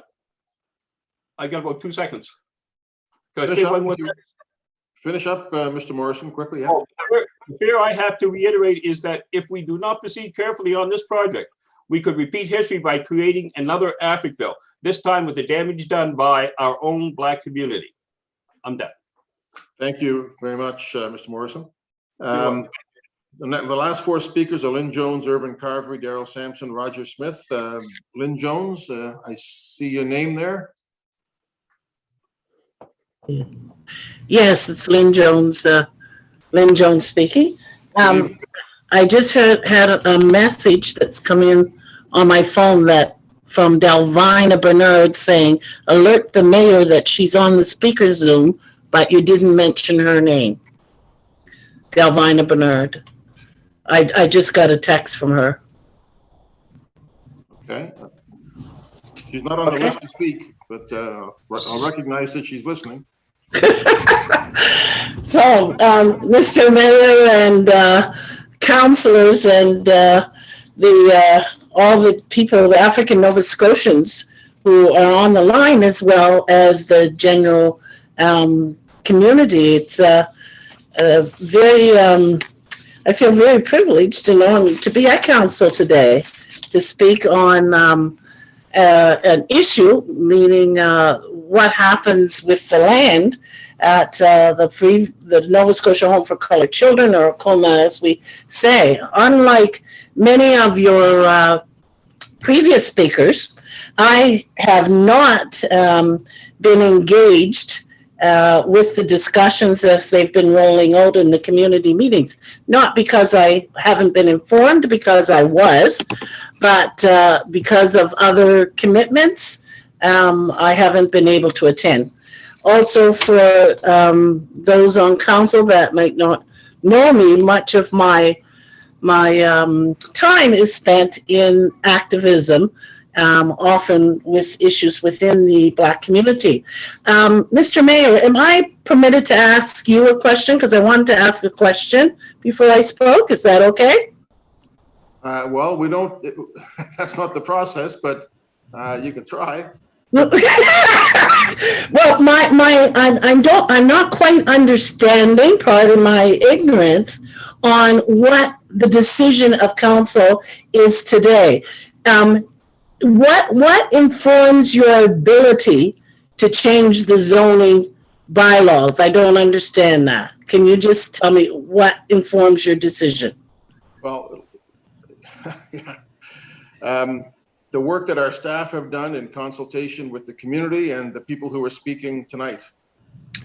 Right. So are you making a decision on the actual plan for the community, or are you making the decision on changing the urban reserve designation? That's what I'm trying to figure out. Yeah. Do you have a presentation to make, Ms. Jones? Do you want to? Yeah, that's part of my presentation to just understand that, because there's two things that we keep raising is the changes to the urban reserve designation, but I'm also interested in the self-determination of the Black community. And a lot of what I'm hearing is things that, for me, are decisions within the Black community, as some people from Voices too had mentioned, that decisions around the home be made within the community, which I'm very supportive of. So that's was just my confusion. Is the council making decisions that should be done within the community, or are they strictly making decisions that relate to the urban reserve designation? In terms of whether we're making decisions from the community, I guess that would depend on your perspective. Certainly, we think that we are. Okay, so you're making decisions in terms of the housing. So what I would like to say is, I too, as some people have mentioned before, have a long-term history with the Colored Home, including being a board member. But I think that my activity within the board has been a little bit different than some of the people that have spoken in the past, because unlike what some have had, there has been proposals brought forward to city council, even during my time on the board, for ideas about how that land could be utilized. And during my time, it was actually the city that had an interest in the land, and it was around developing a soccer field, because it was prime land and related to that. And the board of the home, some members of the board of the home, were looking at selling the land for $1 to the city to develop that football field. But I was a person that opposed that, and I still have the documentation around that, because the community at that time was not sufficiently informed, once again, of this decision, and I felt that that was not acceptable. So it has come to City Council before, and City Council at that time was prepared to look at rezoning and doing the football field. I'm not going to take up a lot of the time. I think that Okuma has done a lot of work from what I could see, what I've read, in terms of developing use and engaging community around what should happen. I just will leave it, so I'm not going to stay long, that I believe in the self-determination of the community, and I think it should be the community that makes the decision about whether or not there be housing or anything else that's a part of the land, and that the city actually makes the determination on whether or not they're going to rezone or not rezone that area. So that's all I want to say as part of the process. Thank you very much, Ms. Jones. Appreciate that. Last three speakers, Irvin Carvery, Daryl Sampson, Roger Smith. Mr. Carvery, I see your resplendent face there. Welcome. Thank you very much, Mr. Mayor. Mr. Mayor and members of council, my name is Irvin Carvery. I am co-chair of the Road to Prosperity Committee, a committee that was struck coming out of the African Nova Scotian Economic Action Plan on HRM, developed by the Greater Halifax Partnership. One of the pillars of responsibility that we have in the areas, and before I go there, let me say that our committee comprises of representatives from all of the Black communities within HRM. We have representatives that sit on the board. One of the pillars of our work is around economic development. Historically, people of African descent in this province have not had the opportunity to fully participate in economic development. And I've always been a strong advocate that if we are truly going to make a difference in terms of the lives of the people of African descent, it has to be through in the area of economic development. The planning departments within HRM, when it comes time for development, and historically have not been kind to the African Nova Scotian community. Land and the ownership of land is the basis on which intergenerational wealth is accumulated, and that has been well recognized and documented. And without economic development, and because of that's why it's so important that the decisions of planning in terms of bylaws and zonings can impact our ability to actually generate that intergenerational wealth. And we have seen, given the land titles issues, that has not been kind to us. The proposal from Okuma for the rezoning of those lands is absolutely required. I would like to compliment Mr. David Nantes in his suggestion and recommendation that we go even further in terms of servicing all of the lands, so that we're not caught up in these timeframes that it takes. It takes so long to get from the actual beginning of a project to the end of a project. So I strongly support what David said there in regards to looking at the bigger picture. The Road to Prosperity Committee supports this economic activity. This project calls for not only economic activity, but also housing that is badly needed in our communities. We have a lot of, believe it or not, we do have a lot of homelessness within the African Nova Scotian community. The difference is that these folks are sofa,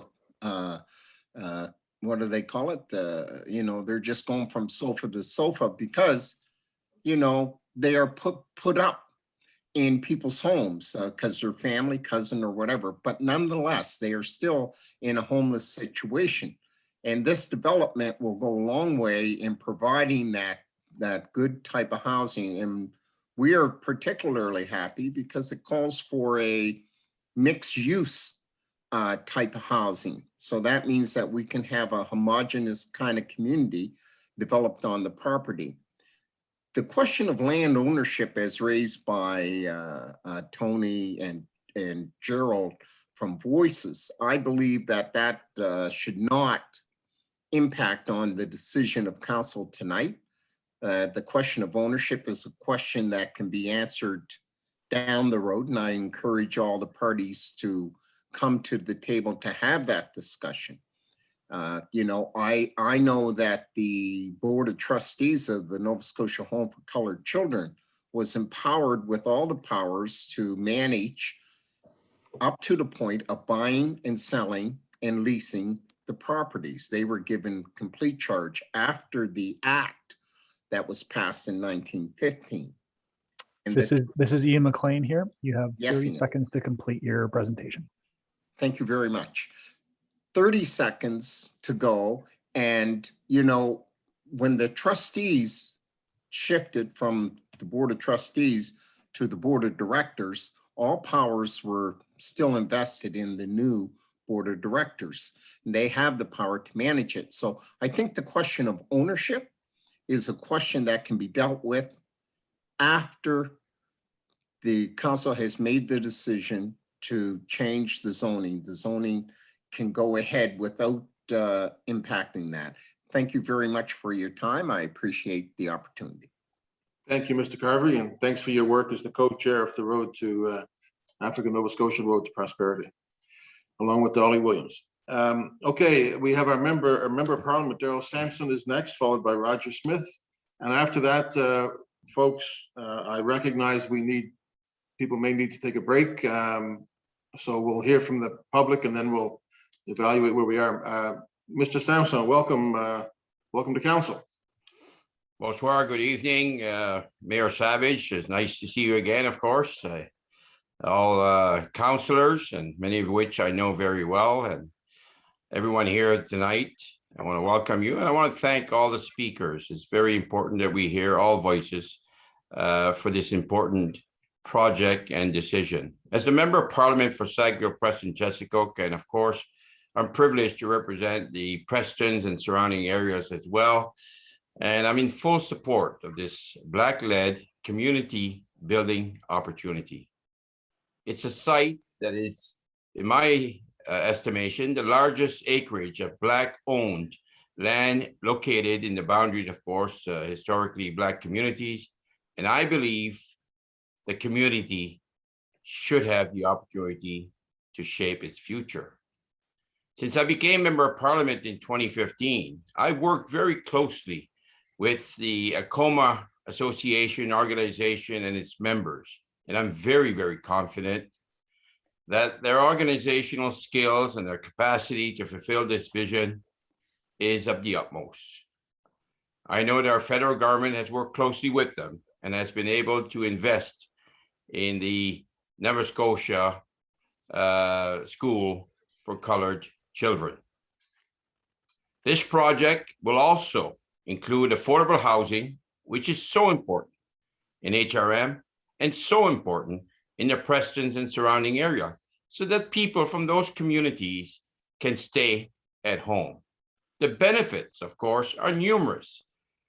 Bring Black-owned businesses to our area, senior residents, create gathering places for the community, and also give the people in the Preston and surrounding area a chance to shape their community. Businesses on site will be community-centered, based Black-owned and operated, responding to the specific cultural and health needs of the Black community while supporting Black entrepreneurs and creating employment. The Acoma Holding is governed, of course, by a board that is representative of the Black community and is Black-led. Acoma has been and will continue to be a trusted partner. Finally, this initiative will allow the Preston and surrounding areas to stay in their region and stay engaged in their growth and their prosperity for the future. Acoma, their plan is ready. Their volunteers are ready. For those reasons, I give my full support to Acoma and the development proposal, and I encourage council members to take advantage of the potential and the opportunities that this very important project will bring to their communities. Thank you and have a great evening. Thank you, Mr. Sampson. Roger Smith is our last speaker. Roger, you with us?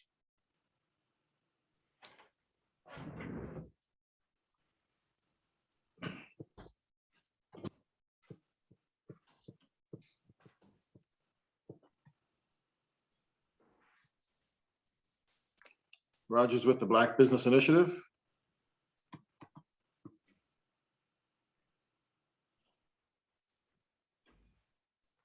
I see our clerk furiously trying to reach him. Roger, this is Ian. You are unmuted on our screen. Can you hear us?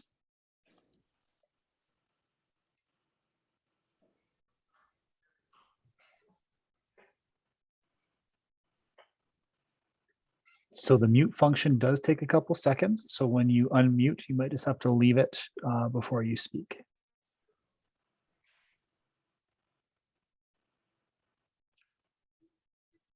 I think if it's maybe what we'll do is take a break. I wanted to get through all the speakers, but if it's going to take a moment, I know that we've been at this for a couple of hours and we do need to just take 5 minutes, give people a chance to go to the bathroom or get a glass of water. So Ian, maybe we'll take 5 minutes. I'll just remind everybody, we're in a public hearing. We keep an open mind. We can't be talking, accepting any advice on this while the meeting is underway. So how is 5 minutes enough, folks? Yeah, let's just do 5 minutes. According to my watch, it's 8:10. We'll come back at 8:15, and if we can connect with Roger Smith, we'll do that then, Ian. Just as a reminder, we will be blanking off your microphones and your videos during the break, and we will turn them back on right at 8:15. And please, colleagues, just 5 minutes. And if you're not back, then it inhibits our ability to continue with the meeting. So 5 minutes.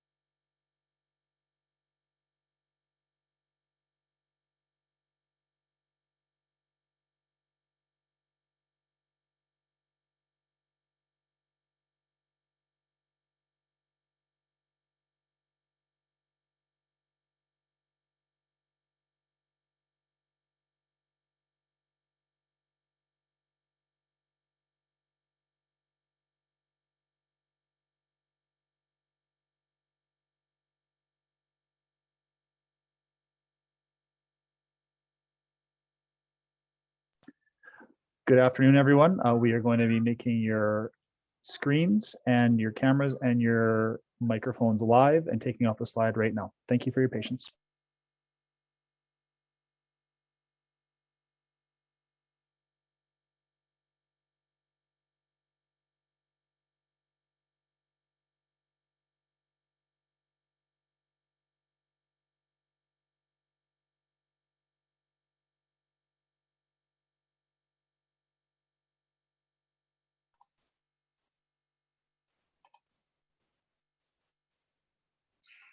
Okay.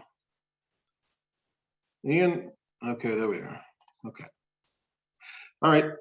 Were we able to get a hold of Roger Smith?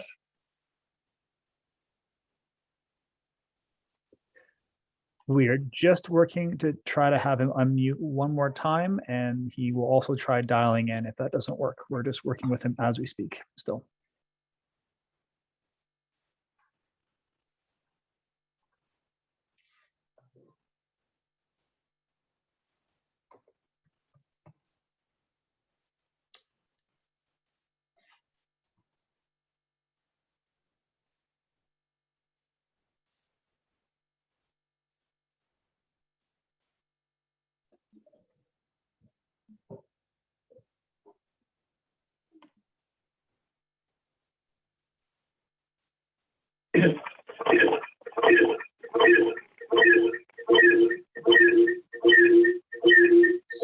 So Roger Smith, I would ask, please, could you mute the YouTube link if you have it on and just be speaking through your phone or whatever device you are using? We're getting some feedback from your sound.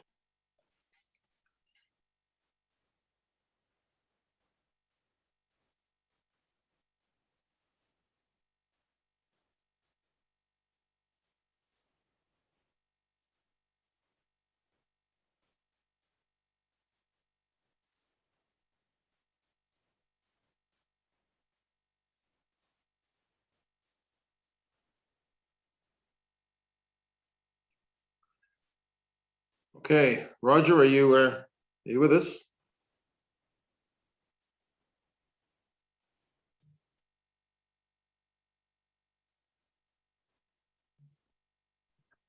Roger. Hello, is that Roger? Yeah, this is he. Roger, it's Mike Okay. Savage. Welcome to council. Mr. Savage, thank you very much for the opportunity. I'm sorry for the technical difficulty, but I don't know what happened. They happen. But There's a lot anyway- of those. Go ahead. Yeah, you saved the best for last. Well, Mr. Mayor, thank you very much for allowing me to speak this evening, and everyone on the council, and also those that are out there in virtual land. It's my pleasure to present to you this evening on the rezoning for a portion of the Kuma property. As an honorary board member of the home, I reside in the community of East Preston. I was born and raised in the community of North Preston. The Kuma and the Nova Scotia Home for California property are the site of the largest acreage of Black-owned land in Nova Scotia, near the historically aforementioned Black communities. My presentation will be presented in three parts: my connection to the home, my involvement on the board, and the importance and impact of the rezoning would have on the Preston Township. My connection to the home, which takes me back many years. During my adolescent years, I spent quite a bit of time at the old home site, as my grandfather, the late Deacon Joseph Smith, was the mailman for the Preston area. And I would accompany him many times as he delivered mail. This gave me the time to play with some of the residents inside and outside the residence. The home has a very special place in my heart. My board involvement: in June 1985, at the AGM, I became a member of the board of directors, a term for which I served for 10 years, holding many positions, even that of the chairperson of the board. I had and still have a great appreciation for the work of the staff and the board as they provide a much needed service to the residents. During my term on the board, we had engaged some students from Dalhousie University to see what could be done with sub-area A of your proposed plan. Only at that time, They provide a scale model of various buildings for senior care, housing, and amphitheater, etc. This was a vision some 25 to 30 years ago, and it is still a vision today. My question is, when will this vision become a reality? During my term on the board, and even after, there were individuals from the communities who would ask me, what are the plans for the lands of the home? My response was, we do have plans, however, there are restraints preventing us from carrying them out at this time. I participated many times over the years in the annual broadcast of funds, which were held every December until it ended a few years ago, to raise monies to buy some of the items that the Department of Community Service would not fund. The importance and impact for this meeting this evening. As a board, we were faced with many challenges, such as how the property was registered. Under the leadership and determination from Veronica Marsman, board, and others, the land had been appropriately registered given the reasons for this public hearing today for rezoning so that vision can someday become a reality. With this rezoning, as detailed in subsection A, B, and C, this will allow for much needed senior care facility in Nova Scotia, especially for the residents of the Preston Township and the Eastern Shore areas. With an Asian population and many seniors that will be requiring care, it would decrease travel time for families visiting their loved ones. The other uses will address a much needed housing shortage within HRM. There are many Prestonians and others who pay rent, and I'm certain if there were opportunities available for affordable housing, they would take advantage of them for two reasons. Number one, they will become proud property owners. And number two, it will put them close to their communities where they grew up, thus leaving a legacy for their families.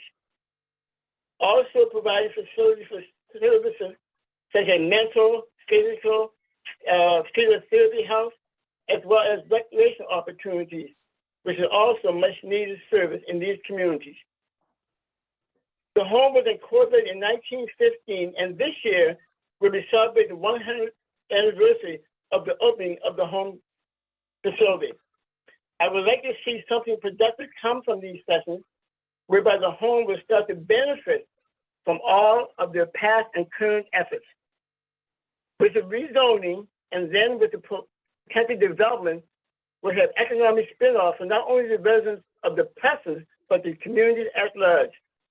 Supporting Black-owned entrepreneurs and creating much-needed employment for these disenfranchised communities. As we all know, you cannot make any more land, so why not utilize the land that we already have to put something vital within the present area that we can be proud of for years and years to come. Thank you again for this opportunity. Thank you, Mr. Smith. We appreciate it.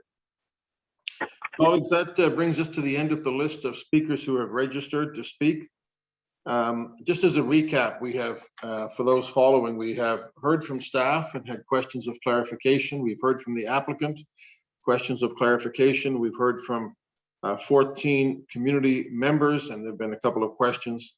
The applicant at this point has an opportunity, has 5 minutes to respond to any points raised by the speaker. If the applicant is still with us, and if they wish to take advantage of that time, they have this opportunity. So I'll ask the applicants if they wish to say anything at this point.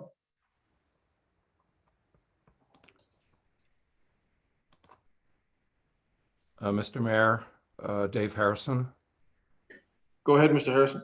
Just very, very briefly, I'm going to take off my urban planning hat and put on my development consulting hat. And as a matter of the record, since I have been involved with Akuma since August 2019, tonight is the first time I've heard the name Castle Hill Developments. There are no arrangements I'm aware of. There are no investment discussions that I'm aware of, and certainly as chair of the project team, I would be aware of these. So I just wanted, for the record, that to be stated. Thank you. Thank you.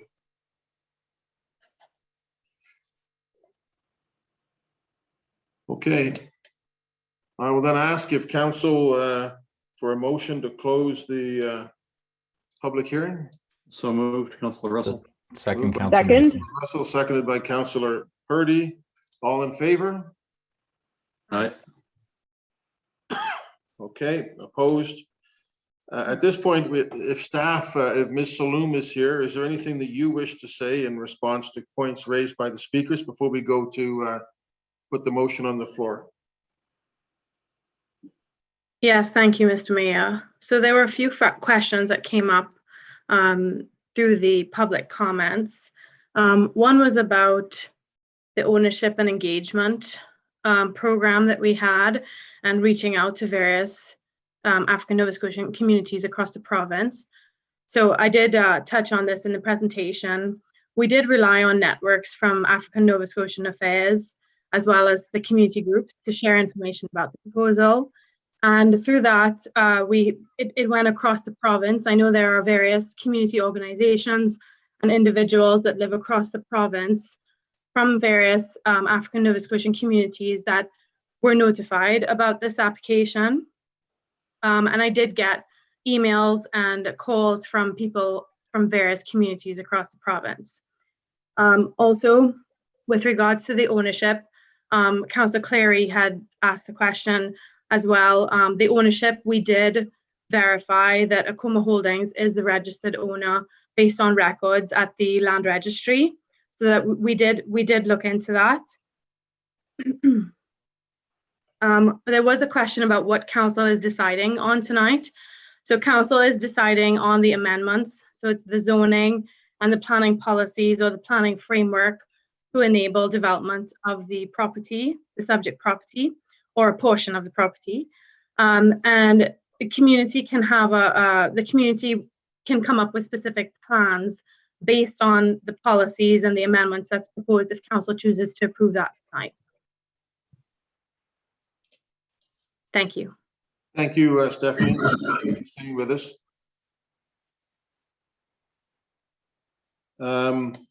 Okay. Seeing no other questions at this point in time, I'll ask what is the wish of council? Councillor Purdy. Yes, hi, thank you, Mr. Mayor. I wish to put the motion on the floor. Just before you do, I'm getting a note from somebody that the YouTube broadcast is frozen. Ian, I don't know if you can check into that. Oh, yeah. Thank you for passing that on. We are looking at it as we speak. We're working on it as we speak. We'll go ahead, I think, with the debate. Councillor Purdy, do you want to put the motion on the floor? I sure would, thank you. I move that Halifax Regional Council adopt the proposed amendments to the Regional Municipal Planning Strategy, Regional Subdivision Bylaw, Cole Harbour Westfall Municipal Planning Strategy, and the Cole Harbour Westfall Land Use Bylaw as set out in attachments A, B, C, and D of the staff report dated March 1st, 2021, to enable the adaptive reuse of the former Nova Scotia Home for Colored Children and to allow development of a portion of the site toward Highway 7 Westfall.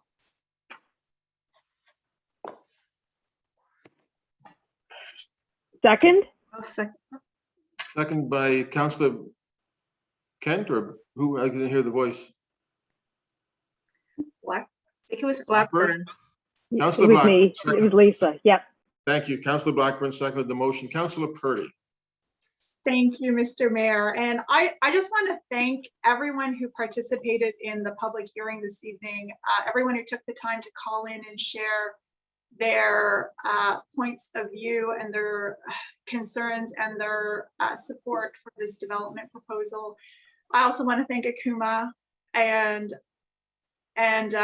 everyone listening from home who is engaged in this and interested to know about this. And I also want to thank, last but not least, our staff and all of the work that they have put into this, Stephanie and her team. When I was given advice in preparation for this public hearing, I was told to trust the process and focus on the facts.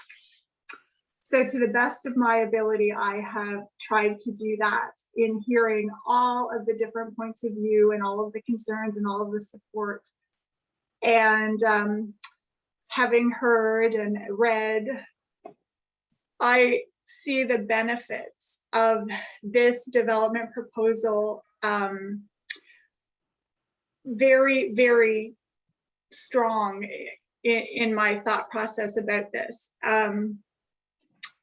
Akuma's vision, as we heard tonight with some of the speakers, aims to address the needs in the community. And in 2018, Akuma commissioned a housing needs assessment, and they had a focus on the African Nova Scotian community. And they saw, and the needs came back, and their development proposal aims to address these specific needs. And they would in these ways that they have proposed.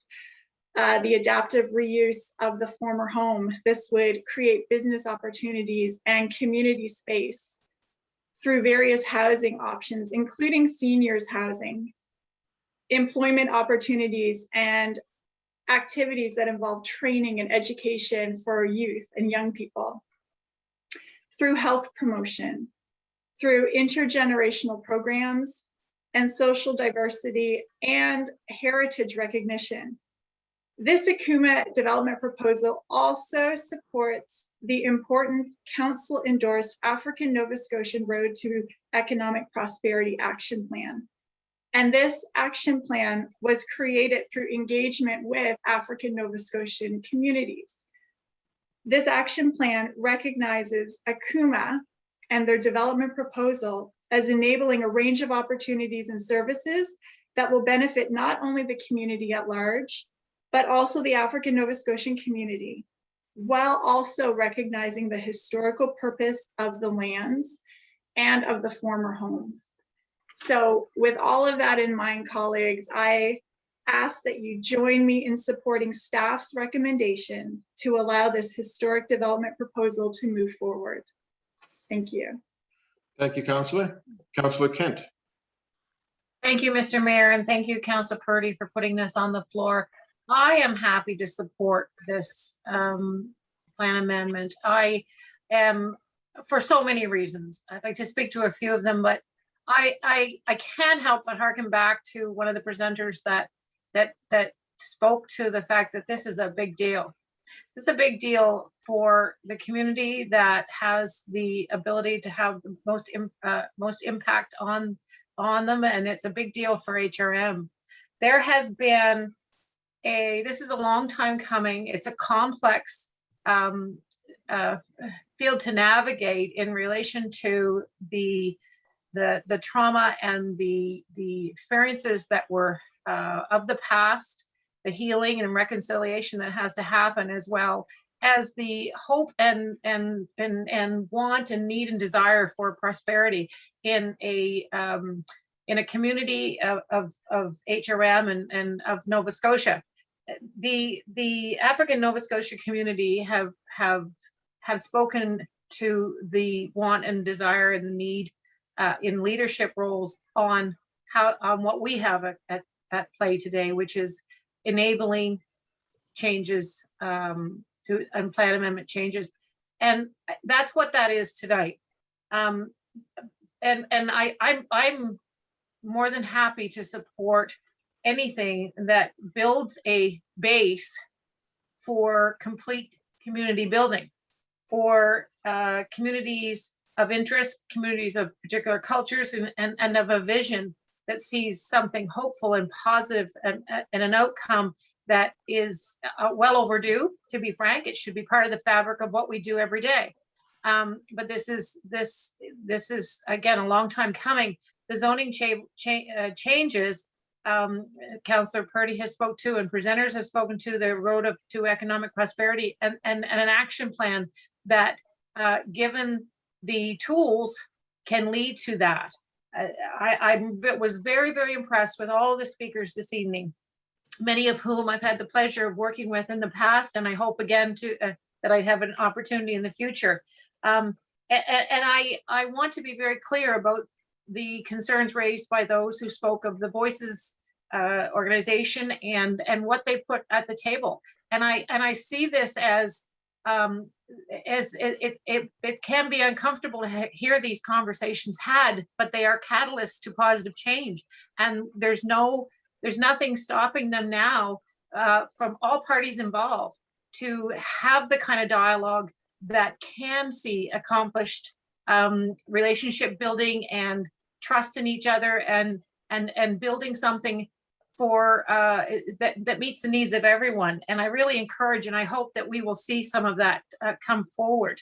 There, this is a recognition that from a council, when we support this, is we recognize the importance of this, the big deal that really is to come for not only the folks that will have the ability to host this development project for wherever it goes, but to continue to have conversations around healing and around acknowledging what really is the best avenue forward to address the concerns that were raised tonight. I hope and I'm happy to in the future support any efforts that might come forward in a ways that can support. I know Councillor Purdy, this is in her district, and she holds this project very dear. And I think it's a reflection of change, and I'm just thrilled to be part of it. I ask that the rest of the council do the same, support this. I wouldn't be. I think I have to put a plug in for some things that we brought to the table in the past before I sign off, is that around developing a funding stream for projects like this. A perfect example of projects like this that need some support, financial support and capacity. And right now we have a mechanism in the center plan for supporting housing projects, but we don't outside of the center plan. And I know that that was an important step, the center plan, and maybe it's taken a little longer for us to get to the next step. And I would encourage us as well not to delay on that. The housing crisis is very real. These are good projects that are coming forward, and our residents need us. Those are particularly those in crisis. And we have people like the team here that's been put with ACOMA and partners that are. Councillor, I'm going to ask you to wrap up. You're well past 5 minutes. Okay, thank you. I wasn't watching my notes. Nobody told me I had 30 seconds. Anyway, it's all good. Thank you. And I hope that everyone will support it. Thanks. Thank you, Councillor. Councillor Smith. Thank you, Mr. Mayor. Before I speak, I'm just wondering if a quick question of clarification can be answered by staff. So if this gets approved tonight, what is the next steps with this project? Stephanie? Thank you, Mr. Mayor, and to Councillor Smith. If this gets approved tonight, then ACOMA, the next steps, it goes to the province for their approval. If the province approves the amendments package, we would send out a notice of approval in the newspaper. And once that notice of approval is posted, then ACOMA will be eligible to apply for development permits for their site. So the proposed amendments enable development in different ways. It could be a development agreement application, site plan approval application that comes first, but there's also a range of uses that can be permitted just by going directly to the permitting process. Okay, so there's a possibility, depending on what they come to the city with, but there's a possibility that we could be having a discussion about a development agreement in the future, obviously depending on what they want to build. Correct. Okay. So thank you for that. So really, as mentioned, I support this in principle and think it is a huge step forward for what is needed in the Black community in Nova Scotia. I do have some concerns with not having some information, and we heard from some speakers today that there's information that should be made available to us. So as we move forward, I hope we have an opportunity to talk about those pieces and really look at the long-term feasibility of projects like this that impact the Black community. So, those are questions that I will take back and will ask, but I overall support this in principle and hope council does it too. Thank you. Thank you, Councillor Smith. All right, Councillor Stoddard. Thank you, Mr. Mayor and colleagues. I would just like to say that I support this motion 100%. It's a way to move forward, I believe. It's an opportunity to develop the lands for the betterment of the community. I think the communities will benefit from this. And as said earlier, it's a way to mend hurt feelings and come together and look towards the good of the communities and work together to make a better place for everyone. Thank you. Thank you. Seeing no other speakers, are we ready for the question? Question?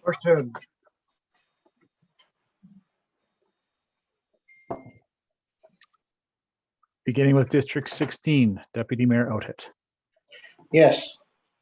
Mayor Savage, Yes.